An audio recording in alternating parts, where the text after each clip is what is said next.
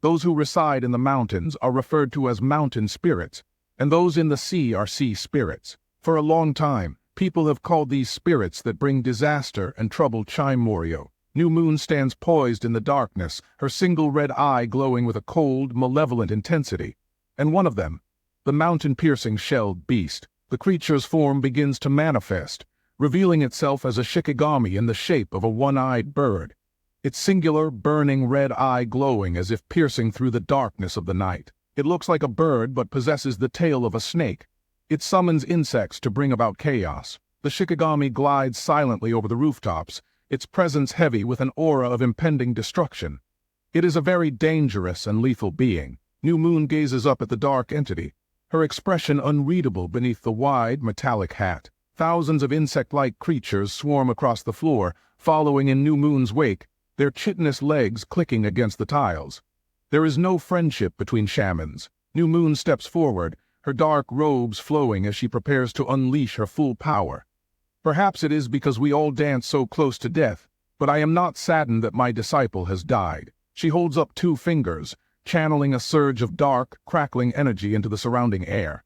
However, it is still not pleasant to see such a familiar face ruined by the evil spirit. The swarm of insects grows denser, their glowing red eyes illuminating the darkness with a sinister light. New Moon focuses her gaze, her red eye locking onto a specific target hidden within the shadows. Third son, Mok Jeong-woon. The mountain-piercing shelled beast shrieks, diving toward the manor with a trail of dark, suffocating energy in its wake. The swarm surges forward, overwhelming the chamber as New Moon commands the dark insectoid legion to attack. Become food for my spirit. Mok Jeong-woon looks up, his dark eyes widening as he senses the sudden, overwhelming pressure of the incoming attack. Go-chan lies unconscious on the floor, still soundly asleep and completely oblivious to the danger. Mok Jeong-woon delivers a sharp, stinging slap across Go-chan's face to forcibly rouse him.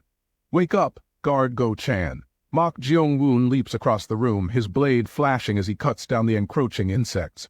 "Whoa, what is all this?"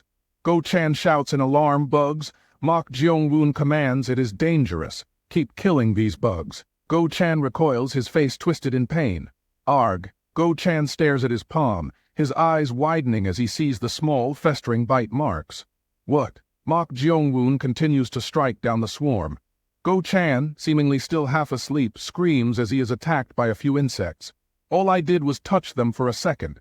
Mok Jeong-woon urges, "Use your inner energy to protect yourself." Mok Jeong-woon relies on his sharp instincts to assess the situation. These bugs are small, but they will eat us alive in no time given their sheer numbers. Meanwhile, Go-chan looks at his hands with terror as the insects swarm around him, whining "Kayag." "What am I supposed to do with my inner energy?" Blue Spirit sits gracefully on the edge of the bed. As a shikigami without a physical form, she is immune to the insects, but she knows that if Mok Jeong-woon falls, she will face great trouble. She observes the chaos while holding her pipe. "What will you do?" "At this rate, you will soon become food for the insects." Mok Jeong-woon replies, "It seems so." Mok Jeong-woon turns his attention toward Blue Spirit, his brow furrowed with a desperate, urgent plea. "Blue Spirit, can you help us?" Blue Spirit asks me, "Why, what reason do I have to help you?" Go-chan, completely lost, thinks to himself, who is he talking to? Mok Jeong-woon continues, "You are supposed to be my familiar spirit. Are you going to keep being uncooperative?" Blue Spirit smiles, her gaze lingering on Mok Jeong-woon with a predatory, calculated glint. "I will consider it if you give your body to me." Mok Jeong-woon replies, "Forget it. Then we shall all die together." Mok Jeong-woon swings a pillow, desperately trying to clear the insects around him. "Kyuog, there are too many." Go-chan simply sits to the side, uselessly shouting. Blue Spirit remains silent, her expression unreadable. Blue Spirit speaks up. "All right, let's make a bet then." Blue Spirit lifts her pipe to her lips, a faint, amused smile playing across her elegant features. Mok Jeong-woon asks with suspicion, "A bet?" Blue Spirit replies, "Yes, a bet." Blue Spirit gazes at the glowing tip of her pipe, her voice dripping with hidden intent. "If you are on the brink of death, you lose. And since you will be dead at that point anyway, you will hand your body over to me." Mok Jeong-woon looks at her with suspicion. Blue Spirit continues, however, "If you manage to escape this situation," Blue Spirit says with a cryptic smile, "I will actively help you as much as I can from now on." The floor is swarming with thousands of repulsive insects. their legs clicking against the wooden boards. Blue Spirit exhales a thin wisp of smoke from her pipe, her red eyes gleaming with predatory amusement. Mok Jeong-woon replies, "You had better." Mok Jeong-woon holds a crushed insect in his hand, his expression cold and calculating as he stares at the carnage. "Keep that promise." Go-chan scrambles across the mattress, his face pale with terror as he tries to avoid the encroaching insect swarm. He screams, "Yuog!" The room is rapidly filling with thousands of insects, their red eyes glowing like embers in the dim light. Go-chan shouts, "Young master, there are even more bugs now." He cries out, "What are we supposed to do?" Mok Jeong-woon stands firm, his dark robes flowing as he gestures toward the room's light source. He commands guard Go-chan find something flammable. He adds, "We are going to set fire to this place." Go-chan asks in confusion, "Sorry." Mok Jeong-woon explains, "If we start a fire using that lantern over there, I am certain that even these bugs will not survive." Go-chan stares at the distant lantern, his face twisted in panic as he realizes the difficulty of the task. He shouts, but it is too far. Mok Jeong-woon focuses his intent, his hand glowing with a dark, swirling aura as he activates his hidden power. Ritual of attachment. A sudden, powerful surge of telekinetic energy erupts, instantly pulling the heavy lantern toward them through the air. The lantern lands safely in Mok Jeong-woon's grasp, leaving Go-chan stunned by the display of unnatural, mystical power. Go-chan gasps, "What just happened?" He whispers, "Telekinesis?" Mok Jeong-woon replies, "There is no time to explain." Mok Jeong-woon ignites a piece of cloth, the flames dancing brightly as he prepares to incinerate the insect-ridden chamber. He thinks, "Anyway, who could have done this?" He ponders, "Something like this isn't an area most ordinary people would be proficient in." He murmurs. Mok Jeong-woon stares into the fire, his face illuminated by the flickering orange light as he deduces the culprit. He thinks, "It must have been Lady Seok." The chamber is set ablaze as Mok Jeong-woon and Go-chan watch the fire spread, consuming the swarming insect legion. He thinks, "Then that must mean the shaman is with her." He thinks, "It will cause a ruckus if I set fire to this place. I will use that chaos to kill the shaman."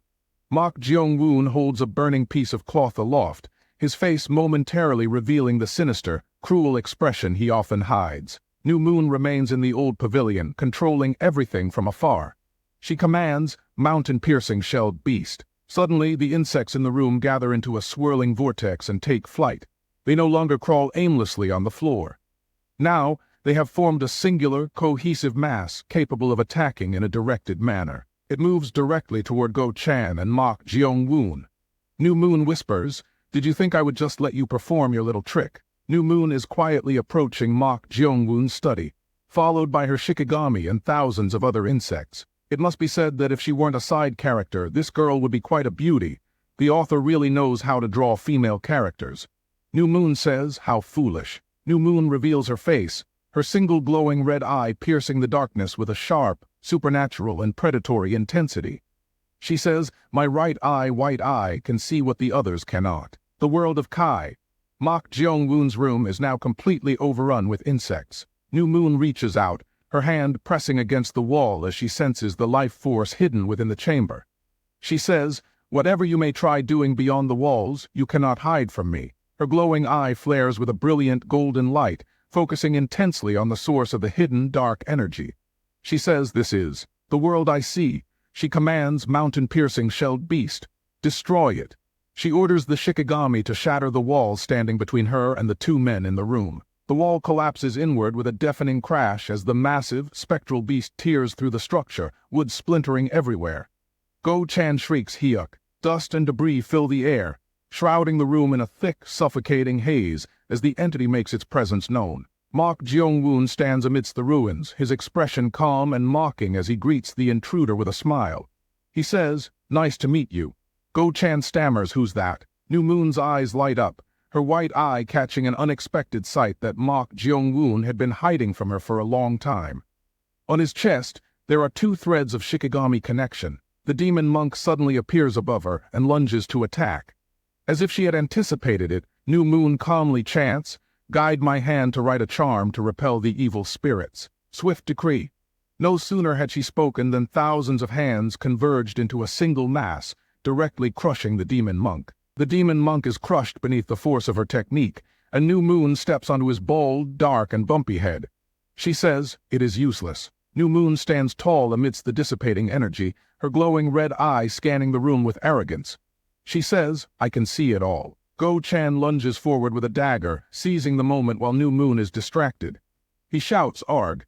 He prepares to strike, but New Moon is faster. She pulls out a charm crackling with lightning and chants, lightning upon this chaotic world. Swift decree. New Moon effortlessly counters the attack, her hand glowing as she blasts Go Chan away with energy. He screams, "Qog!" Mok Jeong-woon leaps through the air, his hand outstretched to catch the flying blade mid-flight. He stares at the dark avian entity, his eyes cold and focused. New Moon commands again, mountain-piercing shelled beast. Kill. New Moon glides through the air, her dark robes flowing as she points her finger at him. Mok Jeong-woon maneuvers through the air, his body twisting to evade the incoming spectral claws and thousands of insects. Mok Jeong-woon lands on the floor, his eyes wide as thousands of insects swarm toward him. A massive wave of dark energy slams into him, sending him crashing backward into the wall. The floor is completely covered by the swarming insectoid legion, their red eyes glowing in the darkness. New Moon looms over the wreckage, her expression cold as she identifies her target with cruel intent. She says, "Mok Sword Manor's third son, Mok Jeong-woon." She unleashes a final, crushing wave of energy, forcing Mok Jeong-woon toward the threshold of death. With a cold, detached tone, she declares, "Cross over to the spirit realm." Mok Jeong-woon remains motionless as the swarm of dark insects descends upon him, their red eyes glowing intensely. The chamber is consumed by the chaotic swarm, their clicking legs and ominous red eyes filling the entire space. The dark, cramped room is filled with a suffocating, magical haze as thousands of clicking insects swarm over the floor. The air is thick with the scent of decay, while New Moon and her Shikigami survey the chamber. New Moon stands amidst the chaotic room, clearly believing the task is finished. She muses, "That was easier than I expected." She then wonders, could I have been mistaken about it being a green spirit? New Moon gently strokes the mountain-piercing shelled beast. She says, "Yes, yes, you did great." New Moon turns her back, preparing to depart the ruined chamber. She says, "Let's go now." She adds, "He will be devoured by the swarm of bugs if we just leave him here." This quest was nothing H. New Moon suddenly pauses, startled by an unexpected sensation. New Moon's eyes widen as the atmosphere becomes stiflingly heavy. She wonders what could have possibly drawn her attention. He still grips Go Chan's blade. Suddenly he plunges the knife into his own arm, leaving New Moon stunned and bewildered. Blood begins to splatter everywhere, and the insects quickly swarm to consume every drop. A sinister smile spreads across Mok Jeong-woon's face, his eyes glowing with a fresh, crimson intensity. Mok Jeong-woon does not stop, continuously slashing his own body and spraying blood across the room. Of course, his blood is highly toxic. New Moon gasps, her breath hitching as she realizes the madman is mutilating himself to combat the insect swarm. Mok Jeong-woon shows no sign of stopping. With a twisted smile, he continues to feed his fresh blood to the entire swarm. Mok Jeong-woon, drenched in blood, charges forward with a lethal, predatory grin, his eyes burning with a sinister intensity. Thousands of toxin-laden insects fall to the ground in heaps. New Moon recoils in utter disbelief, her wide, metallic hat trembling as she stares at the violent spectacle unfolding before her. New Moon watches in horror as Mok Jeong-woon, covered in his own blood, simply stands there bathing in his own gore. His hand, slick with fresh crimson blood, covers his body, dripping onto the floor with rhythmic, sickening thuds. New Moon's eyes widen in fear. Even someone accustomed to necromancy and dark arts cannot help but shudder at the sight. Mok Jeong-woon lunges with blinding speed, his blade cutting through the air as he sneers, "What a shame. My blood is a lethal poison, so it's a great way to exterminate bugs too." He maintains his momentum, his face twisted into a maniacal, blood-soaked smile as he shouts. The air explodes with force as Mok Jeong-woon collides with New Moon, sending her crashing into the floor with a deafening, metallic clang. New Moon scrambles, her face pale with panic as she screams, "Mountain-piercing shelled beast." The mountain-piercing shelled beast shrieks, its dark, spectral form diving from the ceiling to confront Mok Jeong-woon directly. It seems this woman is only skilled in magic, as she is terrified when faced with close-quarters combat. New Moon gathers her energy, her hands glowing with intense, violet light as she thinks, I can't use the bugs to attack him anymore. While the mountain-piercing shelled beast stalls him, I need to cast a powerful spell on him. New Moon focuses her strength and forms a seal before her chest, shouting spirit power commanding method. Thought-shattering 8 techniques. First technique. A massive blinding explosion of light erupts, while Mok Jeong-woon, undeterred, lunges through the smoke, chanting ritual of attachment. Dark, swirling smoke fills the air as Mok Jeong-woon channels his internal energy, his hands glowing with a menacing violet aura. He shouts, ritual of attachment. The mountain-piercing shelled beast is pulled in by Mok Jeong-woon's technique. He grabs the dark bird firmly in his hand and sneers with murderous intent. New Moon stands paralyzed in horror. Her Shikigami has been suppressed, which means her own connection as the master is partially compromised. She screams, what? The floor is littered with the crushed remains of the insect legion, their dark, chitinous bodies scattered across the wooden boards. Mok Jeong-woon mutters, phew. Mok Jeong-woon stands amidst the dissipating shadows, his face splattered with blood as he radiates a dark, suffocating energy. He chuckles, finally it's quiet. New Moon stumbles backward, her face twisted in panic as she watches the young master effortlessly dominate her powerful, spectral creation. She cries out, WH what? Mountain-piercing shelled beast. New Moon clutches her chest, her expression contorted in agony as the backlash of the spiritual connection tears through her body. She gasps, gasp. New Moon collapses to her knees, her body jerking violently as she feels the phantom pain of her Shikigami being crushed. She screams, Kyuog. She thinks, a sudden onset of pain. New Moon stares into the void, her eyes glowing with a frenzied golden light as she struggles to comprehend the source of her suffering. She thinks, the pain that beast is feeling is being passed on to me through the connection we have. She then thinks, what is happening to be? New Moon's vision blurs, her pupils dilating as she realizes the terrifying reality of the situation unfolding before her. Mok Jeong-woon stands tall, his hand clenched tight, pulsing with dark energy as he begins to drain the essence of the entity. New Moon whispers he's absorbing the beast's demonic kai.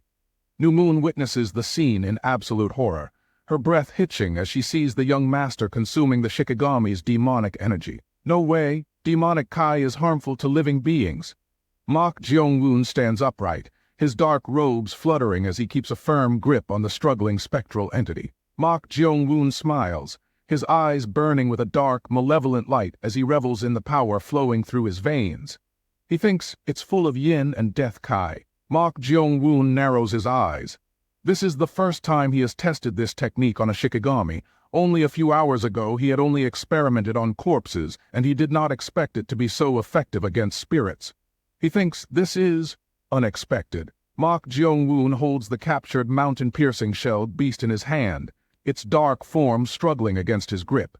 He thinks, I only grabbed it to stop it from doing anything, but it holds evil energy within. Dark, pulsating energy surges from the mountain-piercing shelled beast, coating Mok Jeong-woon's arm in a malevolent, swirling aura. He thinks on top of that, there's a lot of it too.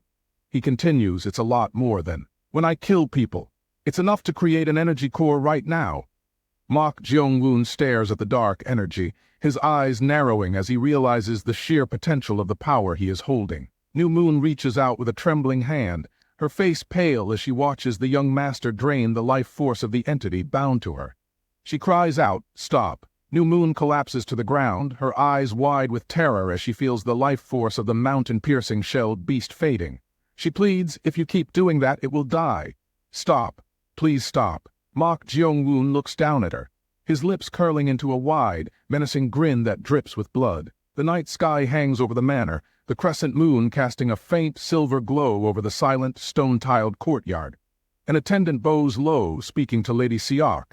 She says, First Madam, the wind is cold. Lady Seok stands in the courtyard, her golden hair ornaments shimmering under the moonlight as she fans herself. Why don't you wait inside? Lady Seok replies, I can't do that when I don't know what's going on. I need to step in myself if things go wrong. I asked the shaman to accomplish 2 things.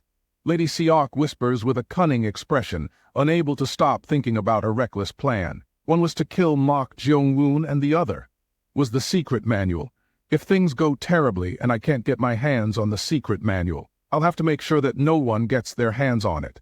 From the very beginning, she had planned to kill Mok Jeong-woon and seize the secret manuals for her own son. A figure rushes into the courtyard, their silhouette cutting through the shadows as they approach the mistress. The attendant shouts, "First Madam, the shaman is coming." Lady Seok gasps, "What?" New Moon is slowly approaching, her face obscured by the darkness from afar. It is unclear if she was controlled or tortured by Mok Jeong-woon during the battle, as it is unlikely that such a demon would let her go so easily. Lady Seok watches the approaching figure, her heart pounding with anticipation as she grips her fan tightly.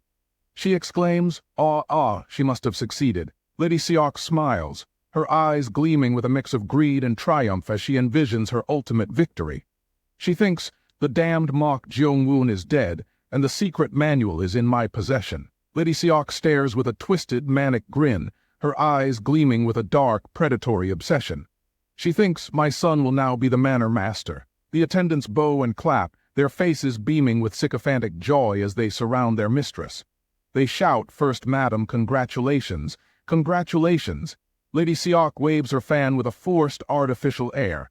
Don't get ahead of yourselves." New Moon suddenly stops.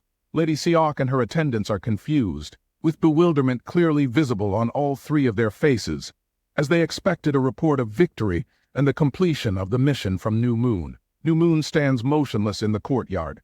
Lady Seok narrows her eyes, her voice laced with mounting irritation. She shouts, "What? Why did she stop? New Moon, what is it? Come here and tell me." New Moon stands with her eyes tightly shut, her face flushed. She abruptly bows respectfully and shouts, "Great First Madam, we, the Phoenix Pavilion, cannot kill young Master Mok Jeong-woon." New Moon gasps for air, her voice trembling with the weight of her forced, treasonous confession. Lady Seok stands paralyzed, her face draining of color as the shocking declaration hangs in the air. She whispers, "What?" New Moon stands there, a surge of anger rising within her. It seems this was Mok Jeong-woon's plan. She thinks, cunning bastard.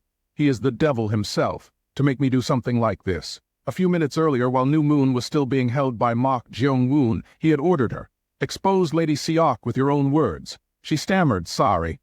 Mok Jeong-woon continued, "What's wrong?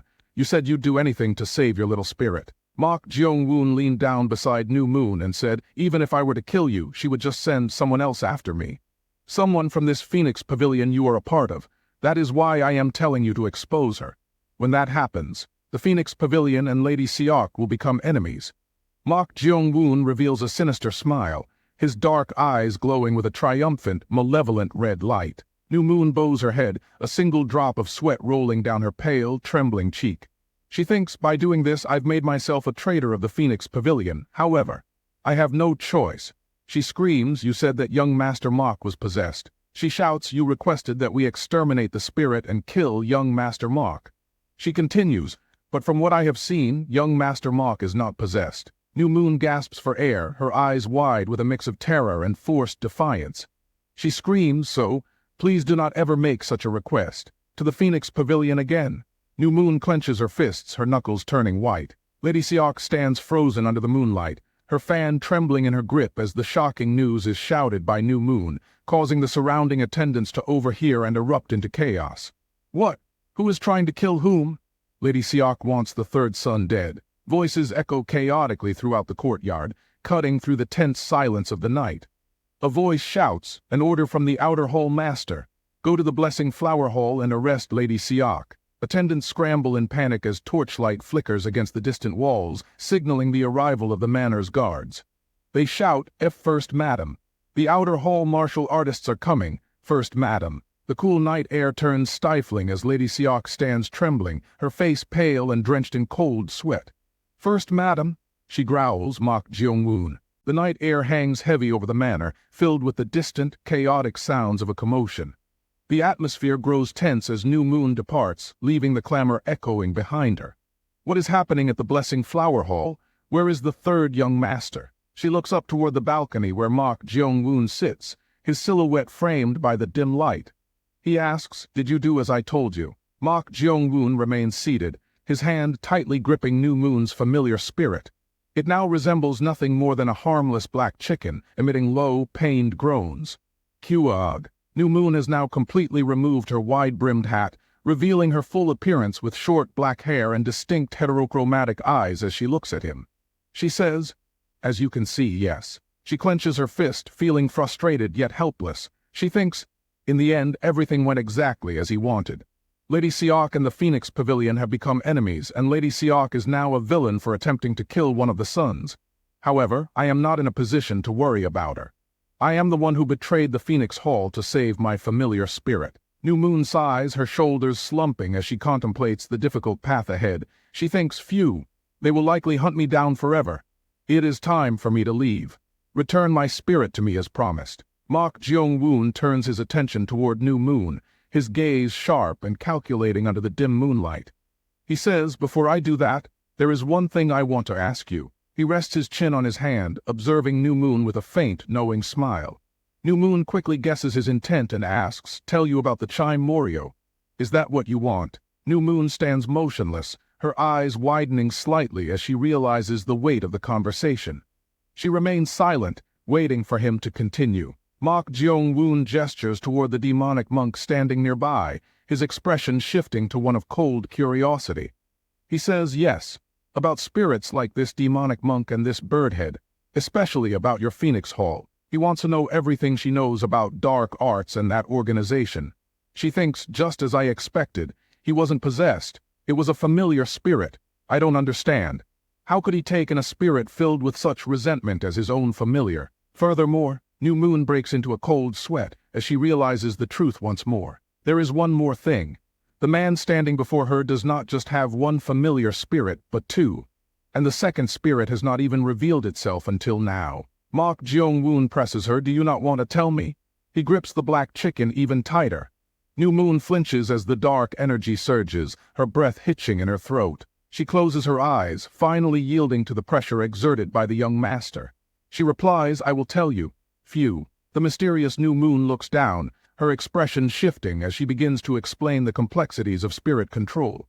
She says, "There are 6 levels to the Chime Morio. The hierarchy consists of ominous beast, strange beast, mythical beast, demonic beast, and finally divine beast." She adds, even just an ominous beast is considered a small disaster. The higher the level letter 183, the more dangerous they are. She gestures toward herself, her tone remaining serious as she details the power structure of her organization.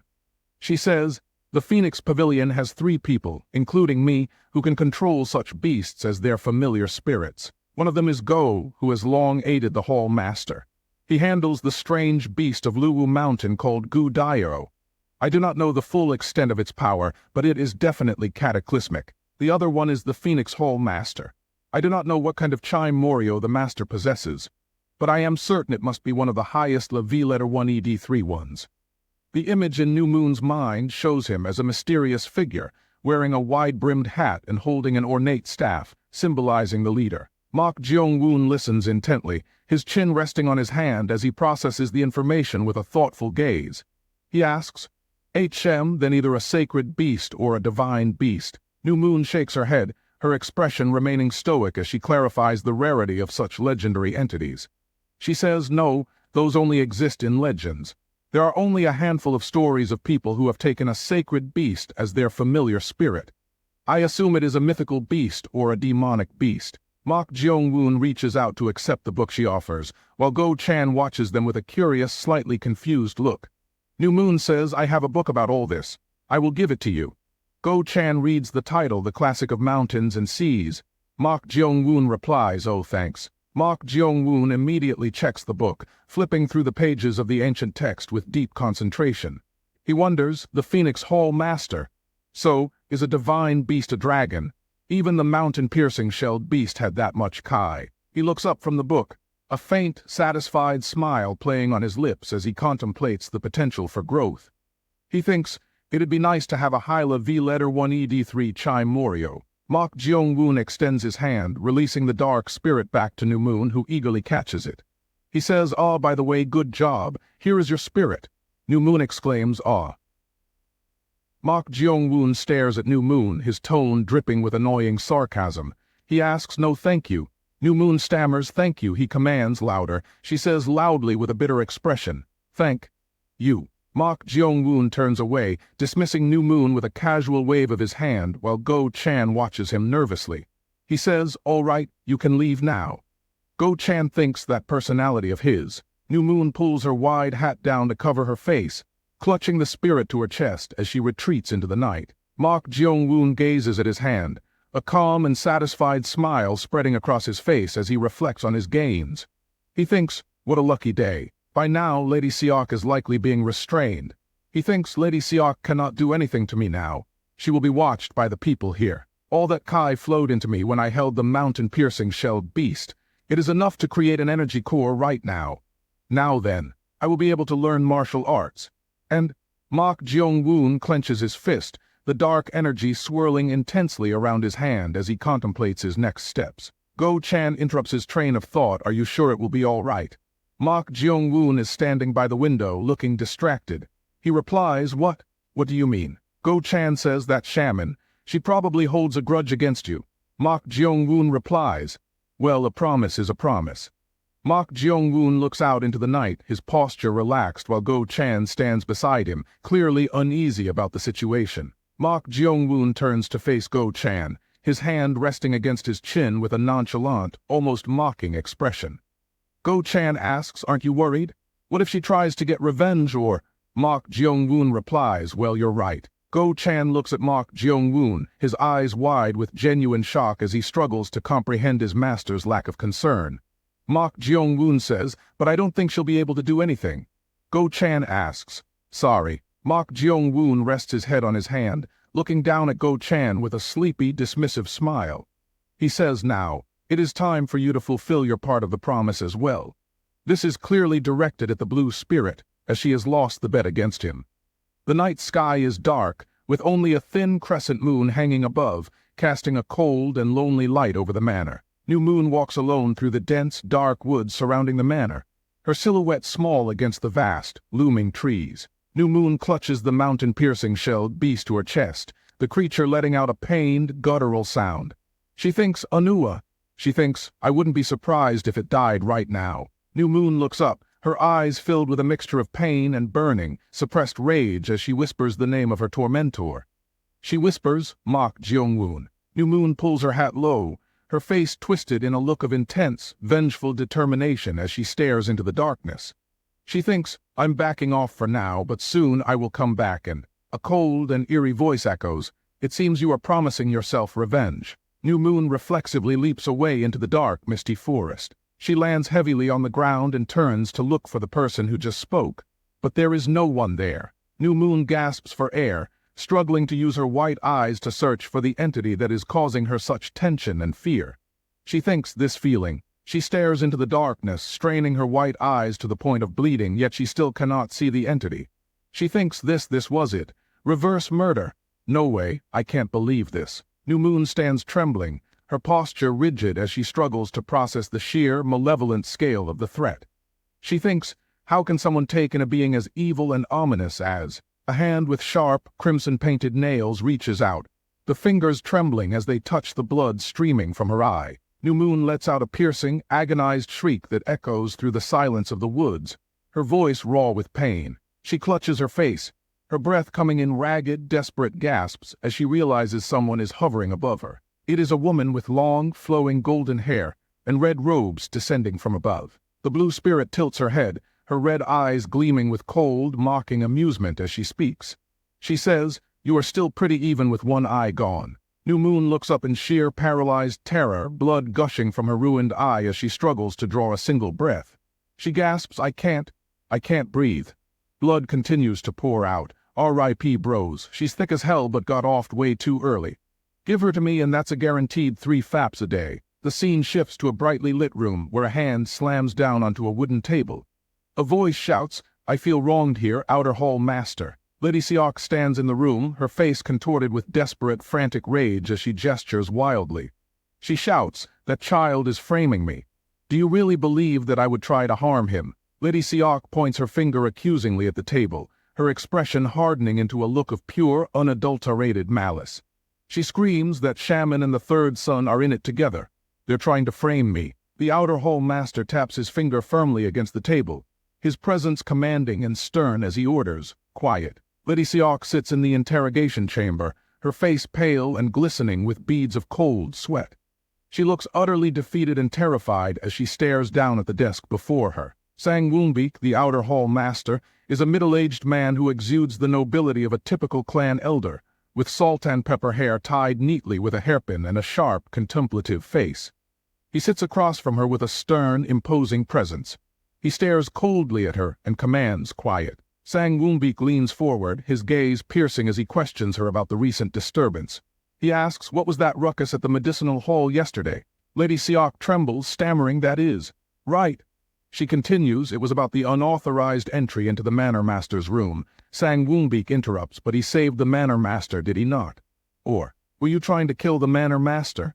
Sang Woonbeek narrows his eyes, his expression darkening as he confronts her with the grave accusation. Lady Siok's eyes bulge in pure, unadulterated panic, her mouth hanging open as she shrieks in denial.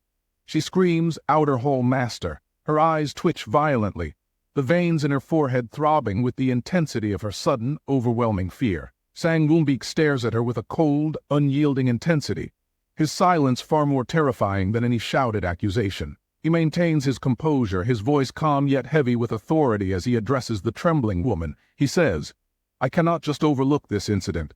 An investigation will be carried out soon. Please cooperate." Lady Siok stares at him, her face a mask of terror. He adds, "Don't worry. I will make sure that it is a fair investigation." Sang Woonbeek leans closer, his voice dropping to a low, menacing growl that fills the small, dim chamber. He says, "We will look very thoroughly into you, the second son as well as the third young master."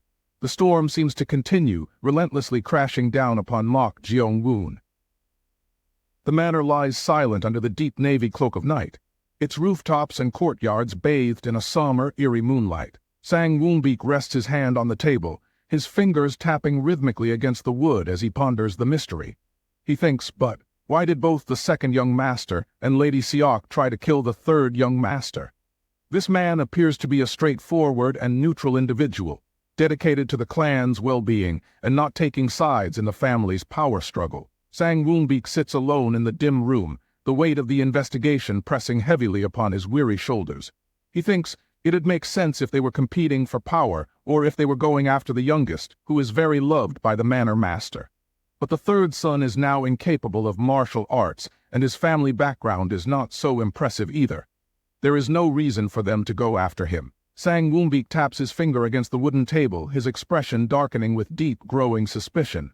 He ponders, or is there perhaps a reason to want him dead that I do not know of?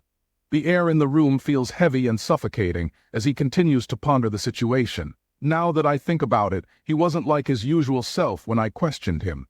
He muses, he used to be very arrogant to anyone who acted subservient to him. I thought he was just in shock from the near-death experience, or that he had simply calmed down. Something feels off. Sang Woonbeek clenches his jaw, his eyes narrowing as he realizes he must personally investigate this matter. I have no other choice. The dim light of the room casts long, ominous shadows across his face as he reaches a final, firm decision. He thinks, I'll have to look into it myself. The chamber is deathly quiet. Mok Jeong-woon sits in a meditative state to regulate his Kai, while Go Chan slumps in a corner, fast asleep. The demonic monk stands guard in the shadows behind them. The blue spirit has returned, her elegant red robes fluttering gracefully in the air. The demonic monk bows respectfully in greeting. The blue spirit lifts a slender hand, delicately adjusting the ornaments in her golden hair with a graceful motion. She turns her gaze toward Mok Jeong-woon, who remains deeply immersed in his cultivation, his breathing steady. She thinks, oh, look at you. The blue spirit watches him intently, her mind analytical. I never expected him to be capable of absorbing so much of the mountain-piercing shelled beast's Kai, she thinks. Recalling their previous conversation, she finds it to be perhaps the most absurd thing she has ever heard.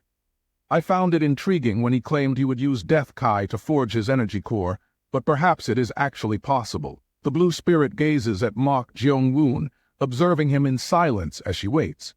A spark of genuine interest in the young man's talent begins to stir within her. Mok Jeong-woon slowly opens his eyes as the dark aura surrounding him dissipates into the air. The blue spirit thinks, but he doesn't look that bad. The blue spirit and Mok Jeong-woon suddenly lock eyes. The blue spirit blushes, while Mok Jeong-woon stares straight at her with a calm, composed expression. He asks, what are you doing? The blue spirit flinches, her composure momentarily shattering as she recoils, her face flushed with defensive agitation. She shouts, "I'm not doing anything." Mok Jeong-woon observes her reaction, a mocking smirk playing on his lips. He asks, "Is that really true?" The blue spirit recoils, her eyes wide with a mixture of frustration and indignation as she struggles to maintain her composure. She cries out in embarrassment, "Eek." Mok Jeong-woon chuckles, his laughter echoing through the room as he watches her struggle with her own irritation. The blue spirit shouts, "Stop with that nonsense and focus on circulating your Kai." The blue spirit bites her lip, her face twisted in annoyance as she clutches her smoking pipe, clearly regretting her current situation. She thinks, "Damn it, why did I have to accept that bet? That damn shaman bitch. She should have done better." Mok Jeong-woon sits on the bed, his long hair cascading over his shoulders. He looks at the blue spirit. "Ah, right," he adds, "there is something I need to check." She asks, "What?" Mok Jeong-woon gestures toward his own body, his expression serious as he says, "I need to check if this is the energy core you were talking about." The blue spirit holds her pipe, her face showing clear skepticism as she looks at him. She scoffs, "HMPH. As if an energy core could be established in just a single day. She continues, "If you keep at it, you might be able to." Mok Jeong-woon cuts her off, saying, "This little collection beneath the belly button, isn't this an energy core?" The blue spirit widens her red eyes, unable to believe what she is seeing. Mok Jeong-woon has truly succeeded in forming his own energy core after only one day of practicing the technique. Though still small, his energy core is a vivid, intense red and far more distinct than that of an ordinary person. Blue Spirit stares at him, her mouth slightly agape in utter disbelief at his rapid progress. She whispers, "What?" The Blue Spirit reaches out toward him, her hand moving with calm and deliberate caution. She asks, "May I take a look?" Mok Jeong-woon replies, "Sure." Mok Jeong-woon asks, "What exactly are you planning to do?" She explains, "I will place my hand on your energy core and manifest only my fingertips to make contact." She adds, "Just hold still, even if it feels a bit." Blue Spirit attempts to phase her spirit form through Mok Jeong-woon's body to inspect his energy core directly, but she fails. Taken aback, she exclaims, "Huh." Blue Spirit tries repeatedly, but nothing happens. Her bewildered expression reveals that even she does not understand why her technique is ineffective. Mok Jeong-woon asks with curiosity, "What exactly are you doing?" Blue Spirit replies, "My hand won't go through." She then asks, "Huh, why? How should I know?" Blue Spirit turns her head toward the demonic monk and commands him, "Hey, monk, you give it a try." The demonic monk reaches out. It is strange that both of them can physically interact with Mok Jeong-woon, as they theoretically should not be able to touch a mortal. Mok Jeong-woon asks, "Do you have any idea why this is happening?"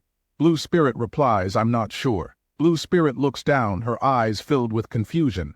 She thinks to herself, "Is it because I am a familiar spirit now?" Blue Spirit instinctively turns toward Go-chan, who is fast asleep and drooling. She taps lightly on Go-chan's energy core to test it.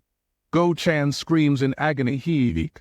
Although the strike was light, it directly impacted his energy core, causing him to howl as if the house were on fire before he passes out from the pain. Blue Spirit observes the scene with a cold, detached expression. She thinks, Tusk, he is being so dramatic. Everything seems normal to an ordinary person. In any case, it doesn't seem like the problem is on my end. Realizing the issue must lie with him, Mok Jeong-woon asks, "Is there really no other way to check?" Blue Spirit looks toward him, her red eyes narrowing. She says, "Well, there is." Suddenly, Mok Jeong-woon shifts his attention toward the door, his expression hardening into one of sharp alertness. He senses a presence approaching the room. Mok Jeong-woon stands near the balcony, his gaze fixed on the entrance as the door slides open. Blue Spirit watches him, her posture tense as she waits to see who has arrived. A voice echoes from outside the door, "Young master, are you asleep?" "It is I, Sang Woonbeek, the outer hall master." Mok Jeong-woon thinks with growing wariness, the outer hall master. He wonders to himself, what business could he possibly have to come and see me so late? The outer hall master, Sang Woonbeek, stands there. He is a middle-aged man with a sharp, contemplative face and salt and pepper hair tied neatly with a hairpin. He is one of the most loyal subordinates of the Mok Sword Manor, having served for 2 generations. Sang Woonbeek holds firm convictions, and the elders trust him implicitly, which has made him a powerful political figure. Because of this, even Lady Seok is unable to move against him. A thought bubble appears above him. Currently, he holds the greatest influence in the manor. Sang Woonbeak steps into the room, his demeanor as calm and composed as ever. He says, "You are still awake." Mok Jeong-woon stands before Sang Woonbeak, his demeanor calm and respectful as he addresses the elder. He asks, "What is it, Outer Hall Master?" The elder replies, "First of all, I would like to offer my apologies," Sang Woonbeak says as he bows deeply, his hands clasped together in a gesture of profound regret and humility. He continues, despite the protection of the Outer Hall martial artists, "It is all my fault." Mok Jeong-woon reaches out to steady Sang Woonbeak, his expression one of polite, dismissive grace. He says, "It's okay.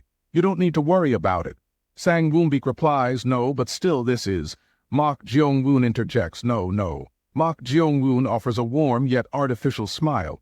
He says, "I am perfectly fine." Sang Woonbeak lowers his gaze, his face shadowed by intense contemplation as he studies the room. Sang Woonbeak reaches out as if to pat Mok Jeong-woon's head. He says, "Young master, may I?" but he stops himself mid-sentence. Sang Woonbeak suddenly slaps Mok Jeong-woon on the shoulder and bursts into boisterous laughter, the sound echoing throughout the quiet chamber. He says, "I am very glad that you would say that." Mok Jeong-woon looks on, completely bewildered. Sang Woonbeak asks him, "But where is the dagger I gave you?" Mok Jeong-woon replies, "The dagger." Sang Woonbeak explains, "The self-defense dagger I gave you when the manor master fell unconscious." He adds, "I gave one to every young master." Sang Woonbeak leans forward. He asks, "Did you lose it?" Mok Jeong-woon glances at Go-chan, thinking that he needs him most right now, yet he remains unconscious. If he isn't careful, his identity as an imposter will be exposed. Mok Jeong-woon decides to improvise, saying, I remember now. I stored it in my closet drawer." Sang Woonbeak replies, "I see, that is good." Sang Woonbeak laughs heartily again, while Mok Jeong-woon scratches his head with an innocent smile. Sang Woonbeak says, "I would have been sad had you lost it." Sang Woonbeak continues to chuckle, both of them clearly putting on a poor performance. Mok Jeong-woon says, but about that dagger." Sang Woonbeak replies, "Yes, young master." Mok Jeong-woon narrows his dark eyes, a cold and calculating expression replacing his previous warmth. He says, "No matter how much I think about it, I do not recall hearing that I had received such a thing." Sang Woonbeak suddenly stops laughing, his face instantly hardening into a mask of pure, chilling hostility. Sang Woonbeak says, "That's because I never gave it to you." Sang Woonbeak suddenly lunges forward, unleashing a devastating, lightning-fast strike that completely shatters the wooden bed frame beneath him. Mok Jeong-woon executes a flawless backflip, narrowly evading the strike. Sang Woonbeak glares through his disheveled black hair, his eyes burning with intense malice. Sang Woonbeak says, "You have made 2 mistakes." Sang Woonbeak strikes with blinding speed, sealing Mok Jeong-woon's pressure points before he can react. Sang Woonbeak says, "First, the third young master always grows arrogant when others act submissively toward him. Second, after being beaten by the 4th young master," Sang Woonbeak adds, "the 3rd young master has always flinched whenever it looked like someone was about to strike him." The stark contrast between Mok Jeong-woon's past behavior and his current demeanor exposes his true identity. Sang Woonbeak points out, however, "You were far too tolerant, and you did not flinch at all." Sang Woonbeak lunges forward and roars, "I have sealed your meridians. You won't be able to move anymore." Sang Woonbeak demands, "Confess now. Where is the real 3rd young master?" Despite being paralyzed and suspended in midair, Mok Jeong-woon remains unfazed, offering only a faint, mocking smile. He lands effortlessly on the ground. His eyes shift to a piercing red, signaling a change in his state. Sang Woonbeak instinctively senses something is wrong, exclaiming. Sang Woonbeak stumbles back, stammering in disbelief, what? Mok Jeong-woon wears his signature manic grin as he shouts, "Blue Spirit." A ghostly hand with blood-red nails lunges forward through the crimson haze with terrifying speed. Sang Woonbeak gasps in sudden agony as the spectral hand pierces directly through his defensive aura. Sang Woonbeak groans "Kyuhyuk." Cold fingers clamp tightly around Sang Woonbeak's heart, crushing the vital organ with an unseen, suffocating pressure. Sang Woonbeak wheezes, "My heart?" Blue Spirit whispers, "How dare you?" Blue Spirit manifests fully behind Sang Woonbeak, her red eyes gleaming with deadly, mocking amusement. Blue Spirit sneers, "You're just begging to be killed." Sang Woonbeek stands frozen in terror while Mok Jeong-woon calmly praises Blue Spirit for her precision. He remarks, "You are as skilled as I expected, Blue Spirit." Blue Spirit giggles, "Ha, I see." She explains, since Life Kai and Death Kai exist at opposite ends of the spectrum, the innate energy he used to pin your meridian will naturally dissipate. She continues. She adds, "Mortal, you have certainly formed an energy core." Mok Jeong-woon stands amidst the crackling aura, his eyes burning with a fierce crimson intensity. Blue Spirit observes the scene with cold, calculating interest. She remarks, "A body that resists acupuncture without the need for immense inner energy." How interesting. Blue Spirit continues to restrain Sang Woonbeek from behind. She says, "You managed to create an energy core, but you have been found out. What will you do now? You won't be able to stay here any longer." Mok Jeong-woon replies, "True, I didn't expect to be exposed like this. I can't even kill him as he is the outer hall master." Mok Jeong-woon contemplates the situation for a moment, a dark, knowing smile spreading across his face. Mok Jeong-woon points a finger at Sang Woonbeek and commands, "Demonic monk, possess him." Blue Spirit tilts her head, her red eyes gleaming with mocking amusement. She says, "Ha, you're basically a demon yourself." Sang Woonbeek stares ahead, his face pale and dripping with cold sweat, unable to comprehend what is happening. He thinks, who is he talking to? He whispers, "Possess." Sang Woonbeek screams in agony as a spectral, clawed hand emerges from the darkness to grip his head. Sang Woonbeek gasps, his eyes bulging in terror as the dark, suffocating energy of the demonic monk overwhelms his senses. He thinks, what is happening?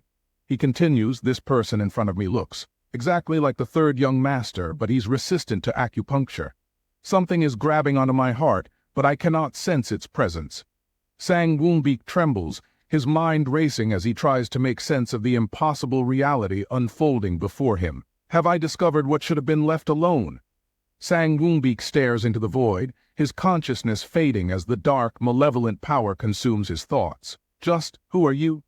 The massive, shadowy form of the demonic monk looms over Sang Woonbeek, its many spectral hands pinning him down and drowning out his final remnants of consciousness. The cold night air settles over the manor, the silence broken only by the faint, chilling laughter of the shadows.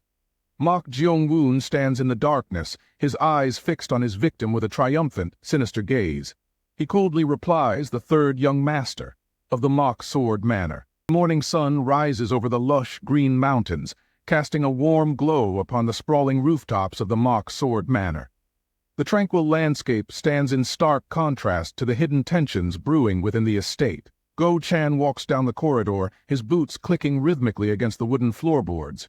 He stops in his tracks, his brow furrowing in confusion as he mutters, "Something is not right." Go-chan stands before his fellow soldiers, his expression filled with bewilderment as he observes the scene.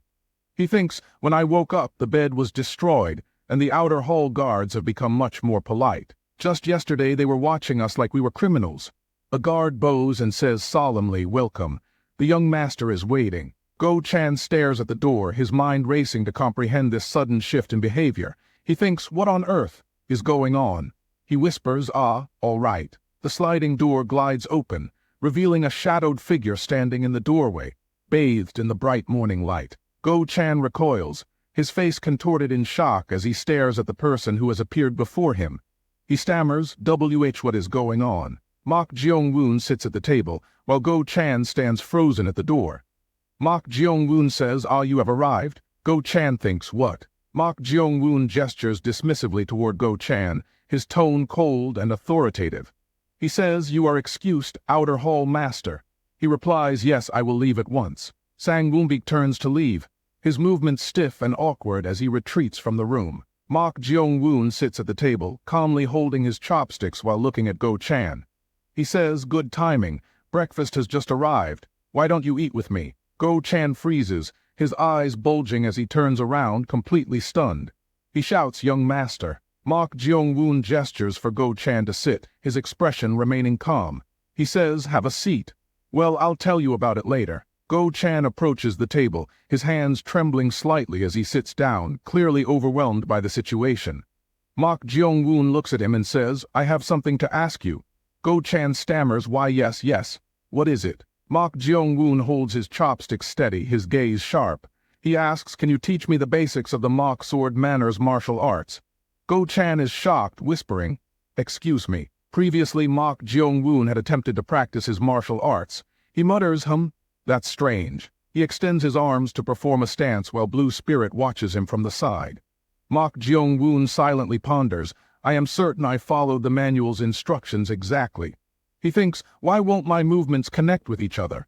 Blue Spirit remarks, "That is quite advanced." Blue Spirit exhales a puff of smoke from her pipe, looking at him with a calm gaze. She says, "Those movements are meant for a higher level letter 1 ED3 of martial arts." She adds, "That means it requires a higher level letter 1 ED3 of understanding." Mok Jeong-woon asks, "Isn't that a good thing?" Blue Spirit crosses her legs on the chair, looking down at Mok Jeong-woon with mild amusement. "Are you stupid?" She whispers, "You really don't know anything about martial arts, do you?" She says, "You cannot understand advanced martial arts without a basic understanding of the craft."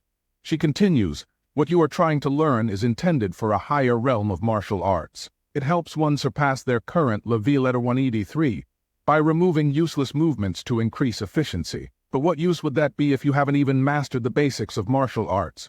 She adds, "In other words, it is useless without a fundamental understanding of martial arts." Mok Jeong-woon says while eating, "It seems I cannot understand the adamant resolve without first mastering the basics of martial arts." Back in the present, Go Chan slams his hands onto the table, shouting in utter disbelief. He yells, "Why you want to learn the secret technique meant only for the Manor Master? Is your goal to become the Manor Master?" Mok Jeong-woon replies, "It's not that simple." Go Chan stands trembling by the table while Mok Jeong-woon remains seated in a relaxed posture. Go Chan asks, Then why?" Mok Jeong-woon replies, "I just thought it'd be useful." Go Chan says it's not just useful, it's an amazing technique. He adds, "It's known all over the Murim world." Mok Jeong-woon asks, "Really?" Go Chan replies, "But it could be a problem for you in the future if you learn it." Mok Jeong-woon says, "I'll just keep it hidden." Go Chan sighs and groans, "Oh, ha." Go Chan slumps back into his chair, crossing his arms with a deeply worried expression. He says, "Phew, but I can't teach you basic martial arts." Mok Jeong-woon asks, "Why not?" Go Chan gestures with his hand, explaining the strict rules of the manor to his master. He says, "Because I do not know it." He explains, "The closest I've gotten is watching them train a few times. The basic martial arts of the Mok Sword Manor are our own." Go Chan explains, "The basic techniques of the manor, including the 9 Mok techniques and the early Mok Sword technique, are restricted to being taught only within the household, so only those who have the Mok surname and are within the bloodline can learn them." Mok Jeong-woon asks, "Then the people who know these techniques are?" Go Chan replies, "The Manor Master and the other young masters." Go Chan looks down with a serious expression, confirming the absolute secrecy of their clan's techniques. Mok Jeong-woon asks, "Are they the only ones?" Go Chan replies, "Yes." Go Chan sweats profusely while looking at Mok Jeong-woon, who sits in deep contemplation. Go Chan silently ponders, "This is bad. He's enemies with the other young masters, and it's pretty risky since he's not a true Mok." Mok Jeong-woon suddenly stands up from his wooden chair, surprising Go Chan. Mok Jeong-woon says, "Well, I have no choice but to do that." Go Chan stares back with a blank, bewildered expression. Mok Jeong-woon strides toward the exit of the quiet chamber with absolute confidence. He commands, "Let's go." Go Chan asks, where to?" Mok Jeong-woon looks back over his shoulder, his dark hair framing his calm face. He explains, "Someone who will teach me these techniques." Go Chan gasps, "Huh." Mok Jeong-woon and Go Chan walk down the long wooden corridor under the morning sun. Go Chan whispers, "But young master, what if they find you suspicious?" Mok Jeong-woon replies, "I won't be able to do anything if I live in fear of being found out. Let's go." Go Chan mutters, but still. Go Chan stops walking, his face pale as he tries to reason with Mok Jeong-woon. He stammers, "But who are we?" Go Chan freezes in place as a sudden realization hits his mind like a lightning bolt. He gasps, he whispers, "It really had to be." The training ground is bustling with martial artists in the midst of their practice. Standing in the center as usual, his muscular, bare-chested frame poised in a firm stance, is Mok Yuchun. The youngest young master, Mok Yuchun remains deeply focused on his training, completely unaware that someone is approaching him. Go Chan desperately grabs Mok Jeong-woon's shoulder to prevent him from taking another step forward. He shouts, "Wait." Go Chan pulls Mok Jeong-woon back, urgently whispering about the dark history between the two brothers. He asserts, "I told you there was an incident, didn't I?" He explains that the real third young master called his mother an inferior bitch and got beaten to a pulp. He asks, "Why are you approaching him if you remember that?" Go-chan sighs heavily as he recalls that day. He groans, "Ha!" The memories from that day are still vivid. Looking at the young Mok Jeong-woon in his memory, he hears him scream, "Kyuog, stop." He begs, "I'm sorry, stop it." The dusty ground of the training yard is stained with blood as the brutal beating continues. Go-chan explains the third young master's legs and ribs were broken in multiple places. He adds he was sobbing and crying. It was a complete mess. The youngest young master truly resents the third. So you. Go-chan continues to sweat profusely as he explains the terrifying strength of Mok Yu-chun. He says, and more importantly, he is a monster who has reached the peak realm at just 16 years of age. Blue Spirit floats gracefully beside Mok Jeong-woon, exhaling a plume of smoke from her pipe. She remarks he's talented. She adds he's certainly quite useful. Mok Jeong-woon mutters to himself, feeling a flicker of surprise, as this is the first time he has ever heard Blue Spirit offer praise to anyone. Mok Jeong-woon asks, "You can tell?" Blue Spirit replies, "There aren't many who possess an aura like his at such a young age." She continues, "A genius, if you will." She adds, "If I were still alive, I would have taken him in as my disciple." Blue Spirit warns Mok Jeong-woon about her limitations before he takes another step forward. She says, "Be careful. I cannot use my full power since the sun is already up." Mok Jeong-woon offers a cunning, sly smile. Go-chan gasps in horror as Mok Jeong-woon casually walks past him toward the courtyard. Go-chan stammers, "So we should just give up and find someone else." "Huh!" He screams, "Young master." Mok Yu-chun focuses on regulating his breathing, sweat dripping down his muscular chest. Mok Yu-chun abruptly breaks his training stance as he senses an unwelcome presence behind him. He turns around, his face instantly contorting with pure rage at the sight of Mok Jeong-woon.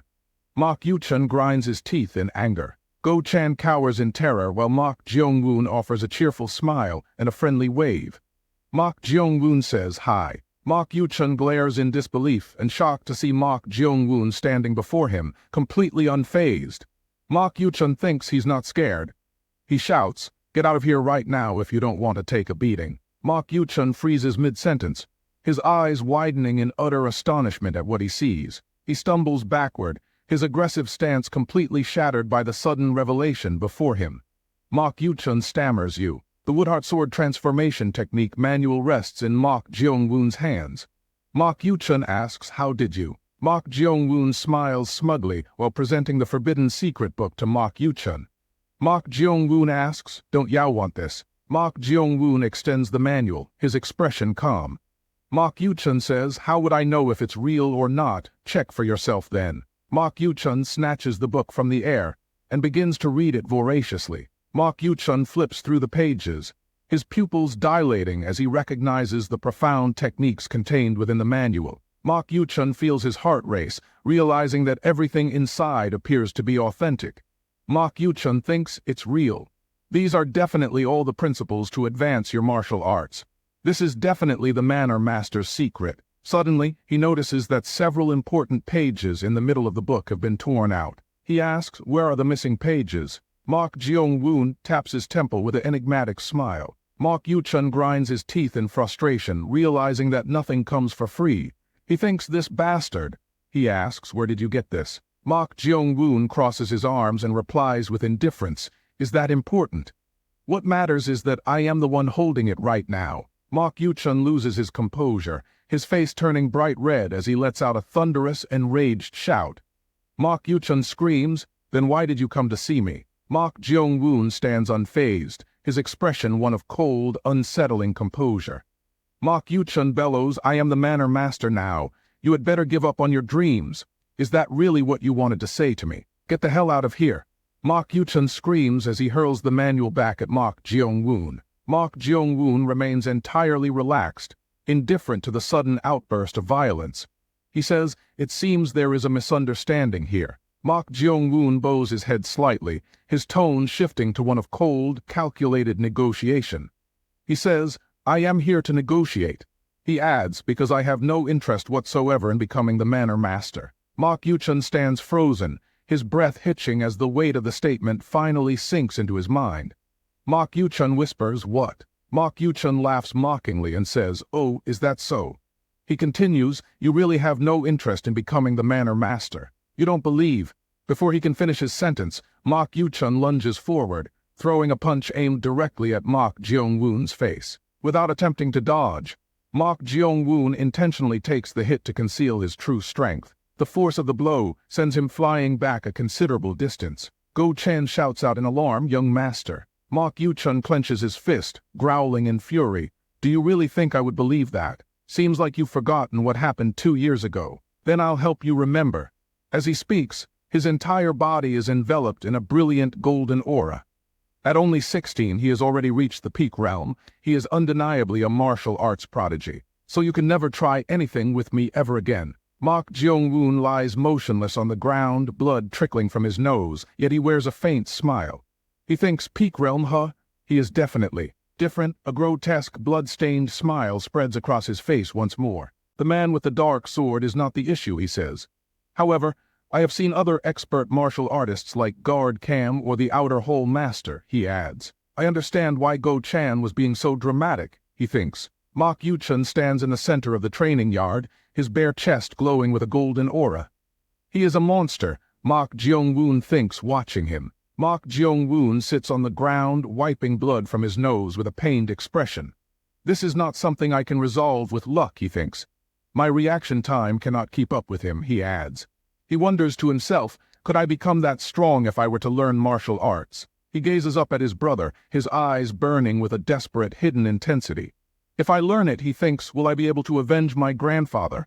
He smiles and says, "You have quite the punch." Mok Yuchun narrows his eyes, his brow furrowing as he stares down at his brother. "Quite the punch?" he asks. Mok Yuchun looks annoyed at the remark and steps closer. "It seems you need a few more punches," he says. "Will you finally come to your senses once I have beaten you enough?"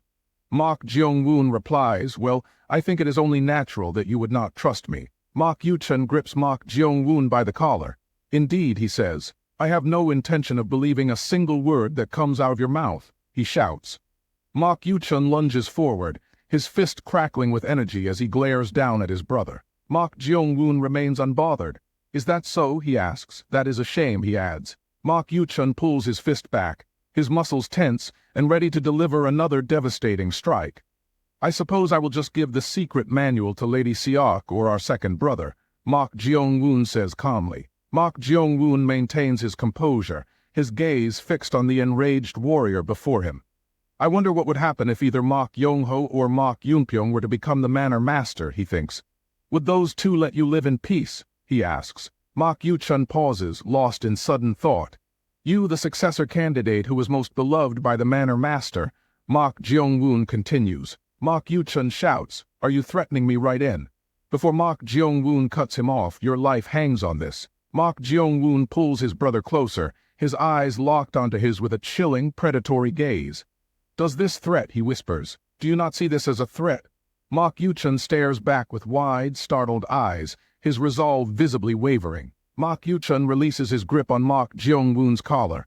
"Who are you?" he asks, his voice calm and piercing. Mok Yuchun yanks his arm back, his bare chest heaving as he glares at Mok Jeong-woon. "Are you," he stammers, "are you truly Mok Jeong-woon?" Mok Jeong-woon maintains his composure, his dark eyes fixed on his brother's agitated face. Go Chan, standing nearby, is startled by the question, wondering if Mok Jeong-woon's true identity has finally been exposed. Standing calmly, Mok Jeong-woon watches his brother with a faint, mocking smile on his lips. He remains silent. Mok Jeong-woon tilts his head slightly, his expression one of cold, calculated indifference. "Who else would I be?" he asks. Mok Yuchun stumbles back, his muscles twitching as he struggles to control his overwhelming frustration. "What?" he asks. Mok Jeong-woon gestures dismissively. "You speak as if you know everything about me," he says, before adding, "me not knowing you." Mok Yuchun points a finger at Mok Jeong-woon, his eyes burning with a dark, vengeful light. "I know that you were beaten by me like a dog 2 years ago, and you couldn't even utter a word afterward because you were so terrified," he shouts. He continues his tirade, his voice dripping with malice. "You always ran away whenever you saw me," he sneers, before adding, "Isn't that right?" Mok Jeong-woon steps closer, his gaze steady and unwavering.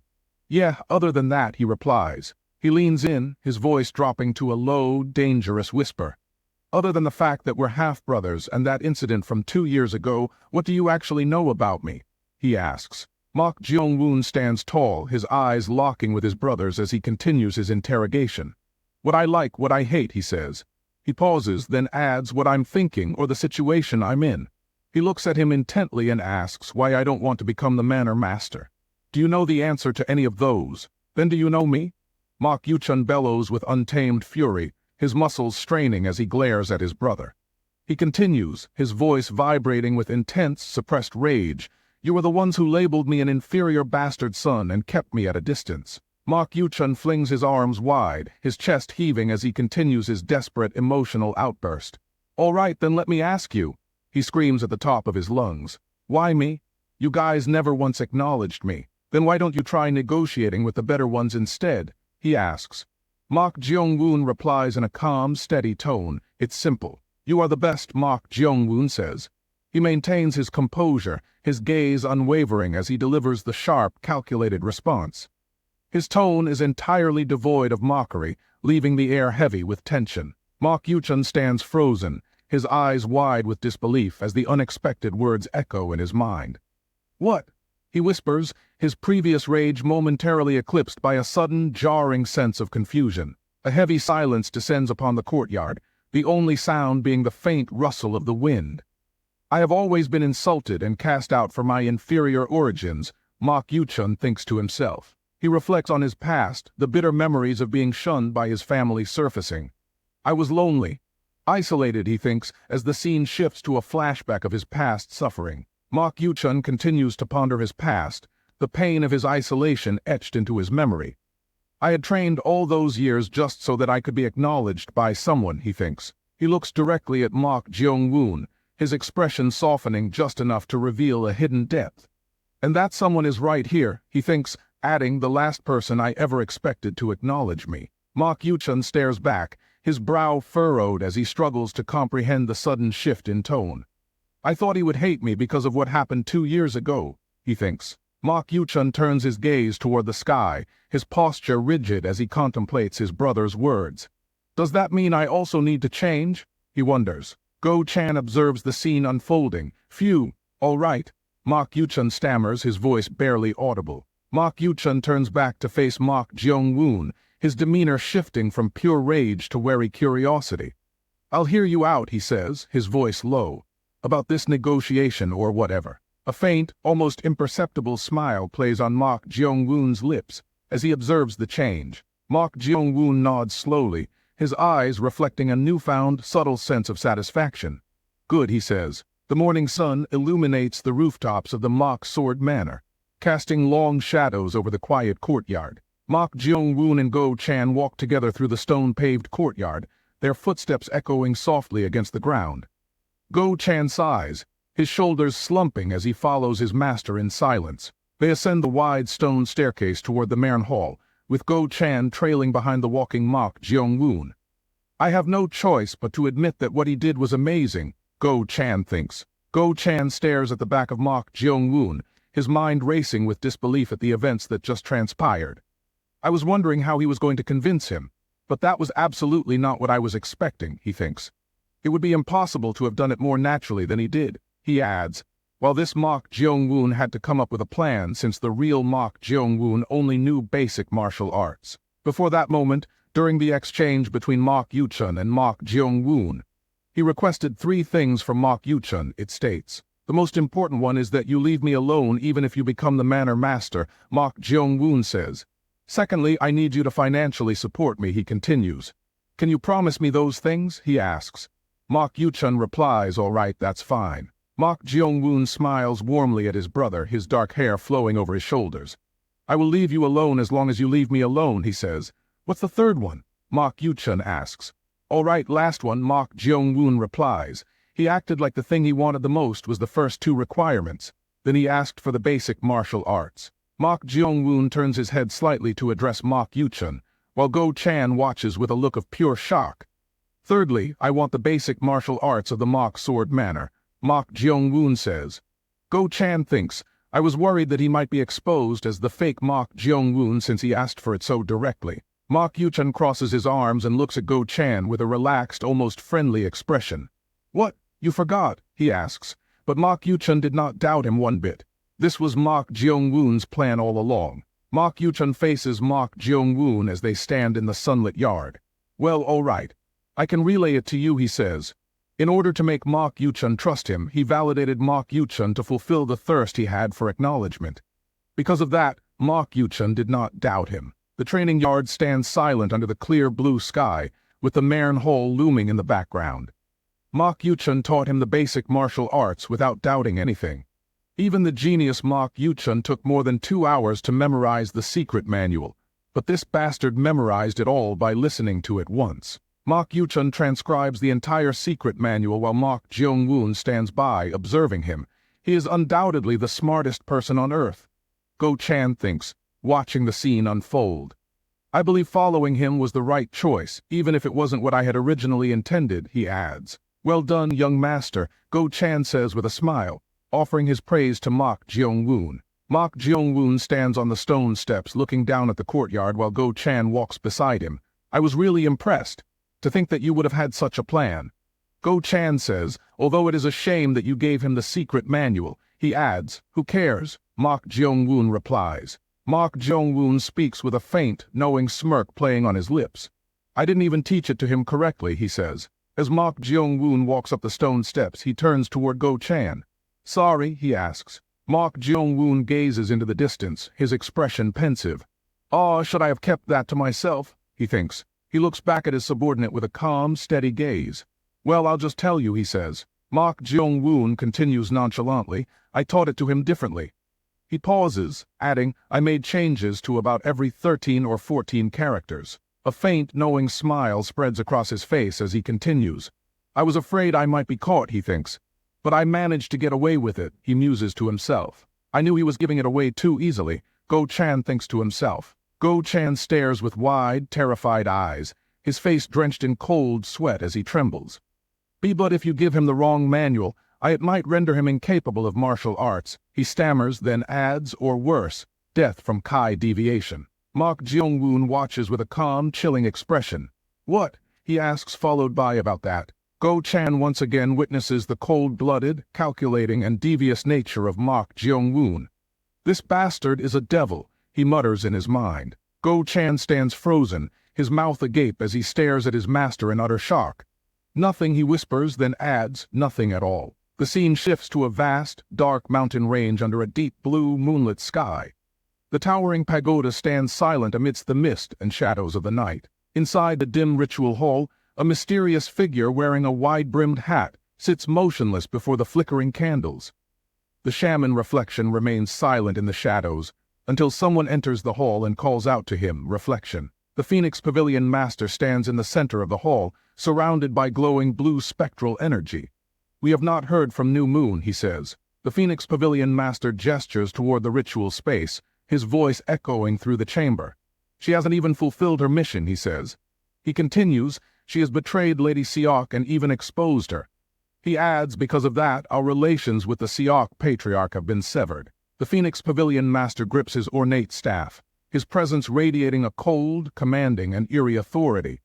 "Our image has been damaged as well," he says before shouting, "My beloved disciple, reflection. Find New Moon." The Phoenix Hall Master stands in the shadows, his wide-brimmed hat obscuring his face as he commands his disciple. "And reveal the truth to revive our image," he shouts. A dark, monstrous entity manifests within the ritual hall, its eyes burning with a malevolent crimson fire. "Yes," it replies, its voice resonating through the chamber as the candles flare violently in the encroaching darkness. "At your command." The ritual hall is plunged into an oppressive, suffocating silence, broken only by the sinister crackle of dark energy. Thick fog rolls across the jagged mountain peaks, casting dark shadows over the silent forest below. A blood-splattered metallic hat lies discarded on the forest floor. Nearby on the damp earth, a cracked iron ring attached to torn orange ribbons lies stained with dark blood. Shaman Reflection stands silently in the middle of the clearing, carefully scrutinizing every sign of disturbance on the ground. He holds up a yellow paper talisman, which quickly catches fire and burns to ashes. Peering through the slits of his drooping wooden hat, Shaman Reflection mutters to himself, New Moon, one of the top 3 shamans of the Phoenix Pavilion, to think she met such a miserable end. He continues to scan the scene, frowning as he speculates on this trace. It is definitely. Clasping his hands tightly to form a seal, Shaman Reflection unleashes a brilliant burst of spiritual light. He chants Merge, before thinking to himself, indeed, there is something highly irregular here. Despite the howling cold wind whipping his heavy cloak, Shaman Reflection shouts his incantation. Chimi Morio Chime Morio. He commands, I act under the authority of Northern Kai. Let everything that transpired here be revealed. Shaman Cho concentrates his focus, preparing to execute a powerful tracking spell. Swift decree, he bellows. The dark forest fades away as a blinding flash of spiritual energy surges within his glowing eye. Chaotic fragments of memory concerning Lady Siok and Dark. Demonic rituals flash vividly and clearly through Shaman Reflection's mind. Images of a brutal clash and Mok Jeong-woon smiling through splattered blood fill the vision. The memory replays the scene of New Moon retreating in fear before the vision abruptly shatters, pulling him back to reality. In the recollection, New Moon grinds her teeth and says, I am backing off for now. She adds, but sooner or later I will return, and cold sweat drips down Shaman Reflection's forehead just as pale fingers with sharp, crimson-stained nails suddenly brush against the brim of his hat. A sinister presence looms directly behind him, while a ghostly figure smiles in the crimson shadows. Overcome with sheer terror, he gasps for air as an overwhelming spiritual force locks his body, leaving him completely paralyzed. Shaman Reflection cries out in panic, Ugh! The surrounding area returns to an eerie silence, with only the sound of the wind rustling through the damp leaves. Shaman Reflection mutters this. Heavy, ragged breaths escape from beneath his wooden hat as Shaman Reflection struggles to calm his racing heart.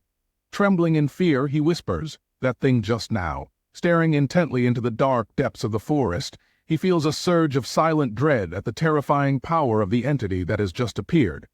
Shaman Reflection whispers to himself, a blue spirit. Slowly regaining his composure, Shaman Reflection adjusts his basket hat and gazes deep into the thick, swirling mist. He mutters quietly, it seems. The dark forest falls into a state of absolute silence, leaving the shaman standing alone amidst the blood-stained grass. Shaman Reflection says in a low voice, I must prepare myself thoroughly. He then calls out softly, Gu Dio. Bright morning sunlight bathes the grand tiled roofs of the Mock Sword Manor under a clear blue sky. Blue Spirit floats gracefully in the air, exhaling a thin trail of smoke while watching from above. She sighs softly. Beside him lies an open martial arts manual, displaying the fundamental techniques. Mok Jeong-woon moves with fluid grace, executing a series of rapid strikes through the air. Following the illustrations of the basic manual, Mok Jeong-woon lifts his leg to copy the stance. With rapid and precise movements, he sweeps forward to execute a perfect straight punch. As the martial energy surges around him, Mok Jeong-woon transitions seamlessly into the next basic form. Watching the flawless display from behind, Blue Spirit can barely believe her own eyes. She silently ponders, she gasps, what the hell? The manual explains, generally, when one begins to learn martial arts, they must start with the most basic techniques. It is the connection of multiple movements that forms a complete secret art. Therefore, you must repeatedly perform the same movements to achieve true proficiency. Mok Jeong-woon continues his relentless practice under the bright sky without showing any signs of fatigue. But other than the very first form, he has yet to make even a tiny mistake in form. While completing his training sequence, Mok Jeong-woon maintains a perfectly balanced posture. All he needs to do now is to grow muscle by continuing to train. In reality, he doesn't need to practice the techniques. Watching him from the side, Blue Spirit feels a sudden wave of profound astonishment. Blue Spirit silently ponders. It's not an exaggeration to call him a genius. She lowers her head slightly as a bead of nervous sweat rolls down her cheek. Blue Spirit thinks to herself, to be honest, I expected him to beg me for guidance. Of course, I wouldn't have agreed so easily. A soft blush warms her face as she imagines him begging for her guidance. Blue Spirit silently ponders. Well, if he begged, maybe I could. Mok Jeong-woon stops his movements and turns around to look at her in confusion. Eek, what the hell was that thought? Blue Spirit screams, while Mok Jeong-woon simply utters. Walking into the courtyard, Go-chan bows respectfully as he approaches his young master. Young master, I'm here, Go-chan says. I was told you wanted to see me. He adds, Mok Jeong-woon replies, "Ah, good." Go-chan blinks in surprise while listening to the unexpected request from his master. "I wanted to ask you for a favor," Mok Jeong-woon says. Go-chan silently wonders. The bustling streets of the county are filled with the lively chatter of merchants under the afternoon sun. Warm lantern light illuminates the elegant silk curtains of the Eternal Orchid Pavilion. Go-chan sits quietly on a cushioned bench while holding a small cup of tea. While staring down at a small piece of parchment, he furrows his brow in deep confusion. Go-chan mutters softly. Go-chan turns the mysterious slip of paper over, inspecting the strange symbol drawn upon it. He mutters, what could this be? He recalls when Mok Jeong-woon handed him the parchment. Go-chan had asked, "What is this?" Mok Jeong-woon replied, "Something I'm looking for. Just put in a quest at that intel organization for me." Go-chan sighs, staring at the paper on the table. Is what he said, he mutters. But this is the only intel organization in the area, and they're the least skilled. We won't be able to get much from them. Go-chan suddenly pauses, a wave of self-realization washing over him. He silently ponders, hold on. Why am I worrying about all this? Slumping back in his chair, he exhales a long, weary sigh. I've turned into a loyal dog, he mutters, staring blankly at the ceiling. When did I become like this? He closes his eyes, accepting his current path. Well, I say that, he thinks, but I don't really mind. I don't have a goal in life anyway. He reflects on his past, remembering his harsh childhood. He silently ponders, I was abandoned by my parents and raised as an assassin. Go-chan thinks to himself, because of my poor aptitude, I was practically forced into retirement. He adds, it just so happened to occur at the same time as Guard Cam. Reflecting on his former master, Go-chan thinks, he wasn't a good person either. He continues, he only treated me as a tool. Well, although my current master treats me the same way, I truly have no complaints. He accepts his simple life. It's all just because I'm not good at anything, he thinks. I just live life as it flows. Once I become useless, I will be abandoned once again, Go-chan silently ponders. Well, I guess life right now is better than before. I am working less, that's for sure. A sudden, terrifying thought of Mok Jeong-woon's demonic nature flashes through his mind. I am worried about where he might run off to, and his demonic activities, though, he thinks. I'm also threatened by poison, but... Wait, that's actually a lot of cons. Shaking off his worries, he walks down the stairs. Phew, whatever, he thinks. I'll just do as I'm told. At the bottom of the stairs, pavilion owner Guac stands with his orange robes in disarray, laughing boisterously. You ha-ha-ha-ha, he roars. Go-chan watches him with a blank expression. Waving his hand grandly, pavilion owner Guac beams with a wide, drunken grin. Ha-ha-ha, I'm sorry for making you wait. Closing his eyes in mild exasperation, Go-chan thinks to himself, I heard he was from a branch of the Hao sect. But to be this wasted in the middle of the day. He sighs and says, it's fine. Just take the quest. Pavilion owner Guac pulls a beautiful young woman close to his side. What are you doing? Go-chan asks. Ah, this is our newcomer, Guac replies. Smiling warmly, Guac gently pats her shoulder.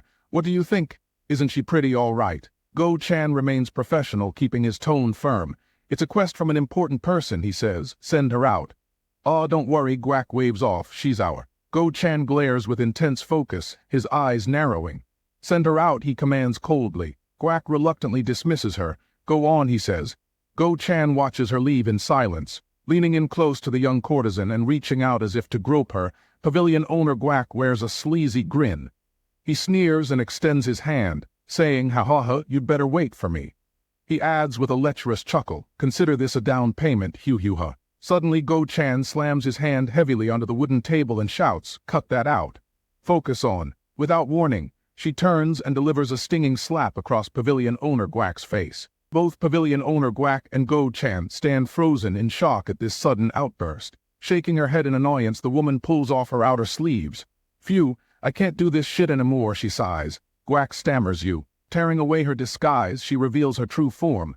Guac screams in fury, you bitch. Vaulting high into the air, she firmly grips Guac's head with her legs, preparing to slam him down. With immense force, she pins the screaming pavilion owner down and flips him over her shoulder. With a powerful downward motion, she slams him head first into the floor. Guac crashes hard against the floorboards, while Go-chan watches the brutal display in sheer disbelief. Go-chan quickly reaches for his weapon, sweating profusely.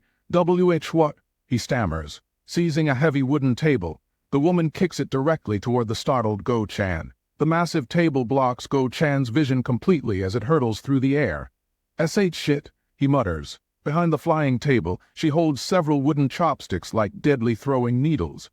"Long time no see," she says with a smirk, low-ranking assassin number 86. The chopsticks fly through the air with terrifying speed, striking Go Chan's pressure points with pinpoint accuracy.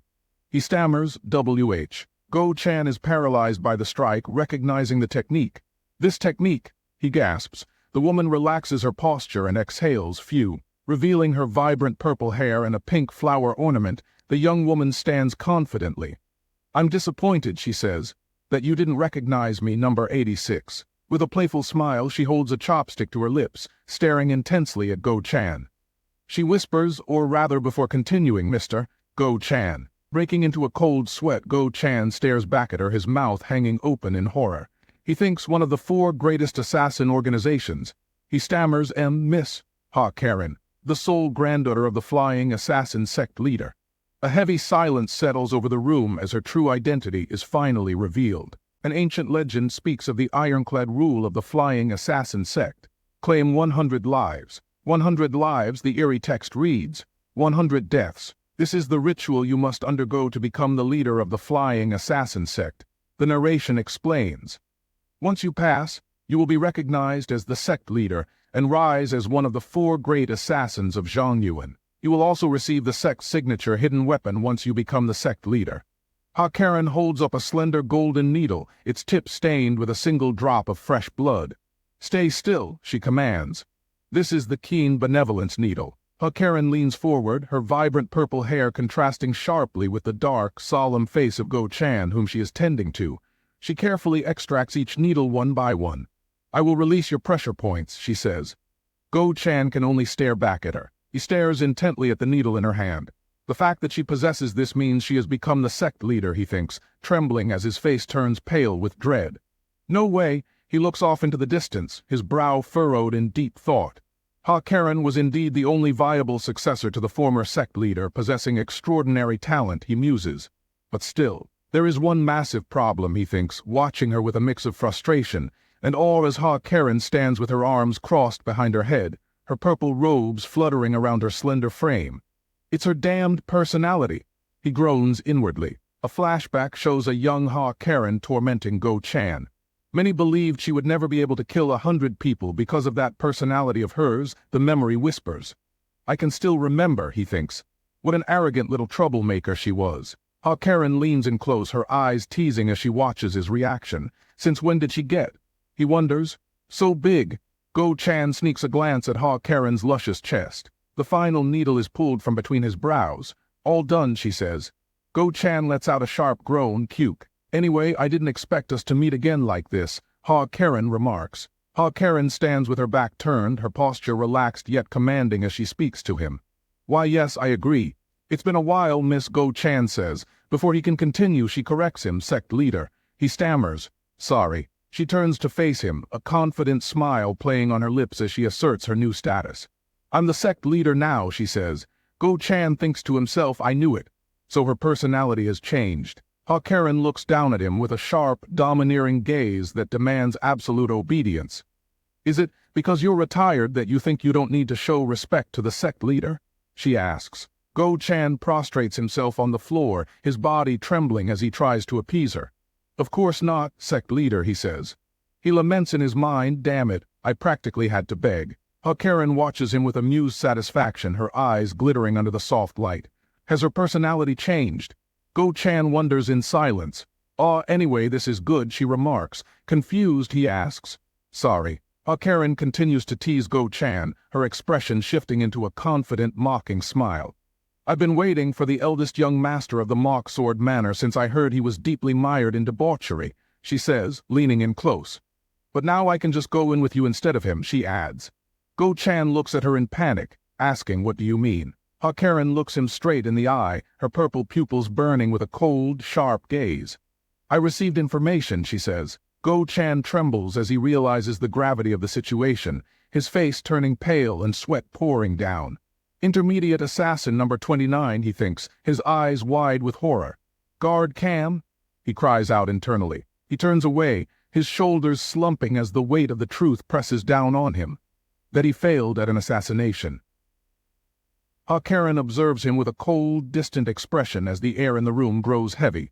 Her voice echoes through the space while Go Chan sits trembling on the floor. He was actually quite good at his job, she says. She then sighs, I didn't expect him to fail like this. She stands up and paces around the room, her purple robes swaying with each of her graceful steps. I guess we should consider him dead since he's missing. Karen leans down toward him, her face filling the frame as she smiles with a predatory warmth. Ah, you asked why I was here, right? She murmurs, I am here. To take the head of the third son of the mock sword manor. She continues, the golden rule of the flying assassin sect is that you must complete your assassination mission. She whispers coldly, no matter what it takes. Go Chan grits his teeth, his face turning pale as he realizes the sheer gravity of the order. In the courtyard, Blue Spirit stands with her back turned, holding a long, slender pipe.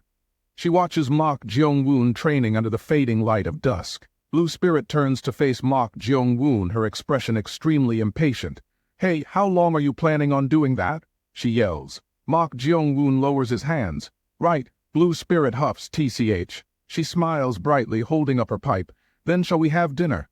Mok Jeong-woon is taken aback. She greedily devours her food, while Mok Jeong-woon quietly reads his book. The quiet room is filled with the sound of pages turning and enthusiastic eating. The possessed maid slams her cup down in pure satisfaction. Tilda, that's it. Mok Jeong-woon looks up from his book. Mok Jeong-woon asks calmly, is it that good? She hums happily. One of the greatest pleasures in life. She cradles the bottle with a blissful smile, adding, is eating. Blue Spirit's spectral form hovers behind the maid. I'm sure you'll understand it one day. Mok Jeong-woon watches her in silence. I had her possess a maid that brought meals a few days ago, and she seems to really enjoy it. He ponders, should I have done this from the start? Suddenly the maid's hand spasms violently, dropping the cup as dark veins bulge on her skin. Mok Jeong-woon's eyes narrow. Blue Spirit clicks her tongue in disappointment. TCH. This vessel couldn't even endure 15 minutes, she grumbles. The narration explains she had previously tried to possess a prettier maid, but ended up almost taking her life as well. Blue Spirit sighs softly. It seems a mere mortal cannot harbor a Hyla V letter 1ED3 soul like myself, she says. Mok Jeong-woon remains silent. Blue Spirit speaks up anyway. You seem far too interested in the occult arts. What? Mok Jeong-woon replies. Mok Jeong-woon looks down at the book in his hands. He smiles faintly as he turns the page. Well, it's interesting. Amongst the shamanism books you brought me from that female shaman, this one called the six-person spirit summoning technique was the most interesting. He gazes deeply at the ancient characters while a dark ambition stirs in his mind. He silently ponders if a dead person's spirit can be. Sitting quietly on his wooden chair, Mok Jeong-woon sinks deep into his own thoughts. A sudden sound shatters the silence and forces him to look toward the door. Mok Jeong-woon gasps, Blue Spirit gasps. Blue Spirit focuses her sharp gaze forward as a sudden realization dawns upon her. You, she whispers. Ha, she chuckles. Floating gracefully near the desk, Blue Spirit studies Mok Jeong-woon with a look of quiet amusement. Your senses have gotten really sharp, she says, while the candlelight casts long shadows across the floorboards. Mok Jeong-woon silently prepares for their next move. Inside a dim room, cool evening air drafts through the window as Go Chan holds out a bundle. Here are the clothes the maids wear, he says. Karen crosses her arms in disgust and turns away from the fabric with a scowl. It's ugly, she complains. A prostitute's clothes are better. Go Chan silently replies. Cold sweat begins to drip down Go Chan's chin as he realizes the danger of her presence. This is bad. He thinks really bad. Trembling under the immense pressure, Go Chan swallows hard and tries to maintain his fragile composure. Super bad, he thinks. Karen reluctantly inspects the uniform while Go Chan silently calculates the terrifying strength she now possesses. If she's how the sect leader, it must mean that she has reached at least supreme peak. Go Chan thinks, I guess I have no choice. Karen sighs. The day she finds out I betrayed senior brother Cam, Go Chan thinks. A gruesome vision of his own demise flashes through Go Chan's mind, leaving him completely paralyzed with fear. She'll kill me, he thinks. Sweating profusely under the heavy pressure, Go Chan nervously scratches his head and slowly backs away to keep his distance from Karen. He silently calculates, I must immediately inform that demon of her presence. Then this subordinate begs leave to step outside, he stammers, so the sect leader may change her clothes. Hearing this, Ha Karen's expression shifts slightly. Ha Karen turns around with a mischievous smirk and stops him dead in his tracks. "Why, don't you want to watch?" she asks with a playful glint in her eyes. Go Chan gasps in utter disbelief. Striking a playful pose, Ha Karen flaunts her figure while teasing Go Chan. "This kind of chance," she says, "is rare, you know," she adds. With a sudden rush of blood to his face, Go Chan stands completely frozen and blushes deeply. Go Chan silently gasps. Ha Karen bursts into a fit of wild laughter and waves her hand dismissively at him. "Kaya ha ha ha, I'm just kidding," she shouts while laughing hysterically. Go Chan remains completely speechless. While the tense atmosphere finally begins to ease, Go Chan scratches his head in relief. "But I'm thankful for you," Ha Karen says. "I got in here easily thanks to you," she adds. "Ahaha, it's nothing," Go Chan replies with a forced laugh. Plastering a fake smile onto his face, Go Chan tries his best to sound incredibly loyal. "I've been wanting to avenge my senior brother too," he says. Go Chan silently thinks, "I'm just saying this since she'll kill me if she knows I was loyal to that bastard." Ha Karen claps her hands together joyfully and beams at Go Chan under the warm light. "It's like I've got a whole army by my side now that you're here," she says. "I knew it. You're still an assassin of the sect through and through, even if you're retired," she adds. Tense silence fills the dim room as Ha Karen stares directly forward with a cold gaze. "I trusted you," she says. "Ha, it's nothing." Then, Go Chan stammers.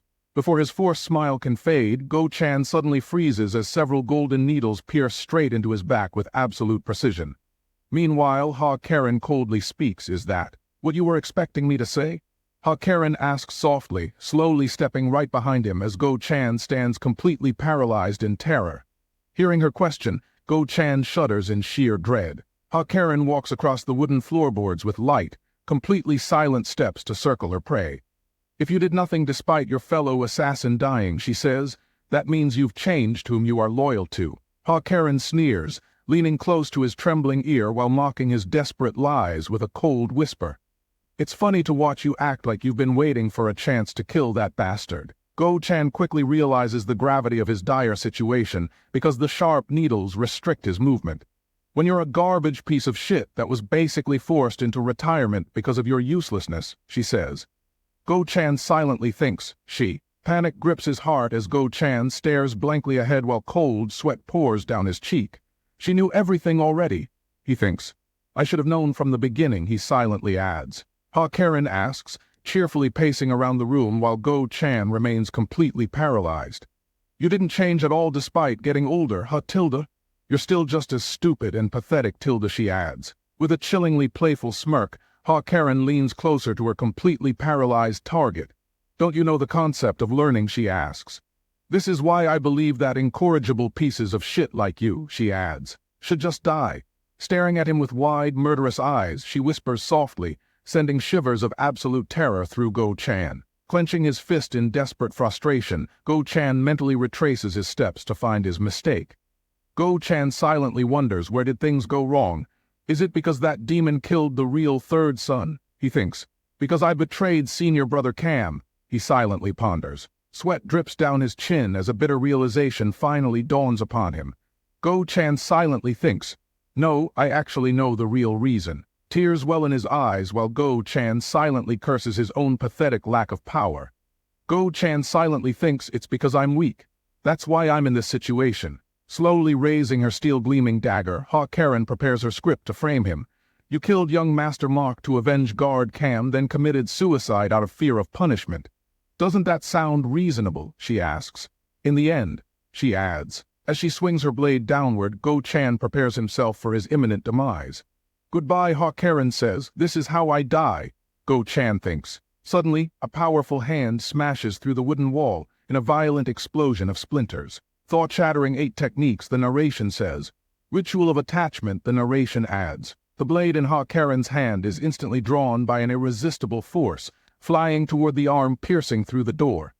Witnessing this, Ha Karen's face pales in sheer shock. A powerful hand tightly grips the hilt of a slender blade amidst the swirling storm of dust. Mok Jeong-woon violently kicks open the door of the room. As the thick smoke begins to clear, Ha Karen and Go Chan stare blankly at the silhouette. Stepping out leisurely with a chilling smile, Mok Jeong-woon calmly holds the blade in his hand and looks toward his subordinate. "Guard Go Chan," Mok Jeong-woon says. Tears of absolute relief stream down Go Chan's face while he looks up at Mok Jeong-woon. "For the first time, I thought," Go Chan thinks. "Were you in danger just now?" Mok Jeong-woon asks. Moonlight filters through the ruined wall, casting a dramatic shadow over the quiet room as the dust settles. "This demonic bastard is cool," Go Chan thinks. Ha Karen suddenly and violently seizes Go Chan from behind, choking the breath right out of him. "Kyuk," he gasps, barely able to make a sound. Pressing the cold, sharp edge of her blade against Go Chan's throat, Ha Karen coldly warns the approaching young master to halt. "Stay still, young Master Mok," she commands, as Go Chan gasps for air in utter helplessness. Pressing the blade a fraction of an inch deeper into Go Chan's neck, her eyes lock onto Mok Jeong-woon with a menacing glare. "Unless you want to watch your guard's head roll," she threatens coldly, standing silently in the dimly lit room. Mok Jeong-woon calmly faces his enemy with an effortless, composed demeanor. Go Chan watches them anxiously, his mind racing. He silently ponders, she must have investigated him before coming here. But the rumors surely claimed Mok Jeong-woon was completely inept at martial arts. She must be utterly shocked to see him using such advanced telekinetic skills. The corner of Mok Jeong-woon's mouth curls into a chillingly cold smile. Go Chan continues to think. She probably thinks he is a master who has reached the peak of cultivation.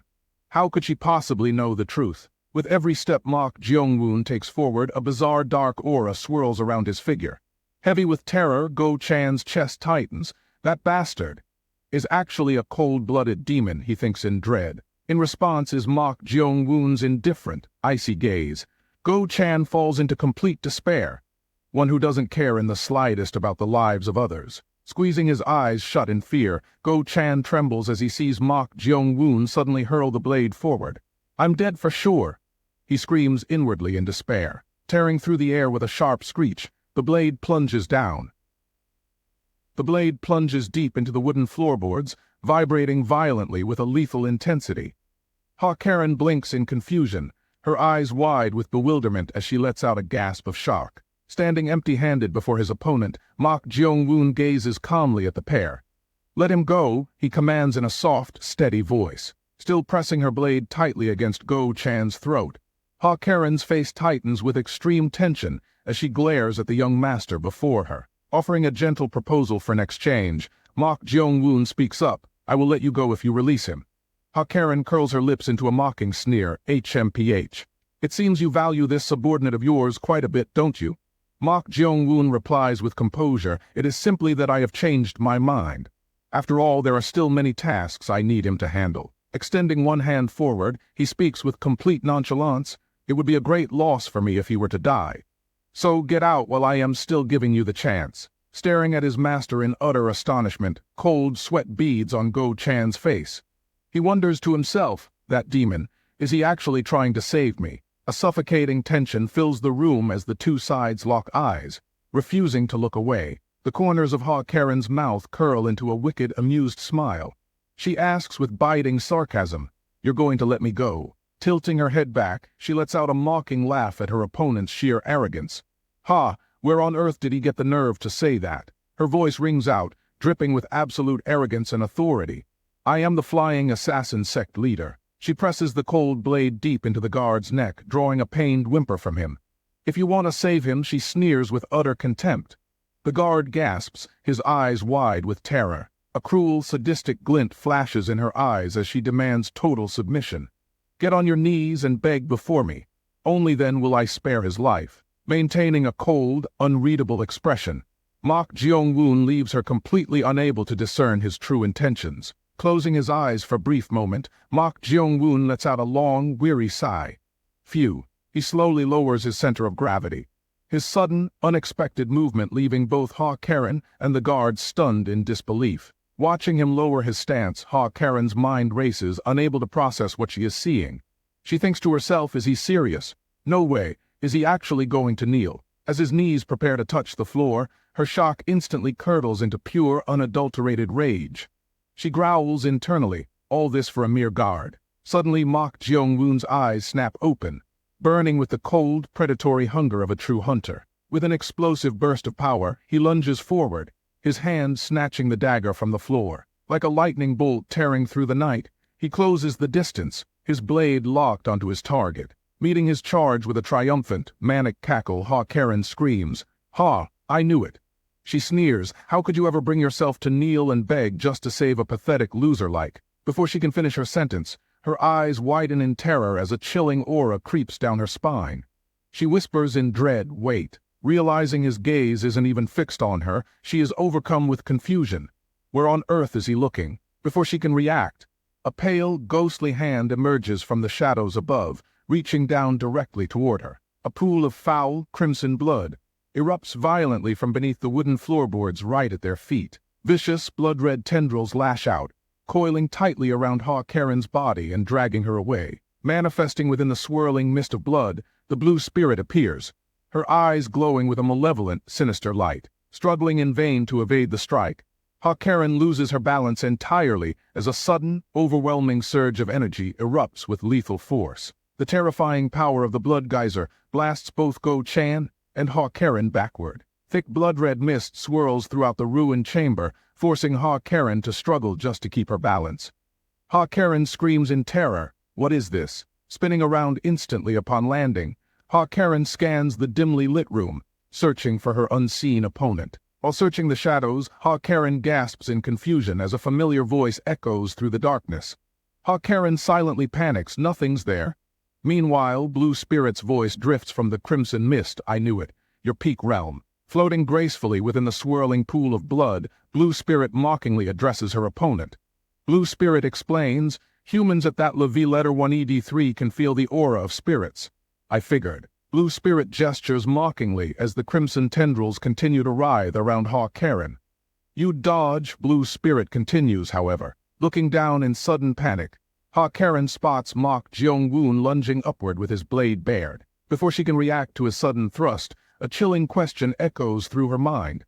Mok Jeong-woon asks, "Aren't you forgetting something?" Mok Jeong-woon unleashes a swift strike that disarms Ha-Karen and shatters her defense completely.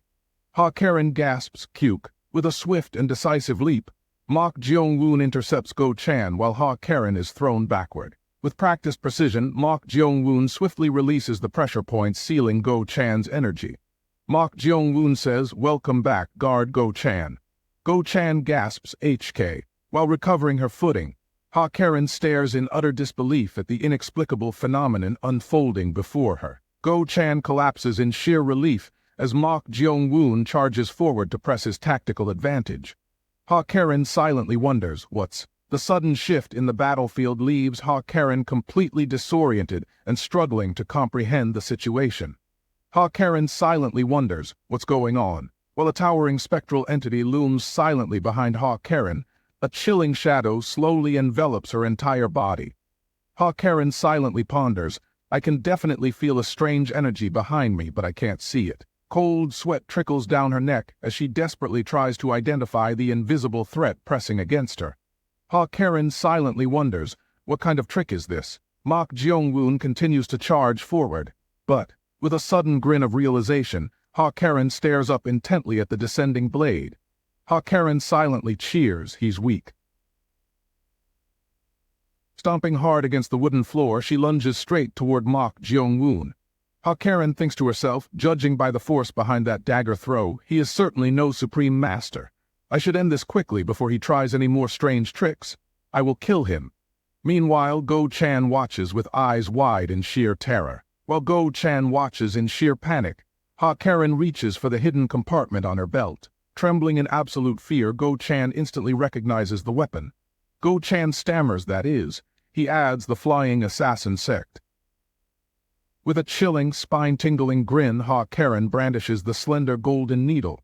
The ultimate weapon, the extreme execution needle. Holding his ground, Mok Jeong-woon calmly watches his opponent rushing toward him. Mok Jeong-woon says, "That is not a wise decision." He prepares to channel his ritual technique once more. Ha-Karen lunges forward with explosive speed and thrusts her golden needle directly toward her target. "You're wrong," she shouts. Ha-Karen pours all her strength into the decisive strike. The narration reads, "It can only be used once." It continues, but it was crafted to claim the lives of even the greatest martial arts masters with that single chance. Mok Jeong-woon lunges forward with his ritual technique ready. Sudden paralysis grips Mok Jeong-woon as both he and Blue Spirit freeze in sheer disbelief. Blue Spirit gasps. Mok Jeong-woon silently panics. I can't move. The golden needle glints with a lethal radiance as it flies straight toward its immobilized target. The narration notes it was specially crafted. The narration explains to pierce through the protective aura of those with immense inner energy. Therefore, it is completely unaffected by internal power. The sharp tip tears through the air with a terrifying aura. Blue Spirit screams in horror, "You mortal!" Panic washes over Blue Spirit as she watches the unstoppable weapon close the distance. Ha-Karen smiles maniacally while Mok Jeong-woon stares helplessly at the approaching golden needle. "Die!" she screams. With a desperate roar, Go-chan throws his entire body forward to shield Mok Jeong-woon. Sweeping through the air, he intercepts the deadly golden projectile before it can reach its target. Mok Jeong-woon watches in utter disbelief as Go-chan recklessly places himself in mortal danger. Both Blue Spirit and Ha-Karen freeze in absolute stun at this completely unexpected turn of events. The lethal golden needle pierces through the air and aims directly at Go-chan's unprotected chest. A sickening crunch echoes through the room as the weapon drives deep into his flesh. Go-chan screams. Crimson blood sprays violently across the floorboards, while the impact hurls Go-chan backward into the air. Cold wind howls through the ruined wall, carrying the metallic scent of fresh blood as Mok Jeong-woon stares. Mok Jeong-woon mutters, "Guard Go-chan." The dim room is thick with the stench of blood, and the night wind howls through the shattered walls. Mok Jeong-woon looks up, his teeth gritted in fury. With a sudden surge of dark energy, his eyes flare with a crimson light. Amidst a swirling vortex of red silk, Blue Spirit manifests, her gaze cold and murderous. "Blue Spirit!" Mok Jeong-woon roars in rage. Mok Jeong-woon lunges forward with a sharp shout of exertion. Desperately flinging her remaining golden needles, Ha-Karen retreats in panic as the pressure intensifies. She gasps, "D-damn it." Mok Jeong-woon raises his hand, channeling his secret technique to counter the incoming strike. "Ritual of attachment," he intones. The golden needles pierce straight into his palm, spraying fresh blood across the wooden floor. Stumbling back in utter disbelief, Ha-Karen stares at his blood-stained hand with trembling shoulders. What she stammers. Mok Jeong-woon calmly replies, "This is why." Countless blood-red hands erupt from the crimson mist and violently seize Ha-Karen from all directions. Ha-Karen screams, "Kayog." As the spectral hands drag her downward, she releases a desperate scream of agony and terror. Blue Spirit leans in close with a cruel smile, watching with amusement as Ha-Karen struggles within the suffocating grip. "You should have died when I was still being kind," Blue Spirit says. Ha-Karen stammers, "W what?" Floating effortlessly near the ceiling, Blue Spirit displays her terrifying power over the swirling sea of blood. Ha-Karen stammers, "What is this?" With a look of absolute dread, Ha-Karen stares ahead as a cold voice echoes nearby. Mok Jeong-woon says, "I told you." Mok Jeong-woon stands calmly amidst the crimson pool, looking down at Ha-Karen with complete indifference. Countless bloody fingers wrap tightly around Ha-Karen and slowly drag her down into the darkness. Mok Jeong-woon says that it was a bad move. Upon losing her final bit of strength, Ha-Karen tilts her head back and falls completely unconscious. As cold wind sweeps through the shattered walls, Mok Jeong-woon stands near the unconscious Ha-Karen. Mok Jeong-woon walks slowly across the wooden floorboards and looks down at Go-chan. With a calm and unreadable expression, Mok Jeong-woon kneels beside Go-chan to inspect the wound. He silently murmurs. Go-chan struggles to breathe as dark crimson blood continuously drips from his nose and lips. Mok Jeong-woon calls out, "Guard Go-chan." Staring down at Go-chan, Mok Jeong-woon maintains a rare look of quiet contemplation. He silently ponders. Mok Jeong-woon gently rests his hand near the deep wound while the cold wind sweeps through the room. "What a shame," Mok Jeong-woon says. "I thought we'd work together for a while." With a soft whisper, Mok Jeong-woon questions the reckless decision that led to this fatal injury. "Why did you do that?" he asks. Go-chan gasps for air and forces himself to speak despite the agonizing pain in his chest. Go-chan wheezes, "My duty." As a guard, he gasps, "I need to fulfill my duty," and he whispers. While the dim candlelight flickers against the wooden walls, Go-chan struggles to whisper his final confession. You tried to protect me. Go Chan wheezes, his voice trembling with deep emotion. I can't betray you, Mok Jeong-woon silently replies. With his life rapidly fading away, Go Chan looks up at the ceiling and continues his painful confession.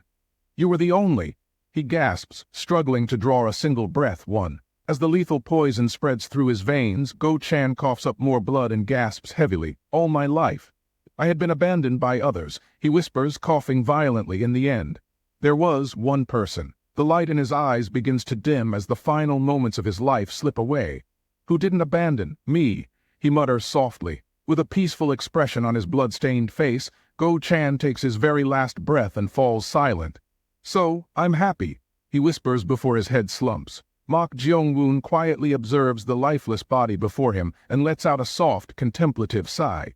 He softly sighs. Light footsteps suddenly shatter the quiet atmosphere as a shadow slowly stretches across the wooden floorboards. Is he dead? Ha Karen asks. Mok Jeong-woon gasps in surprise. While the pale moonlight filters through the ruined wall, Ha Karen stands confidently and looks down at him. Mok Jeong-woon silently replies. Mok Jeong-woon stares at the smirking lips of the newly awakened Ha Karen with a calm expression. You ate her, he says. While a bright pink aura swirls around them, Blue Spirit gleefully stretches her newly acquired limbs. Yes, she says, not bad. I love a young and pretty body the best, she adds. With a sudden twitch of her cheek, a dark vein bulges across Ha Karen's pale forehead.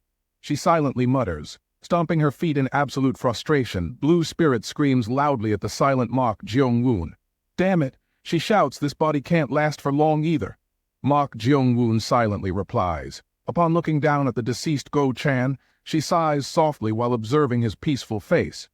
What a shame, though, she says, he shouldn't have died like this. Turning her gaze back to Mok Jeong-woon, Blue Spirit continues her calm analysis. He didn't become a vengeful spirit either, she says. I guess he didn't have many regrets in life. Mok Jeong-woon closes his eyes and quietly reflects on the final words of Go Chan. I guess he was pretty satisfied on his deathbed, he says. With a subtle smirk, he speaks a mysterious phrase that instantly startles Blue Spirit. According to the six-person spirit summoning technique, he says. What? She asks. Mok Jeong-woon raises his hand, murmuring about the forbidden art. Vengeful spirits are usually born from deep-seated resentment, he explains. But they can also form when one dies in a place saturated with death kai and lingering regrets. With a look of utter bewilderment, Blue Spirit watches the young master prepare the ritual. Since my energy core is made up of death kai, Mok Jeong-woon continues. Blue Spirit gasps in shock. Mok Jeong-woon clasps his hands together as his eyes flare with a bright crimson light. I'm sure I'll be able to make a familiar spirit out of him if I use my death kai, he says. Blue Spirit steps backward while dark energy begins to swirl violently around the lifeless body. There's no way that would work, Blue Spirit shouts. Mok Jeong-woon rapidly weaves hand seals as death kai begins to radiate into the air. The incantation echoes. The fruits of wisdom are the seeds of knowledge. Today is the 28th day of the 9th month. Let the spirit of this week assist me. Dark aura erupts from his body as Mok Jeong-woon completes the final hand seal. Let this be a symbol of my spiritual discipline. The chant continues.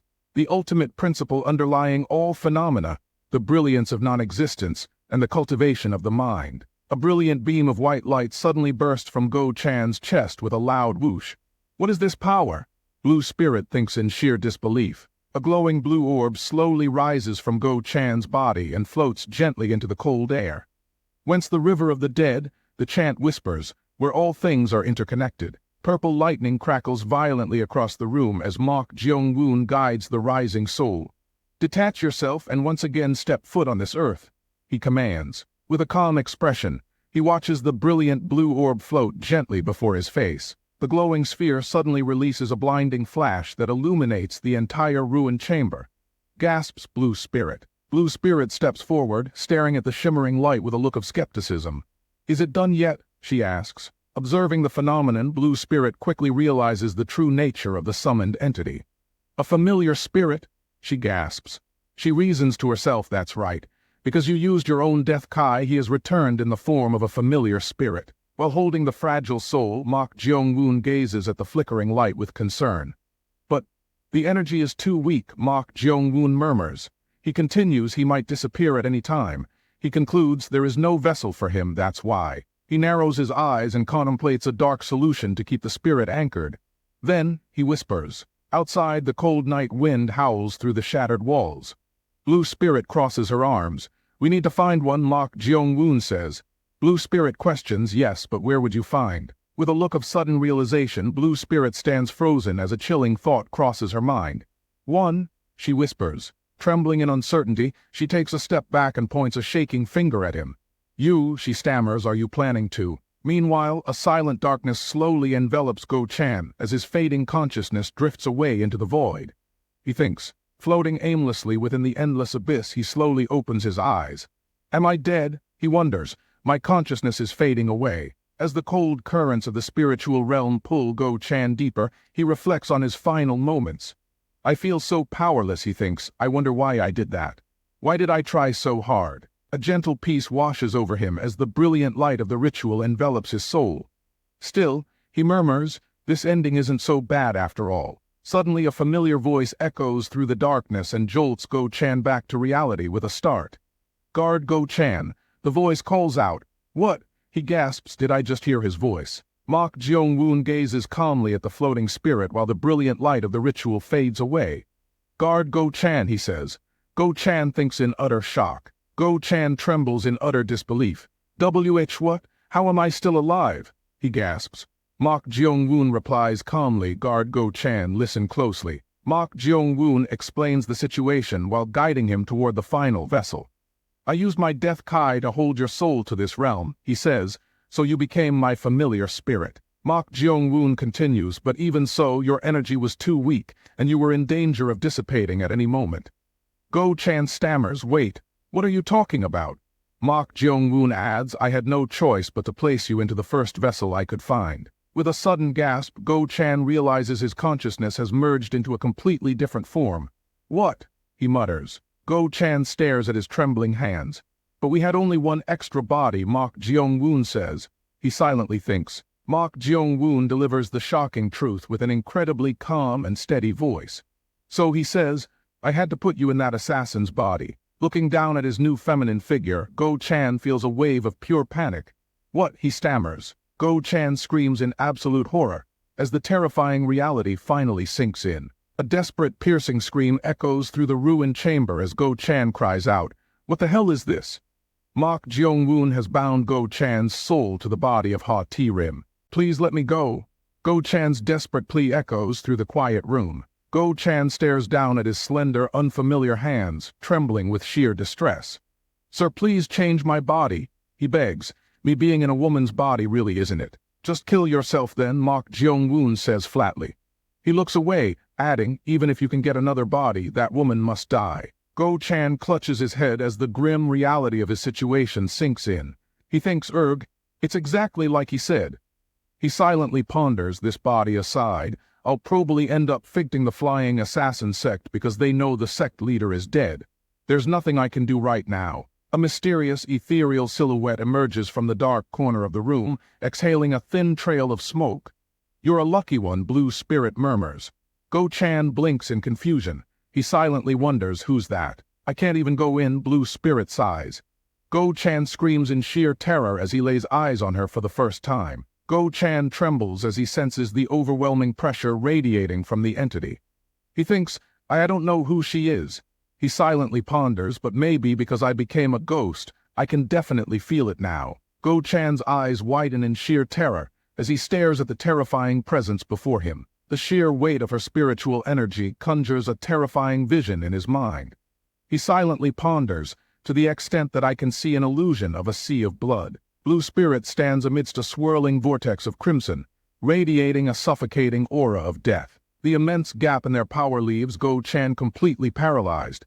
He thinks in despair, the difference in our strengths. Go-chan looks toward Mok Jeong-woon, his mind reeling with questions. He silently wonders this guy, had such a being stuck to him this whole time.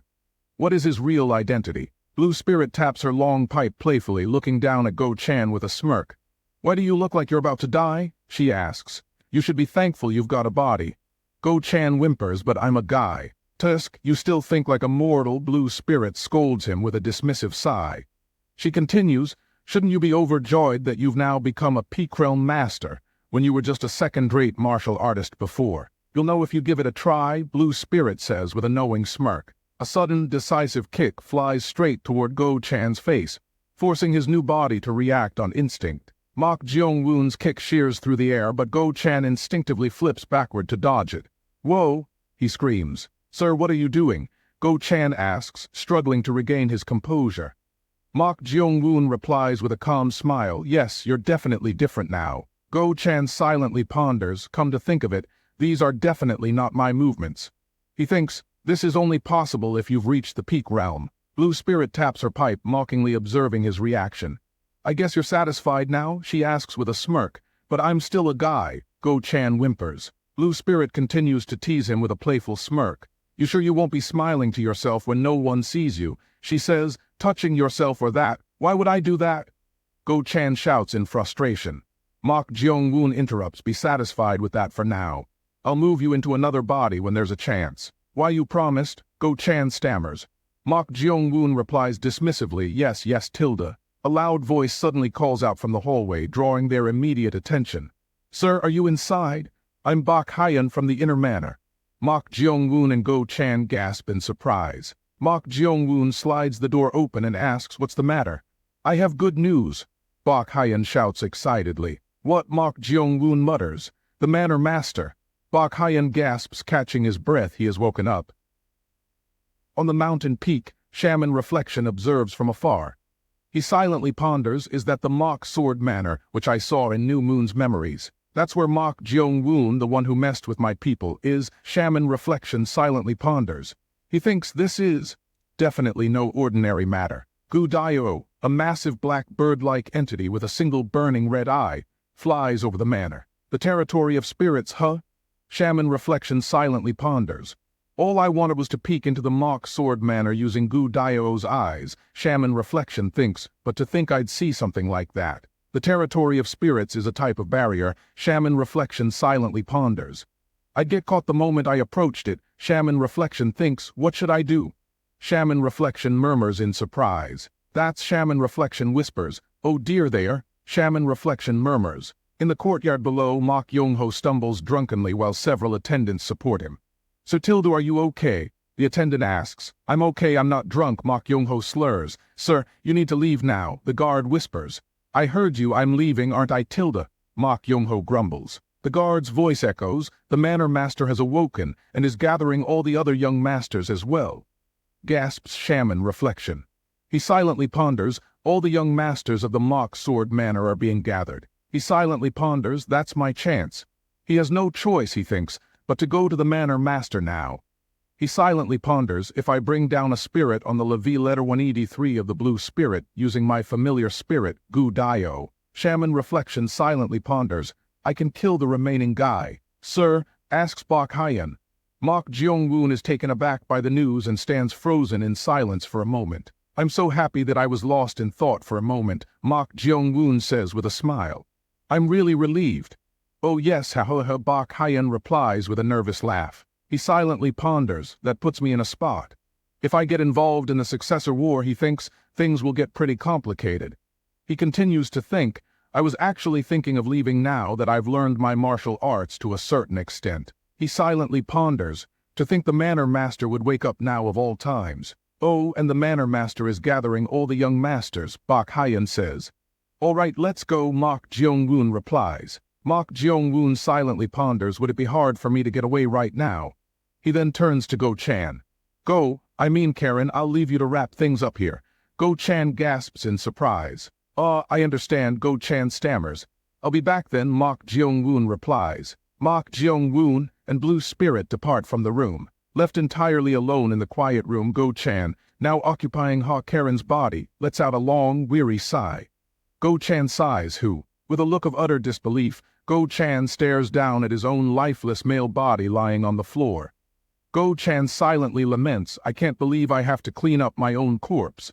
He continues to think, "I guess I killed myself in a way. What a bizarre fate I have, it's so strange." Go Chan looks down at his chest with utter bewilderment. Go Chan thinks to himself, "Somehow I've ended up in this body." He continues to ponder, "And now I have these two cumbersome things to deal with." He smirks. Well, I suppose this is a perk for this young man. Blushing deeply, Go Chan awkwardly performs a few stretches to test the flexibility of his new form. Blushing deeply, Go Chan pulls at the tight purple fabric of the foreign feminine outfit.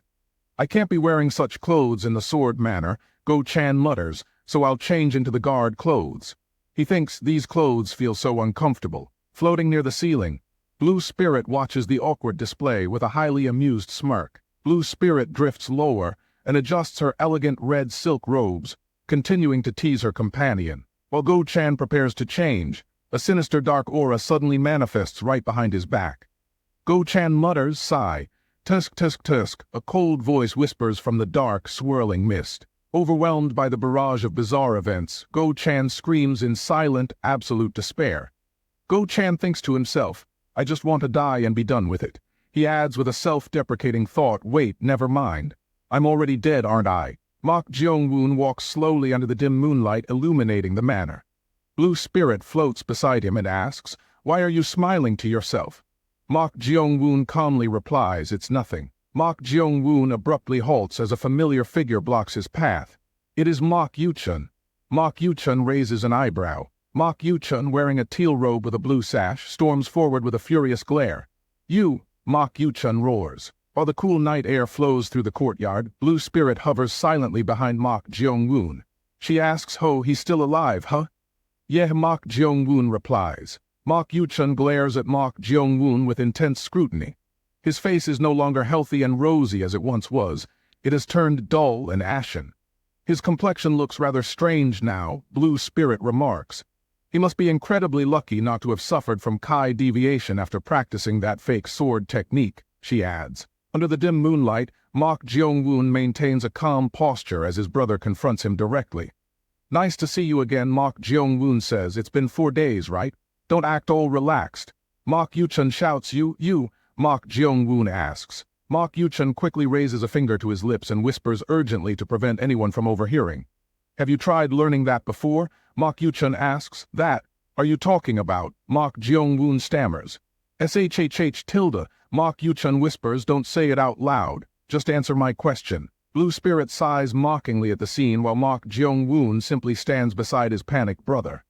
Blue Spirit mutters, tusk, tusk, he's so pitiful. Is there a problem? Mok Jeong-woon asks. Mok Yuchun gestures wildly and demands answers while Mok Jeong-woon walks calmly beside him. Even after seeing my current state, Mok Yuchun says, forget it. So have you tried it or not? Of course I have, Mok Jeong-woon replies. Then why are you fine?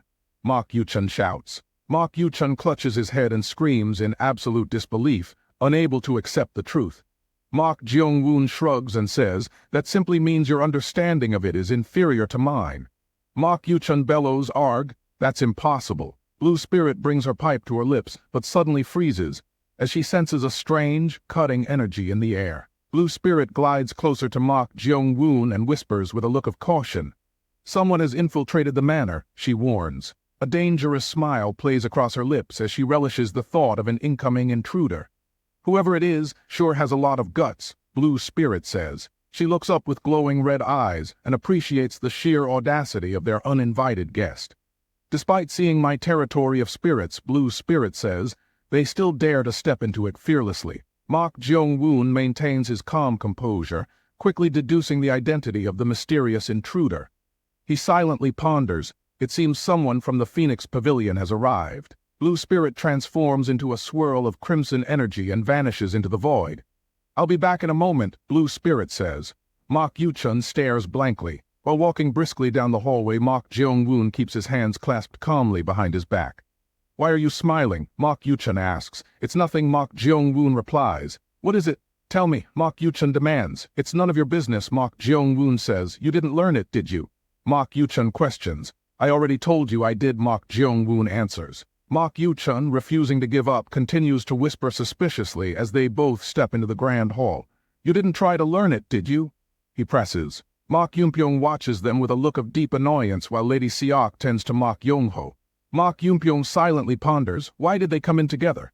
Stay still. Lady Seok snaps, you're all grown up, yet you still have puke on your mouth. Lady Seok aggressively scrubs the face of Mok Yongho with a damp silk handkerchief to clean his mouth. Lady Siok warns, your breath reeks of alcohol, so don't say anything. I'll take care of things for you, she adds firmly, got it? Yes, mother, Mok Yongho mutters, I heard you. Standing nearby, Mok Yumpyong watches the pathetic display with a deep scowl of utter disgust. Mok Yumpyong silently ponders, tisk, he's such a sorry excuse of a son despite being the eldest. Mok Yumpyong narrows his eyes and shifts his gaze toward the closed doors of the inner chamber. Mok Yumpyong silently ponders, I guess he's calling us because of that, right? Lady Siok turns her head slightly and lets out a sharp breath while adjusting her hair ornaments. Lady Siok silently ponders, there's only one reason why he would gather all of us the moment he woke up. Goodness, tidy up your hair a little, she says. She continues to think it's that. A tense atmosphere envelops the grand hall, each person harboring their own ambition. To announce the successor, Mok Yuchun clenches his fists tightly as a fierce determination burns within his dark eyes. Mok Yuchun silently ponders, it doesn't matter if the secret manual is wrong or not. He continues to think, everything will be resolved once I become the successor. Mok Jeong-woon stands quietly at the back, calmly observing his siblings. He silently ponders, the Manor Master is renowned as one of the 10 strongest masters in the Anhui region. A powerful spiritual pressure begins to seep through the wooden doors, sending a chill down his spine. Mok Jeong-woon silently ponders, I couldn't tell when he was lying sick on his bed, but I can feel it now. A surging golden aura permeates the corridor, making everyone hold their breath. Mok Jeong-woon silently ponders, the aura of someone incredibly powerful. A guard respectfully reports, Manor Master, all the young masters have gathered. The heavy wooden doors slowly slide open to both sides. A solemn voice echoes from within, enter. Stepping forward with eager determination, Mok Yuchun bows deeply and clasps his hands in respectful greeting. Father, congratulations on your speedy recovery, he shouts. Following his younger brother's lead, Mok Yumpyong joins Mok Yongho to offer their formal respects. They shout together, we're here to pay our greetings. Mok Jeong-woon slowly lowers his head while keeping his sharp gaze fixed on the figure ahead. Mok Jeong-woon silently ponders, that man? Greetings, father, he says. A suffocating pressure fills the grand hall as the swirling golden energy intensifies around the brothers. Mok In-dan mutters. Mok In-dan sits imposingly on the high seat, exuding the overwhelming majesty of a sovereign. He is none other than the Mok Sword Manor Master, Mok In-dan. Mok In-dan's deep voice resonates, you have all gathered. A dazzling golden aura envelops Mok In-dan, a testament to his unfathomable, profound power. Mok Sword Manor Master Mok In-dan. Inside the grand hall, dim golden light filters through screens. Mok Yumpyong and Mok Yongho stand in silence. Mok Yumpyong silently ponders. Mok Yongho silently ponders. Standing slightly behind them, Mok Yuchun beads with sweat, while Mok Jeong-woon observes the room. With a tense posture, Mok Yumpyong refuses to look up as the heavy pressure fills the hall.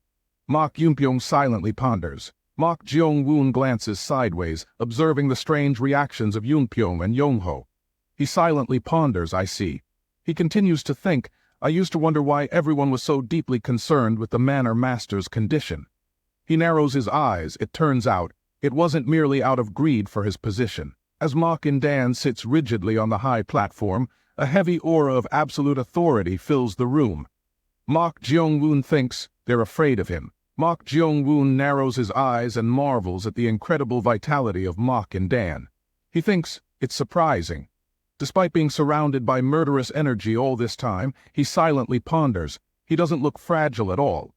It's actually hard to believe that he has even been surrounded by such energy. While dark purple smoke swirls across the ceiling panels, a legendary name echoes through the silence.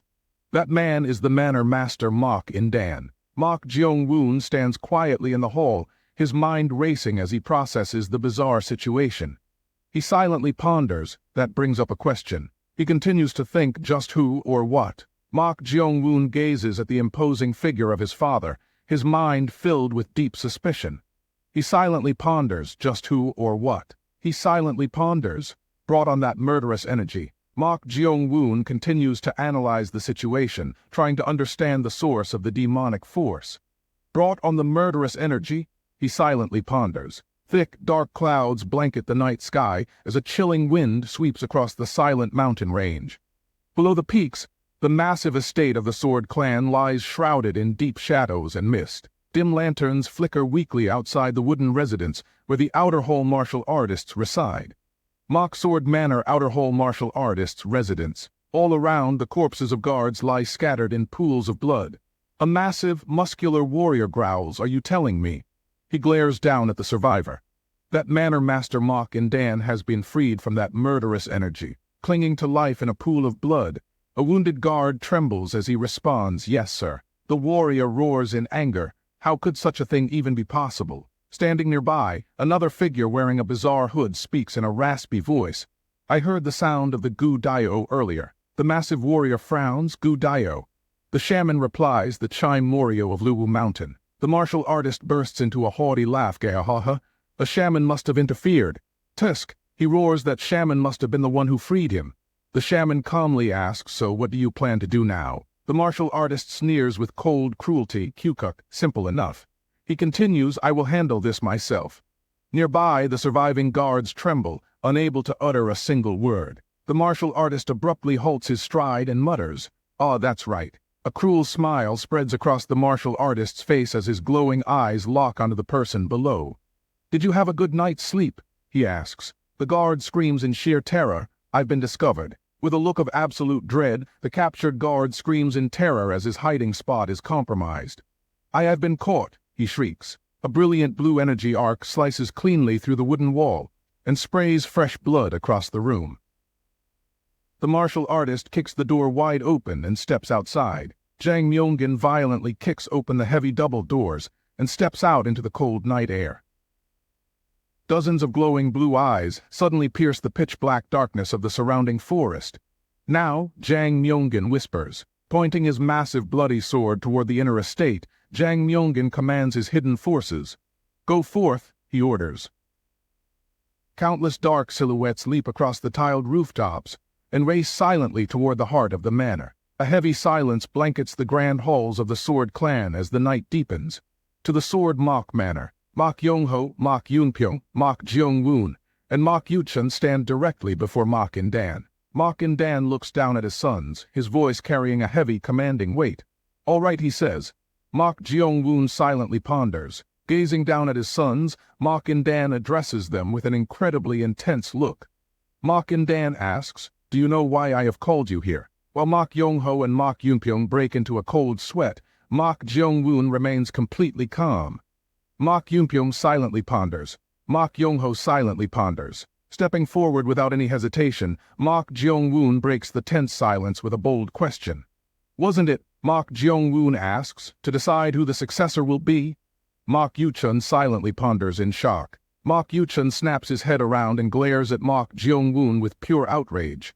Mok Yuchun shouts, "Are you out of your mind?"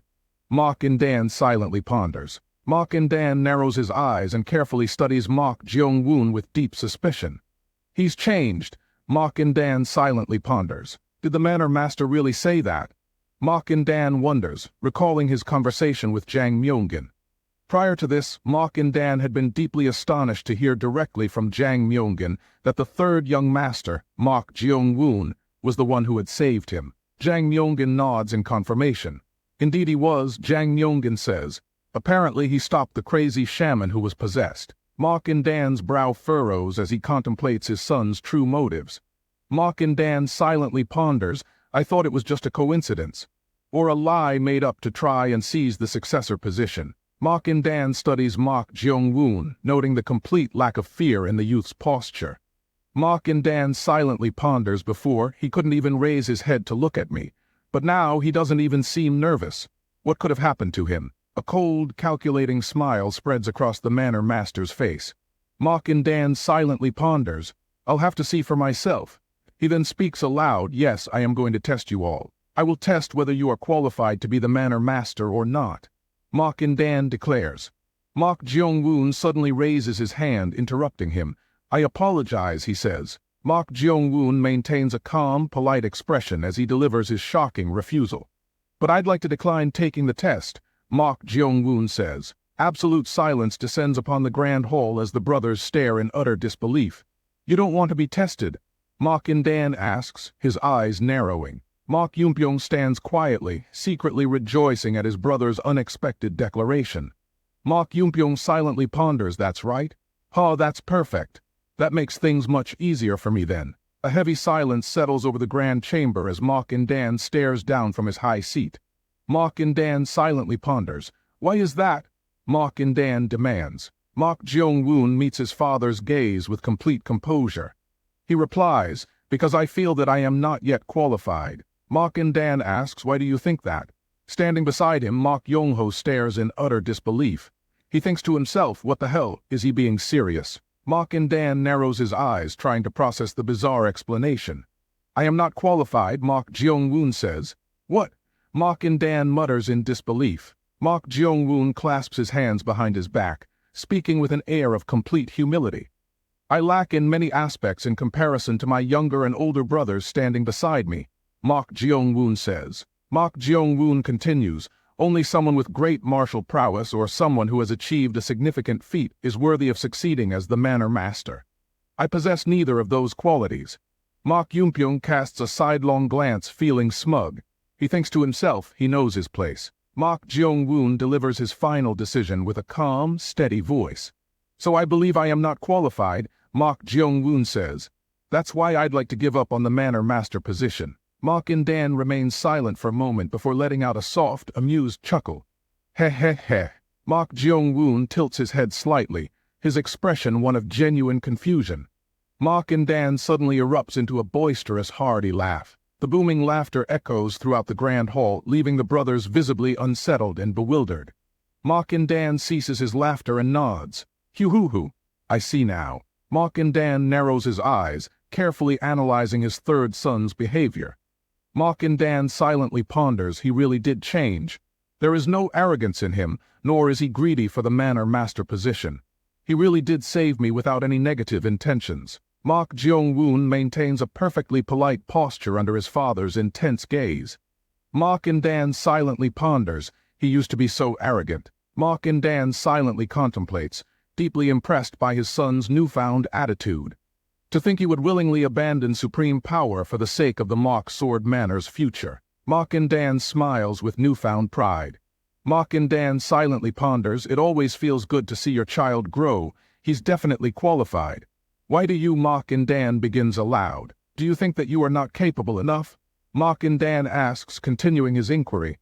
Mok Jeong-woon starts in visible surprise. The brothers freeze as a heavy, tense silence descends upon the grand hall. Mok Yu-chun silently ponders. I'm sure you're all aware since you heard, Mok In-dan says. Mok In-dan slowly pulls back his robe, revealing his heavily bandaged right shoulder where his arm once was. A few days ago I was ambushed, Mok In-dan says. They took my arm. Mok Yunpyong stares fixedly at his father's injury, cold sweat streaming down his face. Mok In-dan turns his gaze toward Mok Jeong-woon. When my life was hanging by a thread, it was you who saved me. Mok In-dan gazes intensely at his sons, his voice echoing in the grand chamber. You said so yourself, Mok In-dan says, that someone who has achieved something great should be the successor. Mok Yunpyong grits his teeth in sheer frustration as the reality of the situation sets in. I believe this counts as something great, Mok In-dan says. Mok Yunpyong silently groans, Kyuk. Mok Yunpyong struggles to maintain his composure amidst the rising panic. Mok Yunpyong silently ponders. I did hear that some kind of incident happened, but I never imagined that it was something like that. Mok Jeong-woon tilts his head, his face remaining completely unreadable. Mok Yunpyong furrows his brow in thought. However, Mok Yunpyong eyes Mok Jeong-woon with growing suspicion. He thinks to himself, why is he so silent? Fierce flames consume a village in a sudden, traumatic flashback. Standing amidst the smoldering ruins of his former home, a young Mok Jeong-woon stares down in utter despair. Oblivious to the conversation in the room, Mok Jeong-woon's eyes widen as they lock onto a single point. He stares intensely at the cross-shaped scar on Mok In-dan's chest. Mok Jeong-woon whispers to himself, it is an exact match, the very same mark. While cradling the lifeless body of his beloved grandfather, Mok Jeong-woon holds a blood-stained paper. That was on my grandfather, the narration continues. The strange mark on the deceased elder's chest begins to glow with an ominous, supernatural light. After he passed away, the narration explains. With a menacing posture, a terrifying masked executioner looms over Mok Jeong-woon. The same mark, the narration notes, that was inflicted on my chest. Raging fire crackles violently in the background as the painful memory burns deep into his soul and stomach during the attack. The mark that seemed. Mok Jeong-woon slowly curls his lips into a dark, knowing smile as the pieces fall into place. "I've finally," the narration whispers. "Found you," he whispers. Mok Jeong-woon's eyes bulge, a wild, bloodthirsty grin contorting his features. Dim candlelight casts long, flickering shadows across the polished wooden floorboards as Mok Jeong-woon stares intensely. "Found you," he whispers. Mok Jeong-woon slowly lets his manic grin fade, returning to his usual expression of calm, harmless innocence. Mok Jeong-woon's eyes widen slightly as he senses a sudden shift in the air. Mok In-dan begins to speak, but suddenly halts as a strange sound echoes from outside. "So you two have the right," Mok In-dan says, pausing abruptly. He turns his head sharply toward the entrance as his eyes widen in sudden surprise.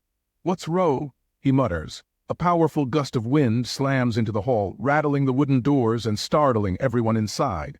Mok Yu-chun shouts, "What is going on?" Mok Jeong-woon asks in confusion, "Father." A panicked guard bursts through the heavy doors and falls to his knees in desperation.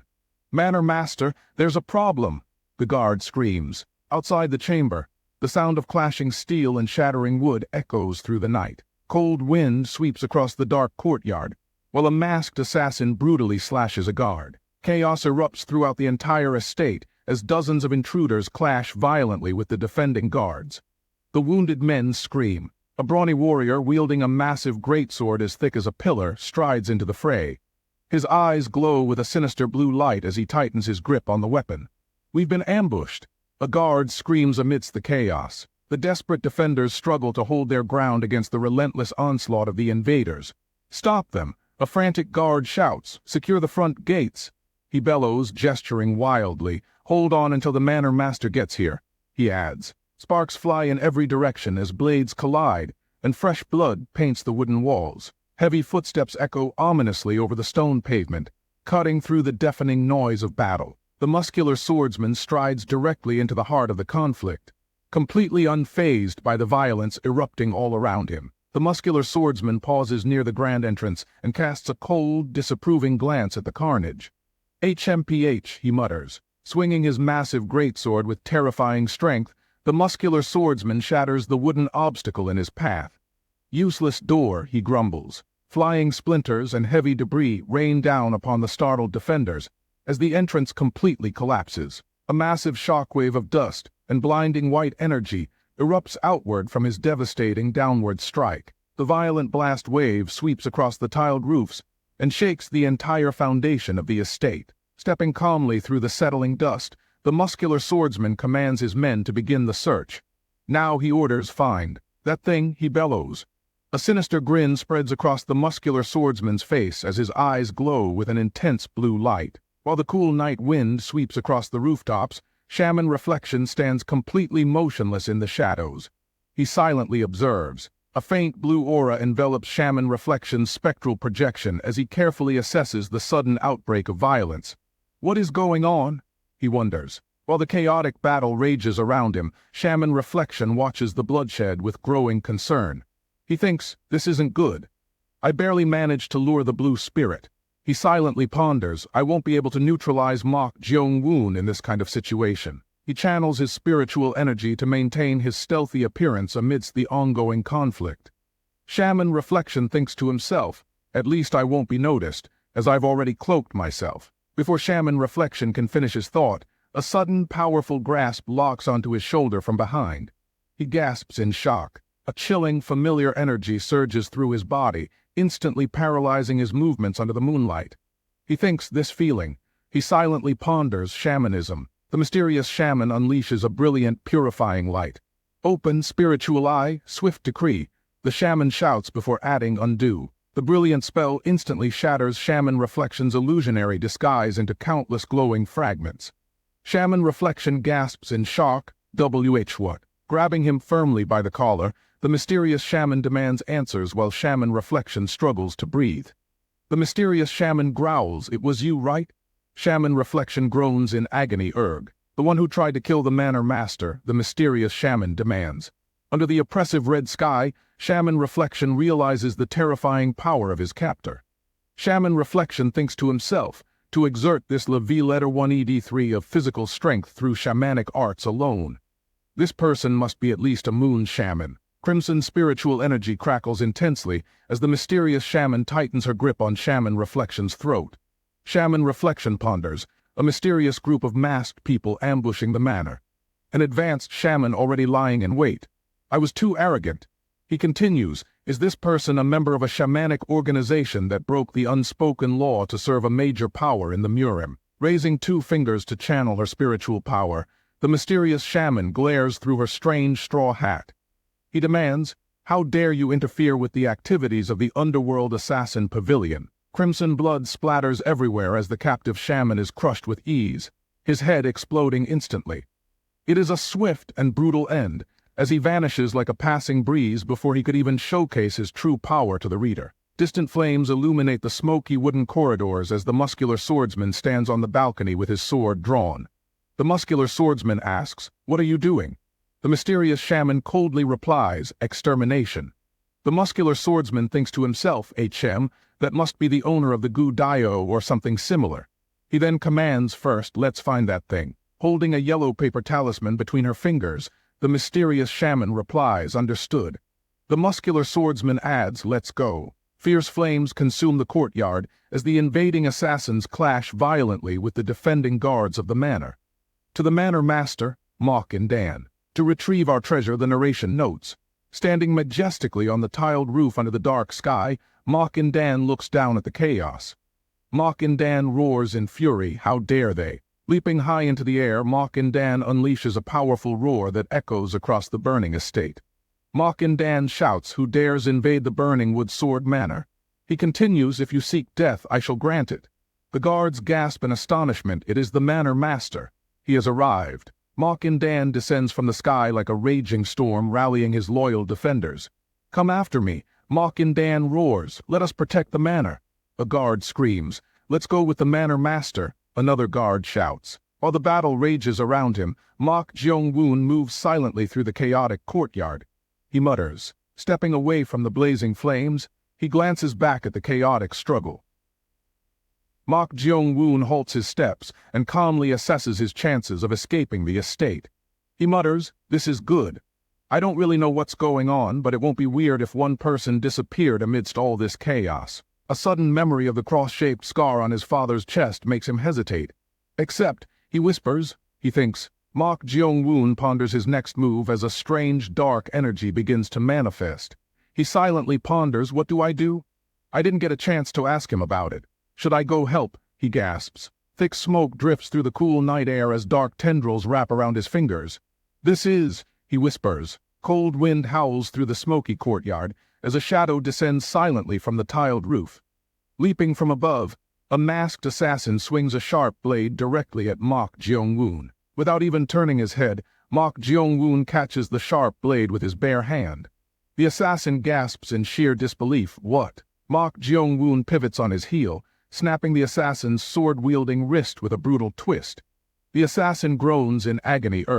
As the enemy collapses, a blade pierces through his skull, and a sinister black mist begins to coil around his body.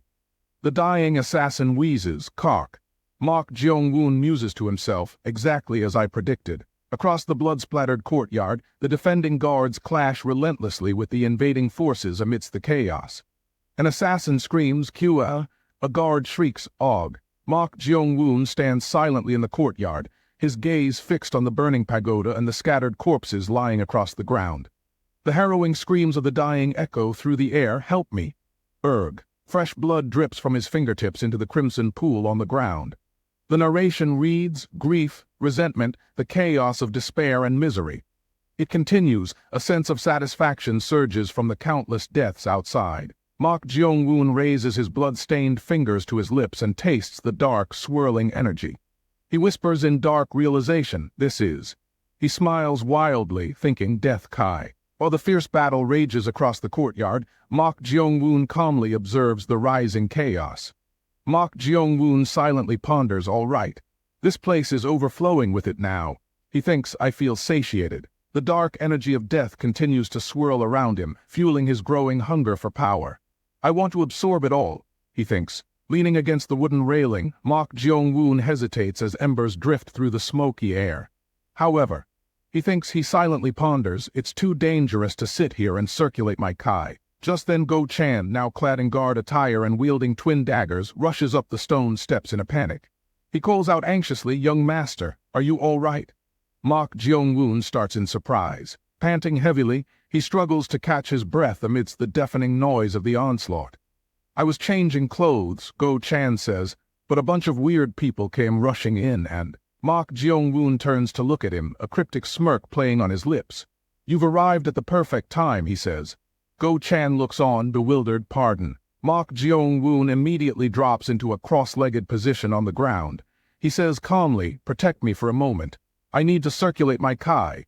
Go Chan shrieks in astonishment. "What?" Instantly an assassin leaps from above to strike.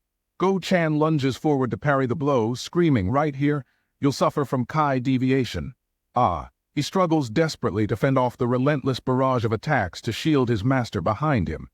Go Chan grinds his teeth. "Damn it." Mok Jeong-woon keeps his eyes tightly shut, whispering to himself, "Good." A surge of death Kai, born from the demise of dozens, flows violently into his body. Death Kai birthed from the lives of dozens, he thinks. The agony and resentment of those who just fell. It is saturated with the negative emotions of those on the brink of death. Moaning spirits swarm around him, granting him a source of boundless power. "This energy is so pure," he murmurs. He adds, "It is double the amount of death Kai I harvested from the mountain-piercing boar." He pauses. No. A look of pure satisfaction spreads across his face as he absorbs the massive influx of power. It is 3 times as much. Go Chan spins on his heel, delivering a devastating kick that sends the charging assassin flying. The assassin lets out a pained cry. Ugh. Go Chan gasps for air, sweat drenching his face as he watches the enemy ranks swell. He thinks to himself, "Damn it, there are too many of them." He worries if only someone could lend a hand. He wonders silently, where on earth did that terrifying ghost woman go? Suddenly he glances over his shoulder. Go Chan is struck with surprise as he thinks, Outer Hall Master Sang Woonbeek. His face lights up as a sudden realization hits him. Go Chan thinks, that's it. The young master said there was another familiar evil spirit residing within him. He tries to recall his name was. He shouts out urgently, "Are you the demonic monk? Please help me." Sang Woonbeek halts his steps, standing perfectly still and cold, showing no reaction.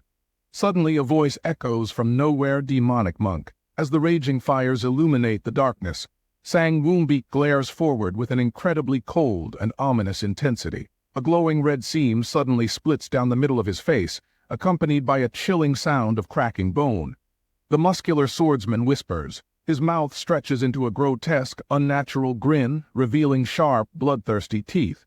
The muscular swordsman sneers. How interesting. Go Chan stares in sheer horror, his entire body frozen stiff by the monstrous sight before him. Mok Jeong-woon remains calm, sitting in meditation amidst the chaotic scene, completely ignoring the imminent danger. Circulating his Kai, right in front of a mysterious enemy. Cold sweat streams down Go Chan's forehead as he feels the terrifying pressure radiating from his opponent. He thinks to himself, I cannot defeat him. His survival instincts are screaming violently. Go Chan thinks my entire body is warning me. He trembles as he thinks the man standing before me. He silently ponders is an unfathomably mysterious entity and breathtakingly powerful. An overwhelming surge of killing intent erupts violently, crushing everything in its path. The scent of burning wood and fresh blood fills the air as the night wind howls through the ruined courtyard. The muscular swordsman smiles as he watches the chaos unfold.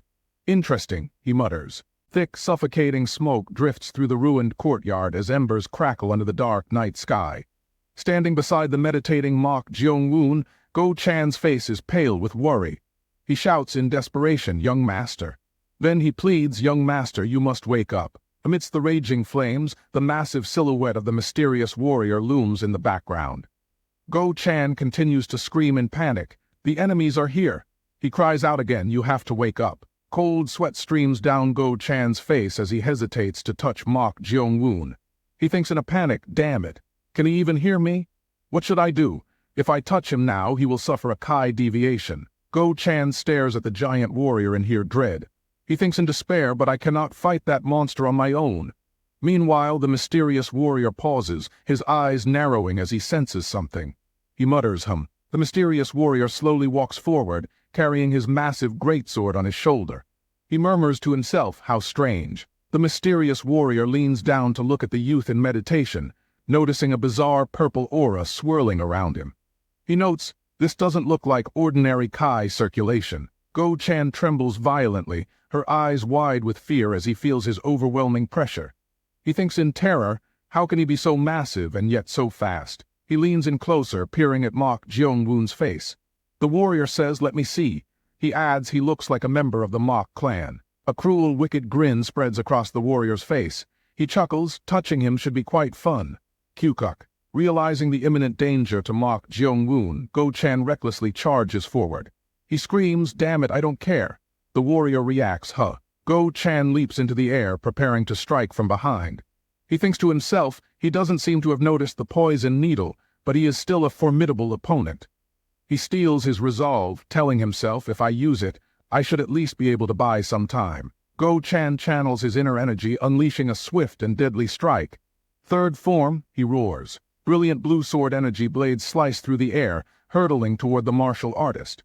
He murmurs, completely unfazed by the sudden attack. Go-Chan moves with incredible speed, attempting to ambush him from behind. Quite fast, the martial artist remarks calmly. Go-Chan's eyes widen in shock as the martial artist effortlessly evades his attack. With a swift, powerful counter, the muscular swordsman strikes her, sending her flying backward. Kook! Go-Chan groans as he is thrown through the air. Go-Chan spins uncontrollably through the air, struggling to regain his footing. The martial artist unleashes a devastating shockwave, violently blasting him across the stone courtyard. The martial artist glares down at him with pure contempt. Scum, he sneers. With a casual flick of his fingers, he effortlessly overwhelms Gao Zuan, sending him hurtling dozens of meters away. He looms over the fallen warrior, his voice cold and lethal. If you get in my way again, I will kill you. Go-Chan screams in agony, Og. A mere flick of a finger had sent his entire body hurtling through the air to crash violently against the perimeter wall. The disparity in their strength is utterly immeasurable. Go-Chan collapses onto the ground, coughing up a spray of crimson blood. Cough, cough, he wheezes. The martial artist murmurs now then. The martial artist slowly approaches the meditating Mok Jeong-woon. Walking leisurely, he mutters, let's see. Go-Chan cries out in sheer panic, and no. The martial artist slowly reaches his massive hand toward Mok Jeong-woon's head. How you will react, he whispers. The martial artist grins wickedly as he looks down at the silent youth. Kek, he chuckles. The martial artist raises his massive greatsword high into the air, preparing to strike down Mok Jeong-woon. With a savage grin, the martial artist swings his heavy weapon downward with earth-shattering force. Just as the blade is about to strike, a powerful figure leaps into the fray. Finally, he roars. Mok In-dan thrusts his sword upward, successfully parrying the massive downward blow. As the two powerful blades collide, a blinding explosion of blue spiritual energy erupts, shaking the entire courtyard. Go-Chan shields his face from the violent shockwave, his eyes wide in disbelief. Standing firmly in front of Mok Jeong-woon, Mok In-dan holds his ground. Manner Master! Go-Chan screams in utter shock. Blood drips heavily from Mok In-dan's nose and mouth as he struggles to withstand the immense pressure. Mok In-dan remains silent. Mok In-dan stumbles backward, his body trembling under the strain of the clash. Cough, he groans. The martial artist taunts him with a cold, mocking sneer. Kyukuk, you can't endure even that, he jeers. Mok In-dan coughs violently, cough, cough. The martial artist points his massive hand toward him, his voice booming with authority. Manner Master Mok, he demands, I'll say this just once. Mok In-dan glares at him with pure hatred, blood dripping from his chin. The martial artist shouts, if you don't want your clan to be slaughtered tonight, hand it over. The martial artist's face contorts with absolute rage and greed. The treasure, he bellows. His furious roar echoes through the burning courtyard. That you stole from us? The martial artist screams. Deep in the silent forest, the distant horizon glows with the destructive flames of the burning estate. Standing quietly on the mountain path, the blue spirit looks down at the dead beast. It is a Gu-Dayo. Standing amidst the dark foliage, the blue spirit calmly holds her pipe to her lips. A Chai-Morio that invaded my territory, she murmurs. The dark beast lies motionless on the ground, its life force completely extinguished. The blue spirit silently ponders. I thought it was trying to lure me, but it suddenly died. She continues to think that means that its owner died. As if sensing something ominous, the blue spirit thinks to herself, a mortal couldn't have killed a shaman who controls a chime morio at the strange beast, La Villetta 183, this quickly. She looks toward the distant, smoke-shrouded estate under the dark sky. Something dangerous, she whispers. The wind carries the distant scent of burning wood as she turns her head. Is in the mock sword manor, she murmurs. Raging flames consume the grand wooden structures of the estate, casting an ominous orange glow. Something, she thinks, extremely dangerous. Mok Jeong-woon slowly opens his eyes, looking around in confusion. He silently wonders, what is going on? The muscular swordsman rests his massive blade on the stone floor, his eyes glowing fiercely. He twitches his fingers slightly, feeling the flow of true Kai around him. Looking around the ruined courtyard, he notices the collapsed stone tower and shattered tiles. What? He mutters under his breath. Mok Jeong-woon quickly turns his head toward the Marin Plaza. From his elevated position, he silently observes the tense standoff taking place in the central courtyard below. Several defeated guards kneel silently on the cold stone floor under the watchful eye of their armed captor. The warrior glares furiously at Mok and Dan, who struggles to maintain his composure despite his severe injuries. Mok Jeong-woon calmly analyzes the situation as the chaotic energy of the battlefield begins to dissipate. He silently wonders, did the fight end? He lets out a soft, regretful sigh. No wonder there was less death Kai around, he thinks. He adds, what a shame. Mok Jeong-woon walks up to the group and calmly addresses Go Chan. Mok Jeong-woon asks, Guard Go, Karen, what's going on? Go Chan asks, why is the demonic monk out here? Ah, you're up, he adds. Mok Jeong-woon walks up to the group and calmly addresses Guard Go. Mok Jeong-woon asks, Guard Go, what's going on? Startled, Guard Go turns around. Ah, you're awake, he says. Sweating profusely under his sharp gaze, Guard Go looks down with a deeply troubled expression. Well, he stammers. The manor master surrendered, Guard Go explains. He adds, they fought for just one turn, and it seemed like he realized who the enemy was. Mok-in Dan heavily embeds his blade into the cracked stone tiles of the plaza. Mok-in Dan mutters, so that's where you come from. I surrender, he says. He stares up at the martial artist while blood slowly drips down his weathered forehead. Mok-in Dan wheezes, I will return what you want. So he adds, promise me. Mok-in Dan desperately begs for the safety of his clan despite his severe physical exhaustion. That you will leave us alone, he pleads. The martial artist sneers ruthlessly, Kyukuku. Would I not keep my word? It is just that I am sad you did not struggle as much as I expected, he adds. Promise me, Mok-in Dan whispers. As the martial artist stands tall, Go Chan watches in silence from the shadows. Very well, the martial artist replies. I promise on my honor, he declares. As the king of brightness, the muscular swordsman, a terrifying grin spreads across his face. One of the 5 kings, the muscular swordsman sneers, of the Heaven-Earth Association. Sweating profusely under the dark night sky, Go Chan trembles as he looks at Mok Jeong-woon. The Heaven-Earth Association?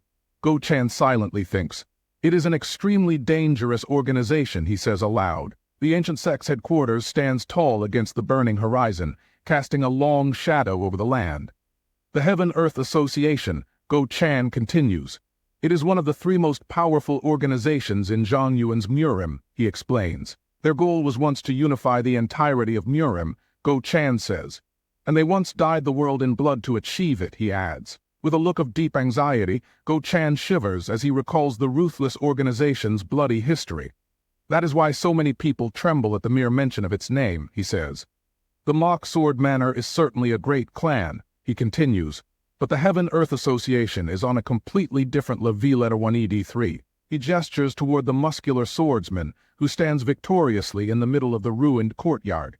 And that man standing over there, Go Chan says. The muscular swordsman smiles sinisterly as he rests his giant sword against his broad shoulder under the moonlight. He is one of the strongest men in the Wulin, Go Chan explains, and one of the 5 kings of the Heaven and Earth Society. With a soft metallic hum, the heavy weapon glows with a faint blue light in the darkness. The King of Brilliance, Sun Yun, Go Chan whispers. Under the cold night sky, dark shadows stretch across the courtyard where the defeated guards kneel. This means that, Go Chan says, if he wanted to, he could La Villetta 183 the entire sword manor. With a thoughtful expression, Mok Jeong-woon listens quietly to Go Chan's explanation while the embers slowly fade. That's why the manor master told him where the treasure was, Go Chan says. I assume his subordinates are on their way to get it, he adds. Sweating profusely under the dark night sky, Go Chan leans closer to whisper the terrifying truth. However, he whispers, the treasure they are hunting for is. Mok Jeong-woon listens intently while the distant crackle of burning wood echoes through the ruined courtyard.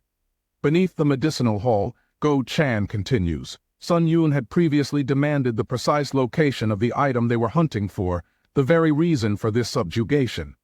Now, tell me, he demanded, the location of the secret book made of human skin. He roared with absolute fury as his powerful voice shook the very foundations of the estate.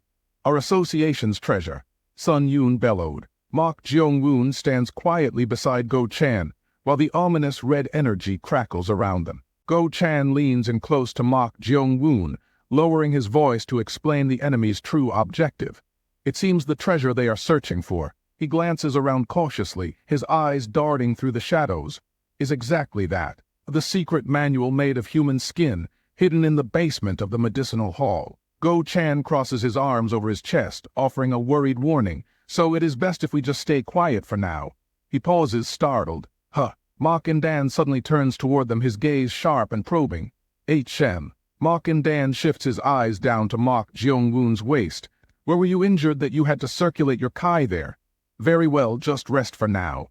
Mok Jeong-woon interrupts him, the scar on your side. Mok In-dan stares intently at Mok Jeong-woon, a flicker of suspicion rising within him. Mok Jeong-woon whispers, that scar. He presses further with a stern expression. Where did you get that scar? Mok In-dan is unable to respond in time.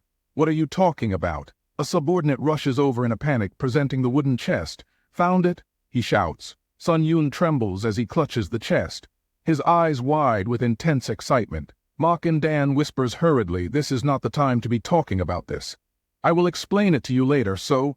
Mok Jeong-woon cuts him off immediately. No, you had better tell me right now.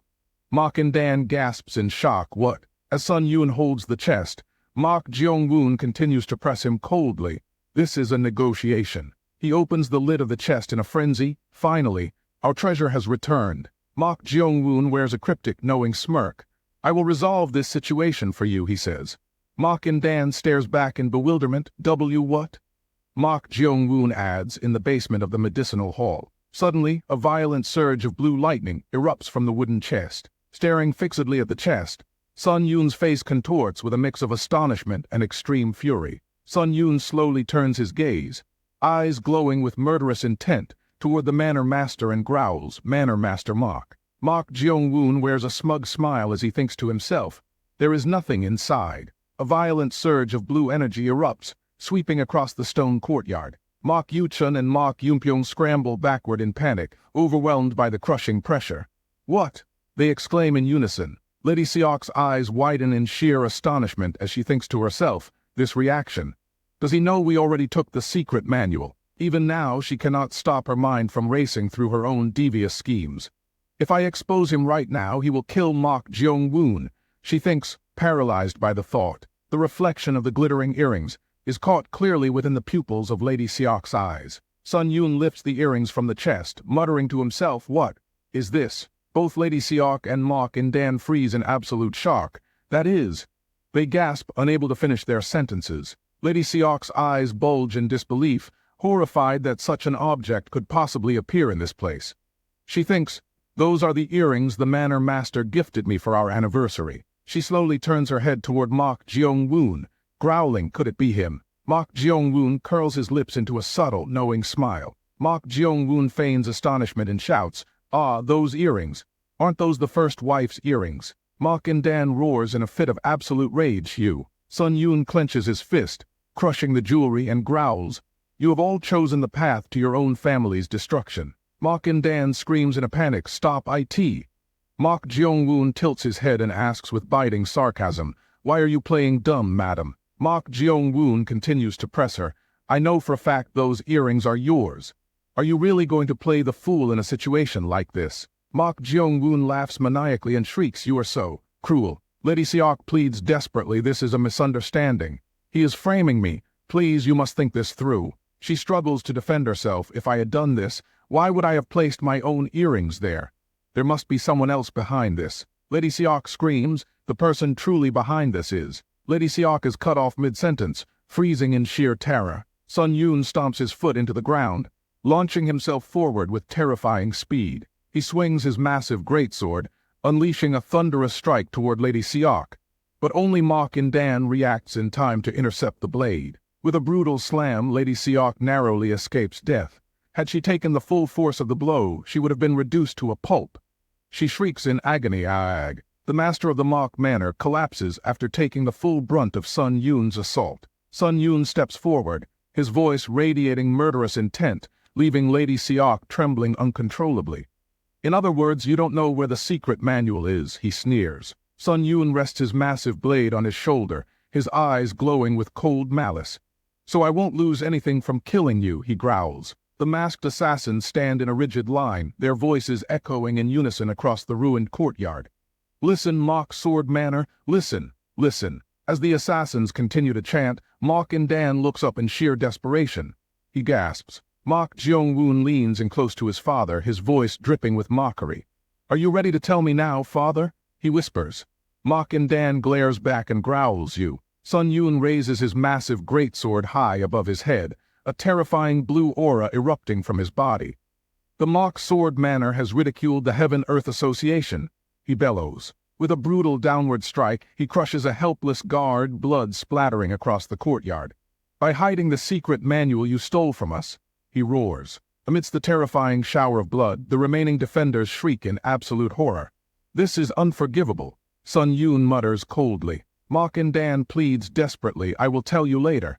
But Mok Jeong-woon calmly dismisses him with a cold smirk.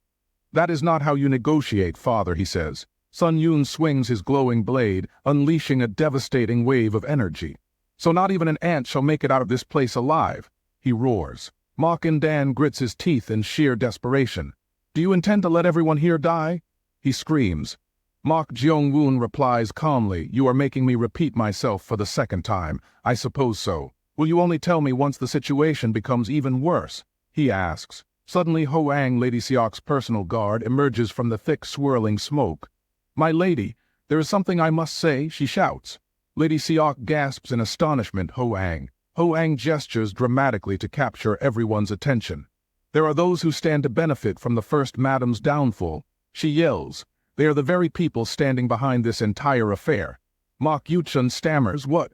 While Mok Yunpyong demands, what are you talking about? Mok Yunpyong and Mok Yuchun listen in utter confusion as Ho-ang continues. Someone has gone into the place where the secret manual was hidden. I'm sure he was the one who put the earrings in the box to frame the First Madam. While the crowd reacts to her words, Mok Jeong-woon offers a subtle, knowing smile in the dim light. Ho-ang's voice continues, in the basement where your association's treasures are kept, the secret manual, which only the manor master of the Mok Sword Manor is permitted to access, was also hidden there. As she speaks, traces of death energy begin to spread across Ho-ang's neck, a clear sign of Mok Jeong-woon's cunning manipulation. Cold sweat drips down their faces as Mok Yunpyong and Mok Yuchun realize the terrifying implications of her words. A brief flashback reveals the moment Mok Yunpyong and Mok Yuchun each received a secret manual. In the memory, a messenger hands over the book and says, "This is from the third young master, Mok Jeong-woon." Mok Jeong-woon's voice from the past echoes clearly, "Keep it. It will serve you well when you become the manor master." Returning to the present, Mok Jeong-woon curls his lips into a triumphant grin. The one controlling Ho-ang is none other than the demonic monk. Death energy now shrouds her entire body, yet no one present can perceive it, except for one person. Ho-ang coldly declares, so the one holding the manor master's secret manual must be the culprit. Find them and torture them. Mok Yunpyong screams in furious denial, "Nonsense." Mok Yuchun clenches his fists and shouts, "Guard Ho, this is slander." Sun Yun turns his gaze toward the protesting brothers. "Makes sense," he says coldly. The ones who just shouted in protest. Glaring with eyes full of rage, Sun Yun flashes a bloodthirsty smile. "I suppose I should start with you. Drag them away and skin them alive." Gritting his teeth in absolute agony, Mok In-dan struggles to find his voice. "Yuig," he groans. Suddenly he looks up at Mok Jeong-woon and screams the name of his tormentor from years past. "Phantom Sword," he cries out. It was the phantom sword, the one who left this scar on me. Mok Dan glares with bloodshot eyes, sweat pouring down his face. The one who left this mark upon me was the phantom sword of the 6 heavens and 8 stars. He bellows. Are you satisfied now? Mok Jeong-woon smiles subtly in the shadows. Sun Yun roars to his men, bring the secret manual now. The image of the man who killed his grandfather flashes once more through Mok Jeong-woon's mind, and now he finally knows his name. Phantom sword, he whispers. With a slow, chilling smile, Mok Jeong-woon relishes the sudden revelation. Finally, he whispers. Suddenly, a sharp, metallic chime echoes through the smoky air, as a cluster of golden bells vibrates violently. Mok Jeong-woon turns his head sharply toward the sound, his eye glowing as he senses a strange, spiritual energy. He silently wonders, what is this? The demonic monk is being violently purged from Huo-Ang's body. All the onlookers can see is Huo-Ang's frame twisting and contorting in an unnatural, agonizing display. While the bells continue to chime loudly, Mok Jeong-woon stares in astonishment. Someone is, he mutters. Standing atop the high balcony, a mysterious practitioner wearing a straw hat gazes down at the chaotic plaza. Someone is muddying these waters, the figure murmurs. Sun Yun recoils in shock, immediately recognizing the powerful figure. Shaman Cho, he gasps. Mok Jeong-woon senses the immense pressure radiating from the balcony. He silently ponders, he's dangerous. Blue smoke and crimson embers swirl around Shaman Cho as he stands firmly on the stone ledge. Under the dark, smoke-filled sky, Shaman Cho raises his glowing fingers. I shall exorcise you, he declares coldly. Thick smoke and golden embers swirl through the ruined courtyard under the dark night sky. Union, Shaman Cho chants, his voice echoing with spiritual power. Fight, he continues. Future, he concludes. A blinding flash of golden light erupts from the seal, violently purging the demonic monk from Ho-Ang's body. The evil spirit shrieks in agony as it is torn away from its host. Go-chan clutches his chest, groaning in intense pain from the spiritual backlash. As he is a soul possessing a corpse, he is deeply affected by the ritual. Ugh, Go-chan wheezes, while Mok Jeong-woon calmly observes the unfolding chaos. With a resolute expression, Shaman Cho raises his hand to complete the banishment. Evil spirit, he commands coldly, return to dust. A blade flies toward him, but Shaman Cho remains completely unfazed. It's useless, he mutters. An assassin swings his blade to deflect the projectile. You dare, Shaman Cho bellows. Mok Jeong-woon had thrown the blade, attempting to disrupt the ritual Shaman Cho was performing. 2 other masked assassins surround and shield the shaman. Are you all right? One asks while the other shouts, you dare? How insolent! Mok Jeong-woon silently observes. Shaman Cho scoffs at his opponents, completely unimpeded. Ha, he sneers. Shaman Cho slowly steps toward Mok Jeong-woon and points a finger at him. It is you, he says. While Mok Jeong-woon maintains a calm expression, Shaman Cho glares back, his single eye glowing blue beneath his straw hat. Shaman Cho silently ponders, you can see. Stepping down into the ruined courtyard, Shaman Cho confronts the youth directly. You, he says, can see. Mok Jeong-woon tilts his head, feigning innocence with a subtle smile. I don't know what you're talking about, he thinks to himself. I only intervened to prevent him from continuing to harm the demonic monk. It seems I acted a bit too early, he muses, adding internally, I can feel it. Mok Jeong-woon silently analyzes his opponent's overwhelming spiritual pressure. He silently ponders the fact that this man is as monstrously powerful as Sun Yun. Shaman Cho raises his hand, his spiritual energy vibrating violently. You don't know, he asks. Then I guess I can get rid of this ominous thing. A blinding pillar of golden light erupts, violently tearing the demonic monk away. The evil spirit shrieks as it is blasted into nothingness. Ho-Ang collapses heavily onto the stone tiles while Lady Seok rushes forward in absolute panic. The people here won't have any idea what we're doing, Shaman Cho says calmly. Guard Ho, Lady Seok screams. Amidst the smoke drifting across the courtyard, Shaman Cho speaks to Mok Jeong-woon. They say that a martial artist needs talent to become exceptional, he explains, but those born with the natural gift to become a shaman are far fewer. He gestures to emphasize his words. The best quality a shaman can be born with is the eyes, he says. You can just train the other qualities a shaman needs, but you cannot train to see. Mok Jeong-woon stands quietly under the dark sky, listening intently. In other words, Shaman Cho says. Shaman Cho steps closer, his gaze locked onto Mok Jeong-woon. You were born to be a shaman, he says. By the way, I do not have the ability to see them, so you should be proud of that gift. Mok Jeong-woon merely stares in silence before replying, I don't know what you are talking about. Shaman Cho tilts his head slightly. Do you intend to continue playing dumb? He asks. All right, I'll change my question then. Clasping his hands together, Shaman Cho channels a brilliant surge of golden spiritual energy. Soldier, fight, rupture, reveal, he chants. The golden light intensifies around his fingers as he unleashes a powerful binding spell. 4 peaks interlocking technique, he bellows. What's the reason why you stopped me? A massive pillar of fire erupts violently, revealing the giant silhouette of the demonic monk. With a look of utter astonishment, Go Chan gasps as the massive spiritual flames erupt nearby. He exclaims. Shaman Cho calmly watches the demonic monk stand obediently amidst the crackling pillars of golden fire. An evil spirit does not usually subjugate itself to a human, Shaman Cho says, but it seems like that one moves to your will. Bright spiritual energy gathers at Shaman Cho's fingertips. How did you do that? He asks. Tell me. The demonic monk looms protectively behind Mok Jeong-woon. Then I will let him go, Mok Jeong-woon says calmly. Mok Jeong-woon swiftly brings his hands together to form a complex spiritual seal. Golden light erupts from Mok Jeong-woon's fingers as he prepares to unleash his counterspell.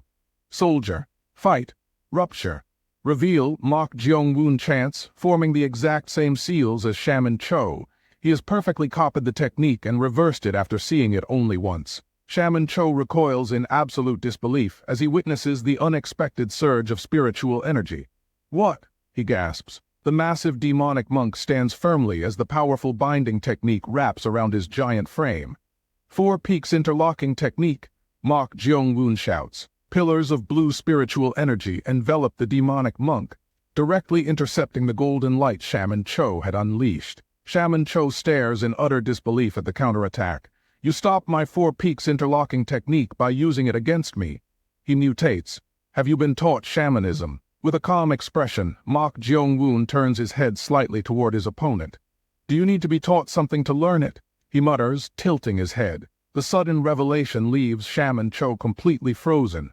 He silently thinks, then he managed to use the technique by just seeing me do it once. Shaman Cho struggles to comprehend the reality before him. He silently thinks, the 4 peaks interlocking technique is an advanced S-letter 1 EDDQ that can only be mastered upon reaching the moon rank. Furthermore, he knew exactly how to activate it within the very barrier I had created. The glowing golden barrier solidifies around the demonic monk, trapping the giant spirit in a powerful cage. He silently thinks he figured out how to do that in that split second. While the crackling embers slowly fade, Shaman Cho stares intently at his young opponent. He silently thinks, looks like it isn't just his eyes that are gifted. Shaman Cho suddenly bursts into laughter. Mok Jeong-woon looks on in surprise. Shaman Cho throws his head back and bursts into a booming, echoing laugh. He cackles. With a swift flick of his wrist, Shaman Cho shatters the golden barrier to release the giant spirit. Release, he mutters. Shaman Cho turns his gaze toward the massive warrior, pointing directly at Mok Jeong-woon. King of Brilliance, Shaman Cho says, I don't care about the others, but I want this kid. Sun Yun grunts, what? A heavy silence descends upon the ruined courtyard as everyone struggles to comprehend the sudden, bizarre demand. Lady Seok, Mok In-dan, and the others stare in utter shock. What? Mok In-dan gasps. Sun Yun narrows his eyes in deep suspicion, towering over the courtyard, while Shaman Cho stands calmly on the stone pavement. What kind of nonsense is this now? Sun Yun growls. Shaman Cho replies, I should have at least that much authority. Sun Yun rests his massive greatsword back on his shoulder, shrugging with cold indifference. Well, all right, Sun Yun sneers, but I'm killing everyone else. Shaman Cho replies, as you wish. Mok In-dan clutches his chest in absolute despair, glaring at his silent, pale son. Cuck! Mok In-dan groans. Mok Jeong-woon sighs softly, tilting his head with a look of calm amusement. Well, Mok Jeong-woon murmurs, a promise is a promise. A guard screams in terror as the blade presses against his throat. Help, he cries.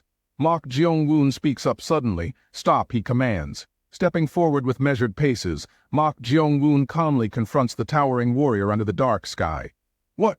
Sun Yun grunts. What you want is with me, Mok Jeong-woon says, so stop. Sun Yun radiates an overwhelming killing intent, growling a threat. If you are lying to me, I will tear you into 100 pieces. Where is it? Mok Jeong-woon points to his own head. It is here, he replies. Mok Jeong-woon taps his temple with a light smile. It is inside my head now, he says. He adds, I have already burned the manual. Mok In-dan gasps in utter disbelief while Sun Yoon absorbs the shocking news in silence. Mok In-dan stammers. Sun Yoon mutters. A sinister grin slowly spreads across Sun Yoon's face as he processes the bold claim. Cuck! Sun Yoon chuckles. Sun Yoon turns back to Mok Jeong-woon, his deep laughter echoing through the ruined courtyard. Is the orthodox faction just full of frauds? Sun Yoon asks. What makes you think I am lying? Mok Jeong-woon replies. Sun Yoon glares back with a terrifying gaze, a brilliant blue light glowing in his eyes. Because that's not something you can burn, Sun Yoon growls. Mok Jeong-woon gasps. Sun Yoon grinds out every word. That book cannot be burned, he declares. Nor can it be destroyed. It is as if it is being protected by some kind of force. Sun Yoon glares forward with a savage grin, blue energy crackling within his glowing eyes. That's the kind of item it is, he growls. Tightening his grip on the leather-wrapped hilt, Sun Yoon prepares to unleash a deadly strike.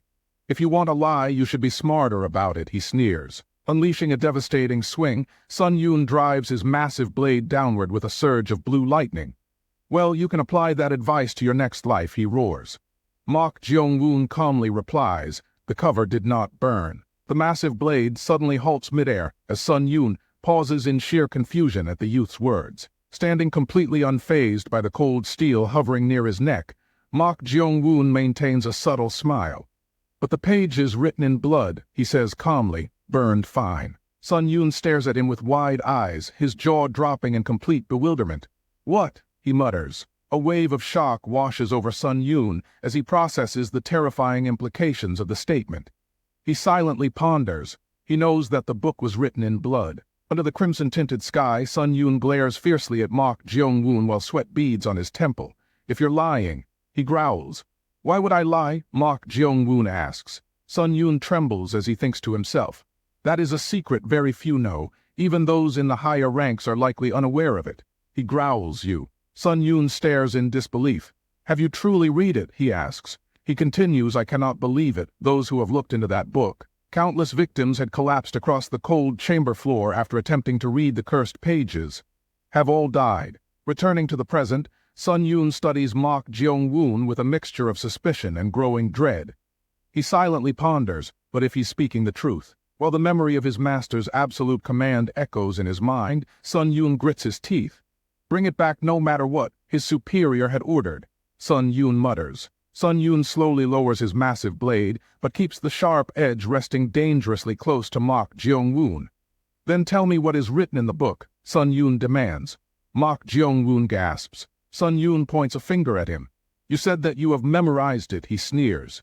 He adds, I will know immediately if you are lying, based on whether or not you can recite the contents of the book from memory. Under the dark night sky, Go Chan and Mok Yuchun watch Mok Jeong-woon with tense anticipation. Mok Jeong-woon calculates his next move.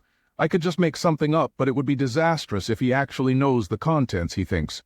I will just recite a few lines and see how he reacts. He offers a faint smile. That is not very difficult. Very well then. Before Mok Jeong-woon can speak, a sudden sound echoes as a footstep splashes into the fresh blood. Then, a voice whispers from above. Mok Jeong-woon halts, slowly turning his gaze toward the high roof of the manor. High above the ruined estate, Blue Spirit stands perfectly balanced against the massive, glowing full moon. Mortal, a cold voice echoes from the rooftop. Mok Jeong-woon stares upward in surprise, recognizing the familiar spiritual pressure radiating from above. The cool night breeze rustles Mok Jeong-woon's hair as he identifies Blue Spirit on the roof. He silently ponders Blue Spirit. The moment the voice continues, you speak those lines. Blue Spirit, a golden-haired ghost entity wearing red silk robes, stands proudly on the rooftop. You will die, she warns coldly. Mok Jeong-woon stands silently as the crimson light of the burning manor bathes his robes. He silently ponders, I see, he whispers. He senses a sudden shift in the spiritual temperature around the ruined courtyard. This is rage, he murmurs. A colossal wave of spectral blood surges over the rooftops, threatening to consume Mok Jeong-woon. A wave of blood large enough to take over the entire manor, he whispers, a rage so deep and vast. To think that even I would be forced to see such illusions. Blue Spirit. her eyes glowing crimson as blood drips from them while she glares down. Crimson smoke hangs heavily over the burning courtyard as ash rains down upon the ruined estate. It is targeted at them. It is targeted at them. They are all targeted at them. The Heaven-Earth Association. Mok Jeong-woon stands silently amidst a pool of blood, gazing calmly at Blue Spirit. As the bright moon illuminates the rooftop, Mok Jeong-woon silently observes the powerful foes surrounding him. Mok Jeong-woon silently ponders. He silently ponders. I don't know why, but Blue Spirit abhors these guys. Mok Jeong-woon shifts his gaze slightly and carefully pieces together the mysterious warning from Blue Spirit. He silently ponders, and considering what she just said. He silently ponders. She doesn't want them knowing about the secret manual. With a menacing grin, Sun Yoon steps forward to directly confront Mok Jeong-woon with overwhelming pressure. Mok Jeong-woon silently ponders, however. Sun Yoon demands, "Hey, why are you not saying anything?" Mok Jeong-woon stares directly at the polished steel of the massive blade and remains entirely unfazed. He silently ponders, "I will die if I don't say it." He silently ponders, "You and I both." While the tense silence stretches across the ruined courtyard, Mok Jeong-woon formulates a daring plan. He silently ponders, "I'm sure you're aware of that, though." He silently ponders, however, Blue Spirit.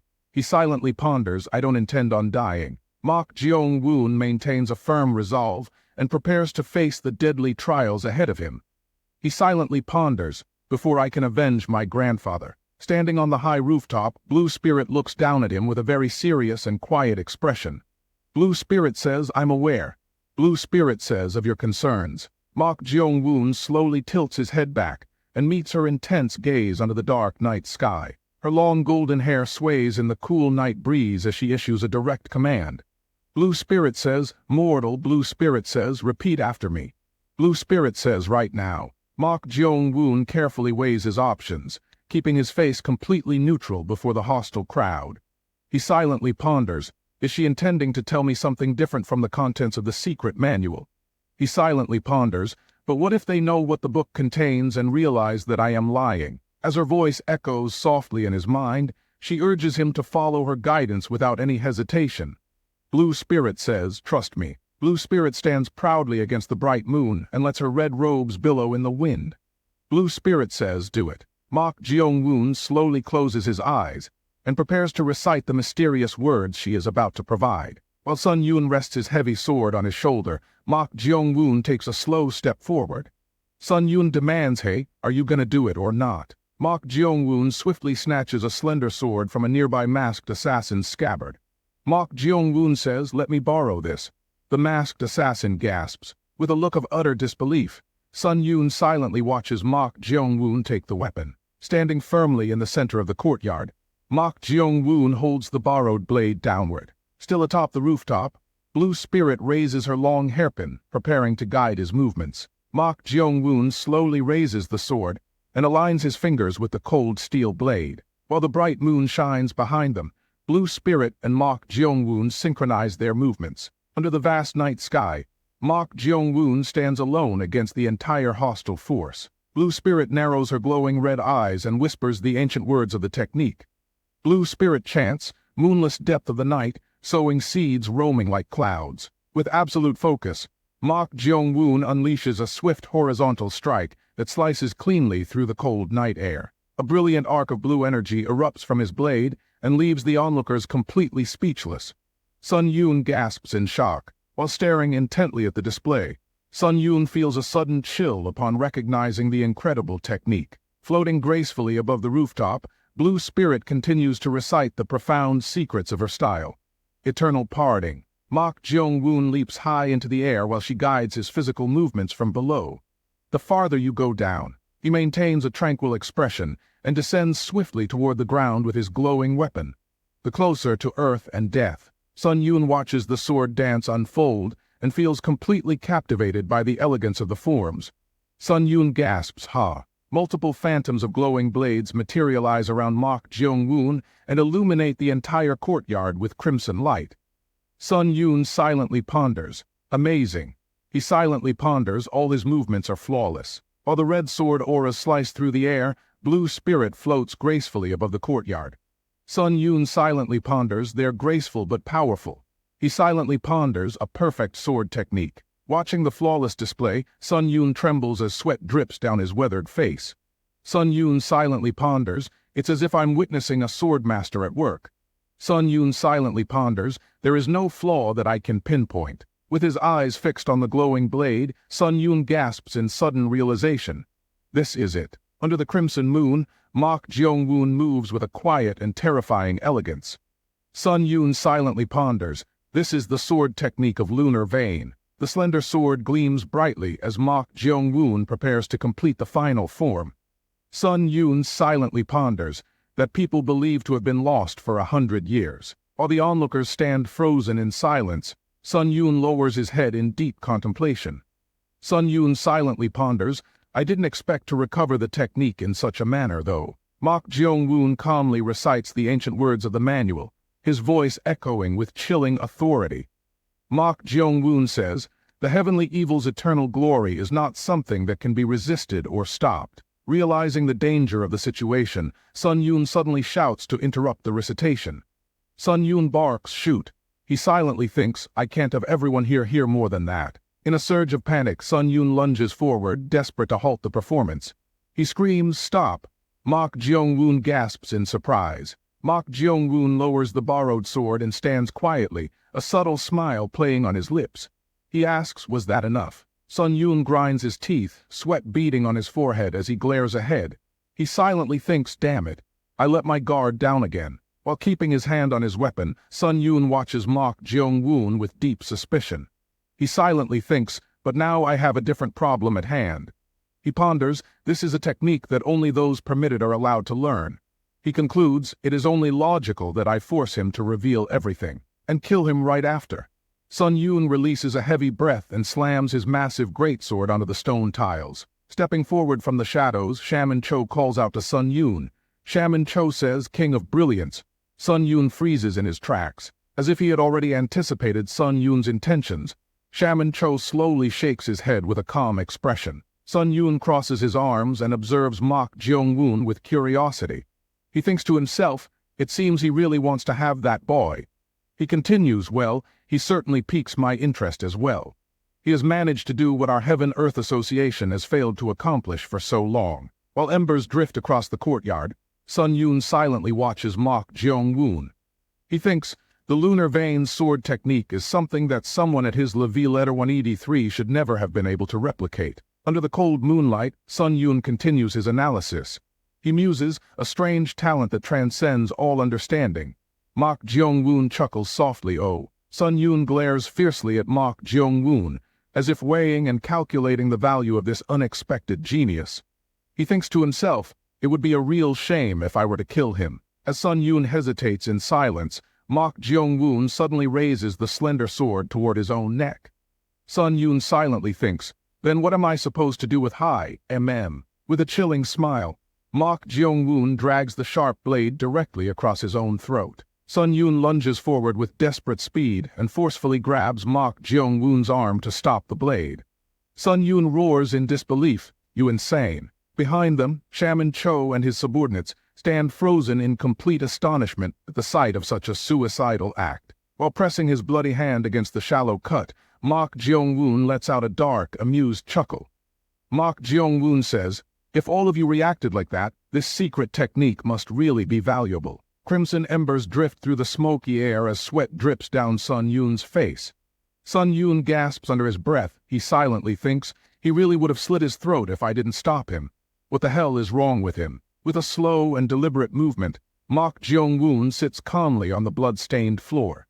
He says, now that I know how valuable this is, he adds, I have no intention of handing it over to you so easily. Pushing himself up from the cold ground, Mok Jeong-woon prepares to deliver his final ultimatum. He murmurs, therefore. Mok Jeong-woon extends his hand toward Sun Yun and offers a shocking proposition to his enemy. He says, take me with you. Upon hearing his bizarre and reckless request, the onlookers freeze in absolute astonishment. The onlookers gasp in unison. A wicked grin slowly spreads across Sun Yun's face as he processes the bold proposal. Sun Yun chuckles. Are you saying? Sun Yun glares down with menacing eyes, thoroughly amused by the sheer audacity of the offer. He asks, Are you saying that you will voluntarily come to the Heaven-Earth Association? Gazing at his bewildered opponent, Mok Jeong-woon wears a triumphant smile. He silently ponders. I am certain he realizes now that mere threats or torture will never be enough to extract my secret technique. Mok Jeong-woon regards Sun Yoon with a calm, calculating gaze. He silently ponders, they cannot kill me. Mok Jeong-woon curls his lips into a dark, sinister smile as he maps out his next devious move. He thinks to himself, so I shall use them. Yes, to leave this place, the Mok Sword Manor, the narrator intones. Under the cold glow of the full moon, a quiet mountain ridge stands shrouded in darkness. A heavy wooden wheel creaks loudly as it rolls slowly over the uneven dirt path. The horse-drawn carriage travels along the winding mountain road under the watchful eyes of the guards. Clad in dark robes, the masked assassins march in perfect unison beside the wooden carriage. Sitting quietly inside the dark carriage, Mok Jeong-woon feels the rhythmic jolts of the journey. With his hands bound tightly by thick ropes, he calmly accepts his temporary captivity. Cold sweat streams down Mok Hoo-chun's face as he remains gagged and bound. The cold night air drafts through the wooden slats of the carriage as the journey continues.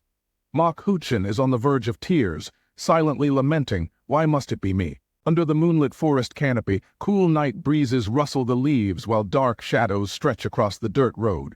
We'll take a break for about half an hour, the leader announces to his men. Go relieve yourselves or take a moment to recuperate. A subordinate replies, yes, sir. Inside the dark carriage, Mok Hoo-chun struggles against his tight bonds, grinding his teeth in sheer frustration. He thinks, damn it, he mutters inwardly. Sweat pours down his face as he desperately tries to loosen the thick blindfold and gag. Why did I have to be taken as a hostage too? He screams silently. 8 hours ago, the narrator explains. The King of Brilliance knocked Mok Jeong-woon unconscious.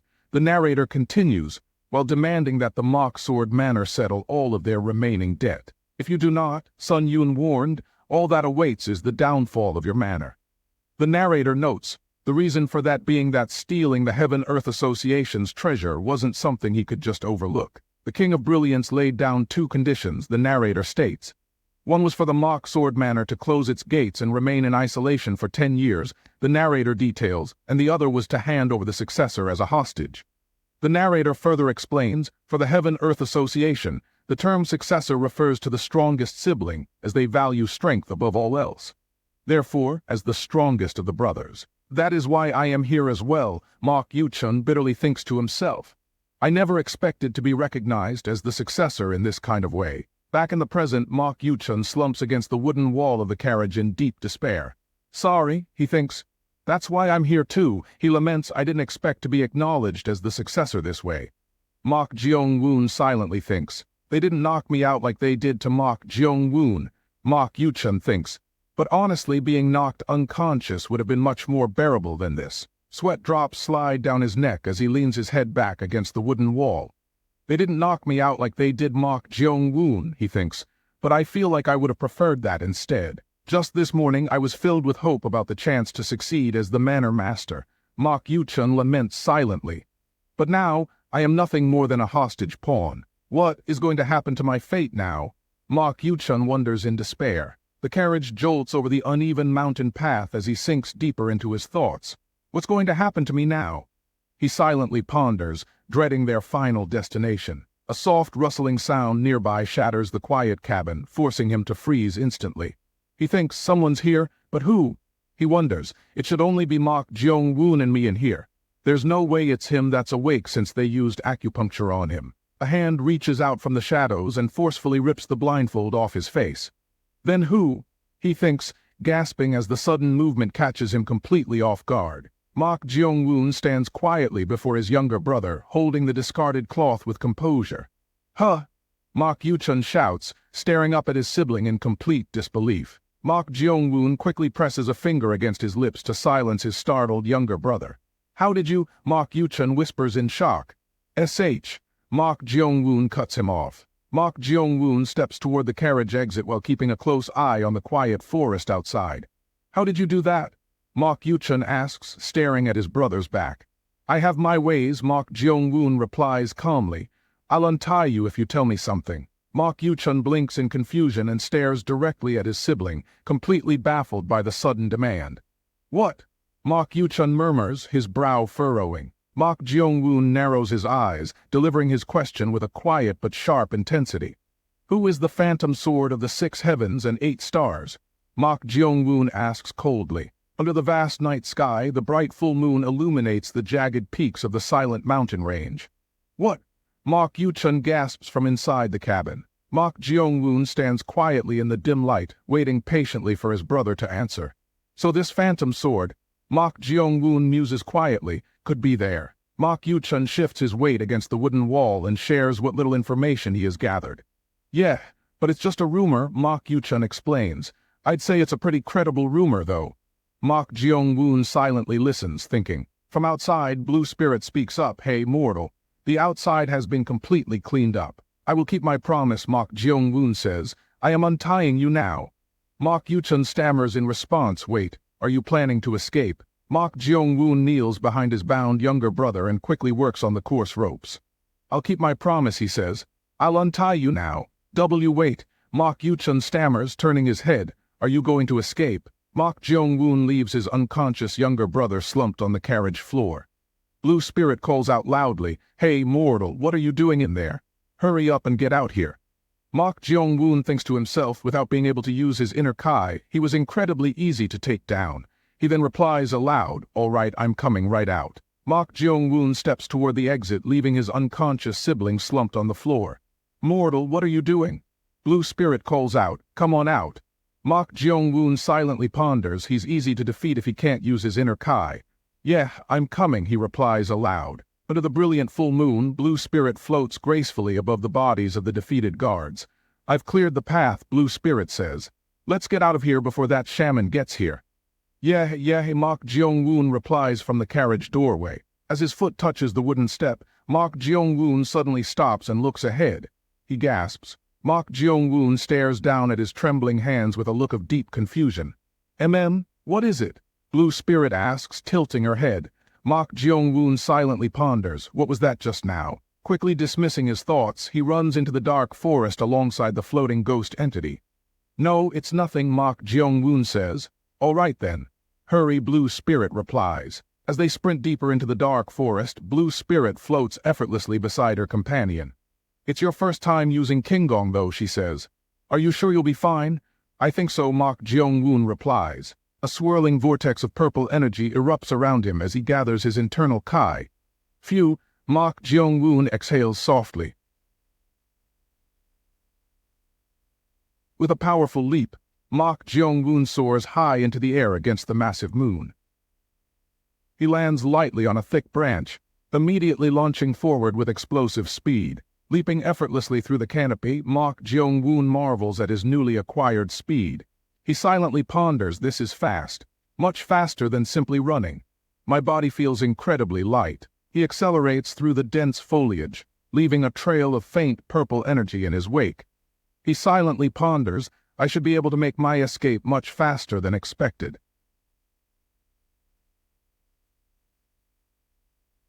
Suddenly, he spots a familiar tree. Mok Jeong-woon suddenly halts on a thick branch as Blue Spirit appears, hanging upside down from a tree above.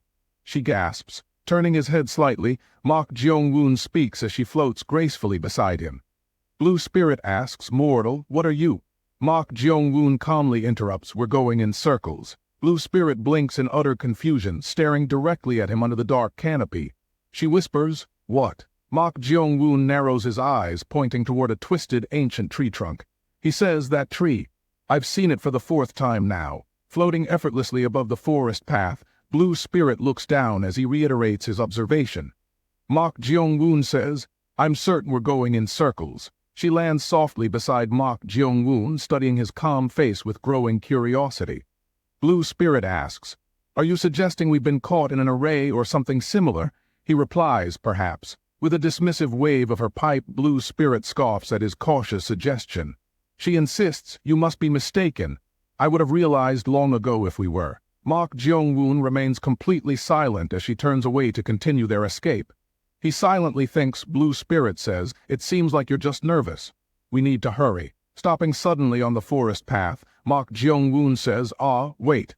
He continues, I think I've sprained my ankle. It must be because I'm not experienced with Qigong.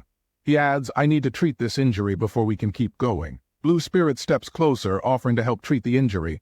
She says, Tusk, what a fool. Here, let me set it back in place for you. Mok Jeong-woon replies, thank you. As she places her hand on his ankle, a strange dark energy begins to swirl around his boot. Blue Spirit murmurs, let's see. Mok Jeong-woon suddenly calls out Blue Spirit. She asks, huh? With blinding speed, Mok Jeong-woon reaches out and clamps his hand tightly around her neck. She gasps, what is, before choking out, Cuck. Mok Jeong-woon leans down closely, his eyes flashing with a dangerous light. He whispers, who are you? Despite her desperate struggles against his iron grip, Mok Jeong-woon lifts her off the ground. Blue Spirit screams, what do you think you're doing, you mortal? Let me go. Mok Jeong-woon silently thinks, if this were the real Blue Spirit, she would have easily freed herself from this grip. Under his intense physical pressure, blue energy crackles violently across her face, shattering the false illusion. Mok Jeong-woon says coldly, you picked the wrong opponent to copy. She screeches in pain, Cuck. Mok Jeong-woon smiles sinisterly, preparing to crush the fake entity with a sudden, powerful squeeze. He says, you should have done better than this, releasing a massive surge of purple light. Mok Jeong-woon raises a small wooden doll into the air. With intense concentration, Mok Jeong-woon clasps his hands together tightly to channel his spiritual energy. Vibrant waves of dark energy swirl around his body as the ancient spiritual seal manifests. The text reads, Joy and Harmony Attraction Technique, followed by Unchanging Mind Seal. The wooden doll drops to the forest floor as purple lightning violently crackles across the damp grass. Mok Jeong-woon begins to recite the incantation, let heaven and earth operate according to their natural order. He continues, the cycles of the sun and the moon mark the seasons and times. He chants, all of this shall maintain the balance of Kai. Standing calmly amidst the swirling vortex of spiritual energy, Mok Jeong-woon recites the sacred words of the counterspell. He chants, the sun and moon shine together, illuminating both words and souls. He continues, come together minds and spirits. He declares, whether it be 1,000, 10,000, or 100,000, for the Supreme Old Lord. With a sudden and decisive motion, Mok Jeong-woon drives his hand down to shatter the barrier. A massive red shockwave erupts as the invisible wall of the illusion violently cracks. He shouts, swift decree. The false forest shatters into countless glowing shards, revealing Shaman Cho standing in the clearing. Staring intently at the young man before him, Shaman Cho cannot hide his excitement upon seeing Mok Jeong-woon easily break his spell. Shaman Cho silently thinks, the Willow Spirit training technique is a Hyla V1ED3 secret art that makes the opponent see a willow wood doll as the person they trust the most. He wonders, could he really have undone it in just a few short minutes? Mok Jeong-woon stands quietly under the dark canopy, locking his gaze onto his opponent. He says calmly, you, Shaman Cho gasps. The cool night wind rustles the leaves of the ancient forest as glowing embers of the shattered illusion slowly drift through the dark air. Stepping forward through the fading light, Shaman Cho directly confronts Mok Jeong-woon with a proposal. He commands, become my disciple. Under the moonlit forest canopy, Mok Jeong-woon silently observes his opponent, his eyes narrowing in the dim, murky light. Standing amidst the quiet clearing, Mok Jeong-woon calculates the physical distance separating him from Shaman Cho. Mok Jeong-woon silently ponders, there are 10 steps between us. There is no one around. He thinks further before he tries to pull anything. As a sudden crackling sound echoes through the clearing, Mok Jeong-woon senses a hostile spiritual force. Mok Jeong-woon gasps. Glowing golden runes suddenly manifest on the forest floor, completely trapping Mok Jeong-woon within their light. Mok Jeong-woon gasps, this is...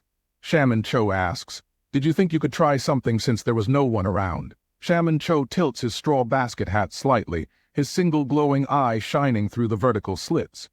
Shaman Cho warns, I've put up a barrier. He adds, if you try to leave, it'll rip your body to shreds. Pointing his finger toward his trapped opponent, Shaman Cho smugly explains the reality of their situation. Shaman Cho says, you must be well prepared if you want to survive in this harsh world. He continues, that is the first thing I'm teaching you.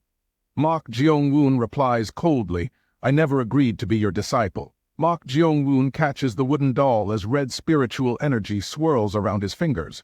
Shaman Cho says, you have no determination. Mok Jeong-woon gasps. He examines the sealed talisman on the wooden vessel while the dark energy slowly dissipates, silently pondering demonic monk. He wonders to himself, but I cannot feel his energy at all. He thinks, how could he possibly do such a thing? Shaman Cho turns his back to deliver a grim warning about their dangerous faction. Shaman Cho says, let me give you this advice. He continues in the Heaven-Earth Association, if a higher-up decides so, you can die at any moment. He adds, it'll be hard to stay alive if you do not become my disciple. Staring silently at the wooden doll, Mok Jeong-woon weighs his options amidst the quiet forest. He silently muses, become his disciple then. A sudden response from Mok Jeong-woon catches Shaman Cho by surprise. Mok Jeong-woon says, all right. Shaman Cho asks in astonishment what. The cool night breeze sways the dense foliage as the two figures negotiate in the clearing. Mok Jeong-woon proposes, but on one condition. Shaman Cho asks, what is it? He raises the wooden vessel and demands the secret technique behind its complete energy concealment. Mok Jeong-woon says, I can't feel any energy from this doll. He asks, did you use a spell that hides it? He demands, teach it to me right now. Hearing the bold terms of the agreement, Shaman Cho bursts into boisterous laughter. Mok Jeong-woon says, then I will take you as my master. Shaman Cho laughs heartily. It seems I should have shown off my shamanism to convince you sooner. A bright spark of spiritual fire erupts from the wooden doll as they finalize their pact. Shaman Cho says, yes, yes. I was going to teach it to you anyway, so that's not hard. He adds, I'm going to need you to swear an oath first. Mok Jeong-woon asks, what oath? While holding the dark wooden beads, Mok Jeong-woon looks up as Shaman Cho stands before him. Shaman Cho commands, put that on and say I, Mok Jeong-woon, the son of Mok and Dan, will become Zhou Yuegong's disciple. Mok Jeong-woon asks, what will happen if I do? Shaman Cho explains the terms while Mok Jeong-woon stares silently down at the dark bracelet. Shaman Cho explains, you will be unable to harm me. He adds, I cannot trust someone who tried to kill me and run off, can I? With a calm nod, Mok Jeong-woon slips the wooden beads onto his wrist. Mok Jeong-woon says, all right.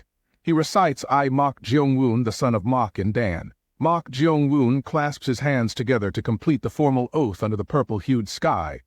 Mok Jeong-woon declares, will become Zhou Yuegong's disciple. As a faint hum of spiritual energy resonates through the quiet forest, Shaman Cho watches Mok Jeong-woon in silence. The mystical artifact crackles with intense spiritual energy as the binding curse locks onto Mok Jeong-woon. Bracelet of cursed words. It continues, if you swear an oath while wearing it, you can never disobey the orders of the one you made the oath to. Standing triumphantly in the darkness, Shaman Cho lets his single blue eye gleam through the slits of his wooden mask. Zhou Yuegong was a man who had to have what he wanted. He continues, this is a method he used whenever he wanted to take in a disciple. Shaman Cho tosses a weathered manual forward, which Mok Jeong-woon catches with a calm expression. Shaman Cho says here, under the moonlit canopy, Mok Jeong-woon carefully feels the coarse texture of the worn manual. Shaman Cho says, secrets of the dead. He adds, I wrote it myself. With a respectful bow, Mok Jeong-woon acknowledges the instruction as Shaman Cho slowly turns away. Shaman Cho instructs, the spell you wanted to know about is in there too, so memorize it all and return it to me. Mok Jeong-woon replies, thank you, master. Blue spiritual energy crackles around Mok Jeong-woon as he looks at the glowing barrier runes. Mok Jeong-woon asks, but aren't you going to undo the barrier? Shaman Cho replies, you can learn how to undo the barrier in that book too. Shaman Cho stands motionless in the dim light, waiting silently for his new disciple to respond. Shaman Cho says coldly, I'll give you 2 hours. A boisterous laugh echoes through the dark forest as Shaman Cho steps further into the shadows. He warns, it will be quite painful if you fail to escape within those 2 hours. Mok Jeong-woon stares at the manual with composure, completely unfazed by the threat. Mok Jeong-woon silently thinks, is he already trying to teach me? He ponders inwardly, this is interesting. As the bright moon shines through the canopy, Blue Spirit floats down with her red robes billowing. She remarks finally that Shaman is gone. Mok Jeong-woon suddenly lunges forward and thrusts his hand directly toward her chest without hesitation. Blue Spirit gasps. She silently thinks, what? Standing close together in the moonlit clearing, Mok Jeong-woon slowly pulls his hand back. Blue Spirit asks, what are you trying to do? Mok Jeong-woon replies calmly, I am just checking something. Blue Spirit asks in confusion, what do you mean? He is inwardly verifying whether she is a fake blue spirit created by an illusion, just like the one he encountered moments ago. Bursting into amusement, Blue Spirit points her finger and mocks his previous struggle. She giggles anyway. It was quite funny watching you run around in circles within that illusion. She adds with a smirk, you really should have kept running. Blue Spirit brings her long pipe to her lips while observing the dark wooden beads on his wrist. Blue Spirit says, but mortal, that bracelet is pretty powerful. She asks, why did you make that oath? Mok Jeong-woon gently taps the paper cover of his new manual and offers a faint smile. Mok Jeong-woon says, to earn this. Blue Spirit asks, you swore an oath just for that? She remarks, that's unlike you. Before her eyes, Mok Jeong-woon casually slides the cursed bracelet off his wrist without any effort. Mok Jeong-woon says, well, it doesn't really matter. Blue Spirit gasps. Staring at the loose beads in his hand, Blue Spirit stammers in utter disbelief at his trick. She gasps, how could you do that? Mok Jeong-woon replies calmly, it requires the user to swear the oath using their real name, doesn't it? Mok Jeong-woon looks down at the bracelet with a knowing grin and explains his true identity. Mok Jeong-woon reveals, but my real name isn't Mok Jeong-woon. He adds, my father isn't Mok in Dan either. Deep within the shadowed forest, the two companions stand together beneath the towering canopy of ancient trees. Blue Spirit scoffs, ha. Then are you gonna run away now? Mok Jeong-woon replies, I was going to, but I changed my mind. Standing calmly under the rustling forest canopy, Mok Jeong-woon reveals his unexpected decision to his companion. Mok Jeong-woon says, I'll be his disciple. Blue Spirit gasps, what? Blue Spirit steps closer, completely baffled by his sudden willingness to cooperate. She stammers, what are you talking about? She raises her voice in disbelief. Are you actually planning to join the Heaven-Earth Association? Mok Jeong-woon raises his hand, examining the wooden beads as he recalls a crucial rumor. Mok Jeong-woon says, there's something I heard. In Mok Jeong-woon's memories, Mok Yu-chun once mentioned a legendary figure. Mok Yu-chun said the Phantom Sword. He continued, it seems he is a member of the Heaven-Earth Association, the 6 heavens and 8 stars. Mok Yu-chun had previously described the hierarchy of the martial world. He explained, that is a title reserved for the strongest individuals in the Murim. He added, those whose martial prowess has reached the absolute limit are known as the 6 heavens. High atop a jagged cliff, the silhouettes of legendary masters stand against a swirling, cloudy sky. Mok Yu-chun continues, and those who have reached the pinnacle yet still remain within the limits of humanity are the 8 stars. Mok Yu-chun continues his tale with a grave expression. He says, that is what they are called. He adds, the Phantom Sword is one of those 8 stars. He concludes, 17 years ago, the Phantom Sword nearly destroyed the orthodox martial arts world. Mok Jeong-woon listens intently as Mok Yu-chun reveals the mysterious origins of the legendary master.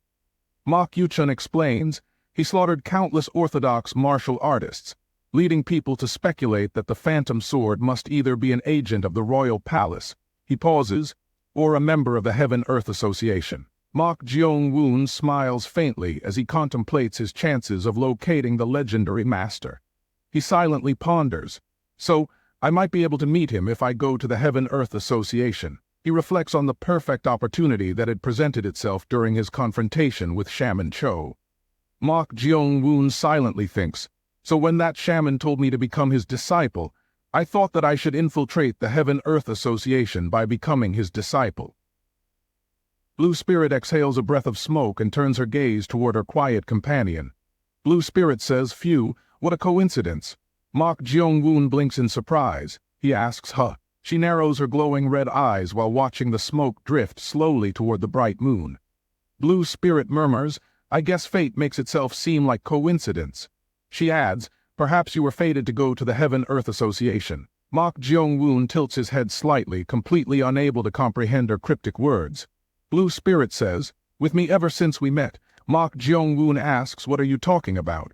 Blue Spirit calls out, mortal. Blue Spirit stands firmly before Mok Jeong-woon and delivers a shocking demand that leaves him speechless. Blue Spirit commands, be my disciple. Mok Jeong-woon gasps. She locks her bright red eyes onto him, her voice carrying a heavy ancient weight. Blue Spirit says, take on my karma and avenge me. Under the moonlit canopy, Mok Jeong-woon stands quietly while the cool night wind rustles the leaves. He recalls her intense hatred and connects the pieces of her tragic past in his mind. Mok Jeong-woon silently ponders. Now that I think about it, her rage was targeted at the Heaven-Earth Association. Mok Jeong-woon looks directly at his companion and speaks with a calm but questioning tone. Mok Jeong-woon says, "Revenge." He adds, "You have some connection to the Heaven-Earth Association." He gestures slightly while the quiet night air hangs heavily over the dark forest clearing. Mok Jeong-woon says, "But it has been a long time." He asks, "Don't you think that time avenged you?" "Are you?" Mok Jeong-woon finishes his question and waits patiently for her response in the silence. Mok Jeong-woon asks, "Going to wait for time to get revenge for you?" He silently thinks. Blue Spirit grips her long pipe tightly as a wave of bitter resentment washes over her. Blue Spirit says, "It's the same for me." She looks up toward the dark sky with an expression filled with deep, burning anger. Blue Spirit says, "I cannot forgive that son of a bitch's bloodline is still breathing, and that the truth has been buried." Blue Spirit narrows her eyes as tears of blood stream slowly down her pale cheeks. Blue Spirit says, "Even if an eternity has passed, even if he has been crushed with the passing of time, the rage imprinted onto my soul will not go away." She adds, "I want it to go away." A vast crimson sea ripples under a burning scarlet sky as Mok Jeong-woon stands quietly. Blue Spirit continues, "Even if I have to cover everything in the world with blood." While the dark red abyss swallows him, Mok Jeong-woon feels the chilling weight of her ancient fury. The narrator explains it's deep. The narrator continues, "The illusion made by Blue Spirit's rage is cold and dark." He lands softly on the dark floor and notices the weathered manual lying before his feet. The narrator explains, "She has a resentment that will not fade even with 100 years of time." The narrator adds, "How lonely." Mok Jeong-woon looks down at the fallen figure and makes his final decision in the darkness. The narrator explains, "Blue Spirit has also lived a life obsessed with revenge." Mok Jeong-woon says, "All right, I'll be your disciple." Blue Spirit stares at him in utter astonishment. She exhales a thin trail of white smoke and quickly recovers her usual calm composure. Blue Spirit says, "Ahem, of course." Mok Jeong-woon interrupts, but on one condition. The cool night wind rustles the leaves as Mok Jeong-woon demands answers from Blue Spirit. Mok Jeong-woon says, "Tell me why you want to get revenge." He adds, "I don't want to get involved in something I don't even know much about." The massive full moon glows brightly behind the skeletal branches of the ancient trees. Blue Spirit says, "All right." She adds, "I'll tell you one thing." Shrouded in the pale moonlight, Blue Spirit gazes forward as dark pagoda silhouettes loom behind her. Blue Spirit explains, "The Heaven-Earth Association was made of 3 divisions." She adds, "One of them is the Moon Division." Mok Jeong-woon asks, "And you were once a part of that division?" Blue Spirit remains silent, offering no response. Mok Jeong-woon thinks to himself, "I want to know what truly happened." He continues to ponder what could have been so terrible that it makes her hesitate to speak of it even now. "However, I am certain that time will provide me with the answers I seek," he declares. He clasps his hands together and firmly announces, "My name is Jeong." The figure of Blue Spirit stands in silent, breathtaking stillness beneath the ethereal moonlight. The brilliant moon shines through the dark clouds, casting a serene blue light over the forest. Mok Jeong-woon says, "I will inherit your will." Mok Jeong-woon clasps his hands together and bows deeply to show his respect to his master. Mok Jeong-woon declares, "And carry on the Moon Division. As your disciple." Under the tranquil, star-filled night sky, the cool mountain breeze rustles through the leaves of the ancient forest. A cool mountain breeze rustles through the leaves of the ancient forest under the tranquil night sky. "I will inherit your will," Mok Jeong-woon declares as he bows deeply, "and carry on the Moon Division as your disciple." Exhaling a thin trail of white smoke, Blue Spirit slowly brings her long pipe down. "All right," she murmurs. "Then you can call me Master from now on." Mok Jeong-woon raises a finger to interrupt while his companion reacts with sudden irritation. Second condition," Mok Jeong-woon says. "Give up the formal addresses like Master and stuff." "What? Why?" Blue Spirit shrieks, her face twisting in anger. "But you called that shaman Master." Holding up the small wooden doll, Mok Jeong-woon calmly confronts his disgruntled companion. "It's not like you call me Master either, despite being my familiar spirit," Mok Jeong-woon points out. Mok Jeong-woon silently ponders, "The demonic monk always calls me Master, though." The doll whispers, "Master? Eek." Blue Spirit shudders in frustration. Blue Spirit turns away with a sharp huff as the young master smiles with amusement.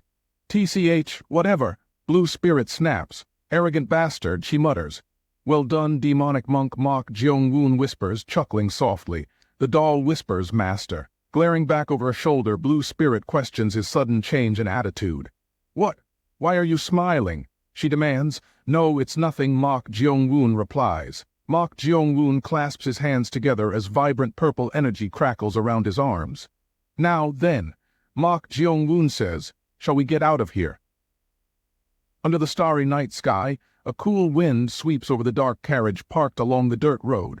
Mutters Shaman Cho as he scans the quiet forest. Shaman Cho stands near the dark carriage, waiting impatiently in the quiet night. Shaman Cho silently ponders, it's taking him longer than I expected. I thought he would make it out in time. Was it too hard, he thinks, for someone who has never learned this stuff properly? While preparing to walk back into the forest, Shaman Cho suddenly pauses as footsteps echo nearby. Oh well, Shaman Cho thinks, I guess I'll let him out mise. He mutters aloud. Emerging calmly from the dark tree line, Mok Jeong-woon catches the attention of the startled guards. Huh! One guard shouts in surprise. What? Another exclaims. Shaman Cho gasps silently. Staring in utter disbelief, Shaman Cho lets out a soft breath under his wooden basket hat. Huh! He gasps. Mok Jeong-woon stops in front of Shaman Cho and offers a polite, respectful bow. He has really done it, Shaman Cho thinks to himself. I have returned, Mok Jeong-woon says, bowing his head. Clasping his hands together, Mok Jeong-woon addresses Shaman Cho with a calm and respectful tone. Master, he says. He is the most talented individual I have ever encountered. Shaman Cho silently marvels. A dark, sinister grin spreads beneath the wooden mask as Shaman Cho silently celebrates his incredible fortune. And he thinks, I have managed to take him as my own disciple. His heart swells with absolute triumph. The entire caravan prepares to resume its journey along the winding, moonlit mountain pass. All right, Shaman Cho commands, gesturing toward the carriage. We are departing now. Go and get some rest. As you command, Master, Mok Jeong-woon replies. Beneath a dark sky filled with drifting clouds, the carriage wheels rattle loudly along the dirt road. We're pretty far behind the first group. The driver shouts to his companion, so we should hurry. The other guard replies, yes, sir. Slipping quietly back through the wooden window, Mok Jeong-woon sits down next to the unconscious Mok Yu-chun. He mutters softly, settling onto the floor, looks like I didn't get caught. A soft sigh echoes within the cramped carriage cabin as a spectral presence begins to stir. Blue Spirit sighs deeply. I never expected to possess a damn doll. Mok Jeong-woon smiles warmly while adjusting the small wooden doll tucked securely inside his red sash. Puh! He scoffs, amused by her constant complaining. Blue Spirit hovers anxiously behind the wooden doll, pointing toward a thin purple crack on its surface. Be careful, she warns him, it's cracked again. She adds, it feels like it will break if I move just a bit. What am I supposed to do? Mok Jeong-woon gazes at Blue Spirit and offers a reassuring nod to ease her worries. I'll find you a better vessel next time, Mok Jeong-woon promises. Just be patient for now. Ahem, Blue Spirit mutters, puffing her pipe. Gazing out the window, Mok Jeong-woon silently watches the golden morning light break through the trees. He ponders to himself anyway, I managed to escape that barrier in such a short time, and I even learned how to bind a soul into a wooden doll.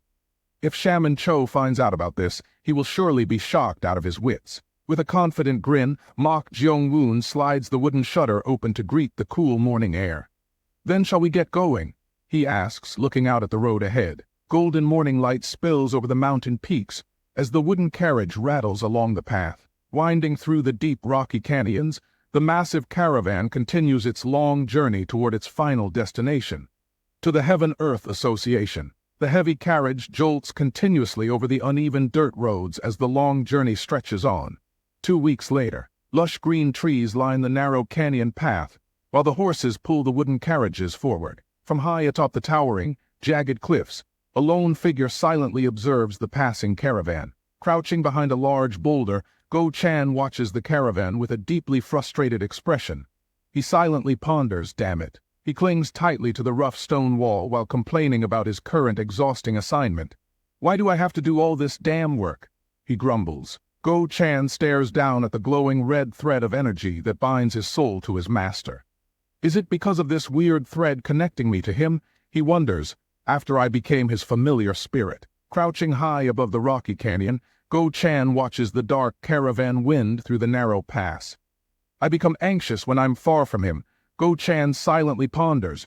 I guess my instinct feels that I will die if he dies. Sweat drips down his cheek as he contemplates the terrifying strength of the enemy faction. So I need to stay close to him no matter what, he thinks. How do I get in there? But he had to go and become a captive of the Heaven-Earth Association of all places. Squatting on the dusty ledge, Go-chan sighs heavily while staring down at the rocky path below. It's not hard to find where he is, he mutters, but I'm afraid to infiltrate an organization like the Heaven-Earth Association. A sudden realization strikes him, and his face lights up with a spark of hope. Ah, right. Ha-Karen is the granddaughter of the flying assassin sect leader, he exclaims. She must possess some kind of secret technique that could prove useful to me. Pressing his fingers to his temples, Go-chan concentrates deeply, sifting through Ha-Karen's memories to see if anything is of use. All right. Let's search through her memories, he says. Infiltration. Infiltration. Infiltration. A bizarre vision of a seductive dancer appears in his mind, leaving him completely speechless. Huh, he mutters in sheer disbelief. Go-chan recoils in comical fury, violently shaking his head to dispel the ridiculous memory. As if, he screams. The sudden outburst echoes across the canyon, instantly alerting the masked guards patrolling the cliffs below. One guard shouts, looking up. Hiek. Go-chan gasps, ducking behind a boulder. Crouching behind a rugged boulder as the morning wind sweeps over the cliffs, Go-chan catches his breath. Phew. But something doesn't add up, he mutters quietly. He silently ponders. They already got what they wanted, so why aren't they heading straight back to the Heaven-Earth Association? Peering over the rocky ledge, he watches the line of young captives trudging along the mountain path. Go-chan silently notes, they're taking an incredibly roundabout route, and they're specifically gathering youths under the age of 20. A cold sweat trickles down Go-chan's cheek as a heavy sense of unease settles over him. He mutters, I really don't. I don't have a good feeling about this at all, he mutters. A dark sense of foreboding grips his heart as he stares into the empty abyss. Inside the dimly lit carriage, Mok Jeong-woon remains completely absorbed in the worn pages of his newly acquired shamanic manual. The carriage suddenly jolts to a halt as a loud shout echoes from the front of the caravan. A guard bellows from outside, we're here. Mok Jeong-woon looks up, silently reacting. Peeking through the wooden window slats, Mok Jeong-woon observes the massive fortress looming ahead. Shaman Cho announces from the front, we're finally here. Mok Jeong-woon silently murmurs, that is. Towering, dark pagodas rise majestically against the rugged mountain peaks. The Heaven-Earth Association, he reads. Bright sunlight bathes the massive stone gates of the fortress as the carriage rolls through the entrance. Standing beside the lead carriage, Sun Yun gazes up at the colossal fortress gates with a look of profound admiration. No matter how many times I behold this place, it never fails to leave me in awe, Sun Yun exclaims loudly. Sprawling courtyards and towering dark pagodas of the massive fortress stretch endlessly across the mountain valley, showcasing the association's immense power. The heavy wooden wheels rattle loudly against the stone path as the caravan winds deeper into the fortress grounds. Inside the quiet carriage, Mok Jeong-woon calmly holds the small wooden doll in his hand. Are you nervous? Blue Spirit's voice echoes. I'm not sure, Mok Jeong-woon replies softly. Floating quietly beside him, she narrows her eyes and delivers a stern warning.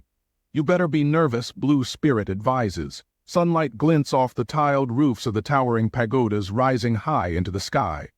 Blue Spirit continues, you're only a first-rate martial artist right now. It's unbelievable that you were third-rate just 2 weeks ago, but you've still got a very long way to go. Mok Jeong-woon looks out the window, contemplating her words. Can't I just absorb Death Kai like I did back at the Mok Sword Manor? Mok Jeong-woon asks. I feel like that would make me strong much faster. Do you think that kind of blood fist happens often? Blue Spirit counters. Plus, starting from the early peak stage, you will need spiritual enlightenment in order to improve. You won't be able to rely solely on Death Kai. Listening carefully to her advice, Mok Jeong-woon turns back toward the carriage window. Blue Spirit warns, you better maintain a clear head. Mok Jeong-woon reacts silently. Blue Spirit raises a single finger with a smug smile to reassure him. Well, you have me so, she begins. Wait, Mok Jeong-woon interrupts. Sensing a sudden shift in the atmosphere outside, Mok Jeong-woon peers through the narrow opening. What is it? Blue Spirit asks. Something's off, Mok Jeong-woon mutters. What is? She inquires. Mok Jeong-woon observes the path ahead, noticing an unconscious guard slumped on the ground outside. "We aren't going through the entrance," Mok Jeong-woon notes. The heavy wooden carriage bypasses the Maern Fortress gate and steers toward a secluded side path. "We're going elsewhere," Mok Jeong-woon whispers. Blue Spirit gasps in surprise. Shaman Cho suddenly slides the wooden door open and steps into the cramped carriage cabin. "There's a problem," Shaman Cho shouts. "Master?" Mok Jeong-woon asks, turning around. With an urgent gesture, Shaman Cho quickly approaches Mok Jeong-woon. "What do you mean?" Mok Jeong-woon asks. "What's going on?" "There's no time to explain," Shaman Cho replies frantically. Reaching out, Shaman Cho forcefully presses a small object into Mok Jeong-woon's open palm. "What is this?" Mok Jeong-woon stammers. "Take it," Shaman Cho commands. Mok Jeong-woon stares intently at the tiny wooden ring resting in his open palm. "With this, you'll be able to use sorcery even without charms," Shaman Cho explains. Mok Jeong-woon silently ponders, "How could I?" With a look of deep concern, Mok Jeong-woon listens to his frantic explanation. "I never imagined something like this would happen." Shaman Cho mutters, "I thought we were safe since you were brought in as captives, but damn it." Mok Jeong-woon replies calmly, "I'm not following." A chilling silence fills the carriage as a dark vision of authority manifests. "The head of the Heaven-Earth Association," Shaman Cho whispers. Shaman Cho stands before a massive stone archway carved directly into the towering mountain cliffs. "Has ordered for you two brothers to be sent to the Corpse Blood Valley," Shaman Cho reveals. He absorbs the grim news while maintaining his composure inside the dimly lit carriage. "The Corpse Blood Valley?" Mok Jeong-woon asks, his voice remaining calm. Countless lifeless bodies wash up against the jagged rocks of a dark, eerie shoreline. "The Corpse Blood Valley is where people are sent to be tested," Shaman Cho explains. Bright yellow talismans flutter ominously from thick red ropes strung across a dark cave entrance. "The chances of surviving in that place," Shaman Cho warns. "Less than 10%, Shaman Cho concludes, his voice heavy with dread as the helpless captives plunge into the deep, freezing abyss beneath the cold light of the full moon. A horrifying vision of blood-soaked corpses piled high like a mountain flashes vividly through Mok Jeong-woon's mind. "Stay patient," Shaman Cho reassures him. In Mok Jeong-woon's imagination, the place appears as a mountain of corpses reeking of death. "Wow, it's just like going to a buffet, guys. Hee hee." Shaman Cho clenches his fist tightly as sweat drips down his neck from sheer panic. "I will talk to the pavilion master and get you out of there," Shaman Cho says, his voice trembling with desperation. He reaches out a trembling hand toward Mok Jeong-woon while red spiritual energy surges around them. "No matter what, find a way to survive," he shouts. A mysterious guard wearing a dark cowl and a red ribbon blocks their path with cold authority. "You must turn back," the guard commands. Shaman Cho gasps, holding his breath. The dark figures stand firmly in the thick fog, blocking the entrance to the valley. "Only those being tested are allowed beyond this point," the lead guard says. Shaman Cho remains silent. The guard directs his glowing blue eyes straight at Mok Jeong-woon with a menacing gaze. "Hey, orthodox brat," he mutters. Mok Jeong-woon gasps, struggling to catch his breath. "Welcome to the Corpse Blood Valley," the guard declares. Cold mist hangs heavily over the desolate valley as he stares forward with chilling blue eyes. That is all for today's video. Thank you for staying until the end. If you enjoyed the content, please hit the like button and subscribe to support Manhwa today. Most importantly, show your love for the original creators by reading on official platforms. See you in the next video. Peace.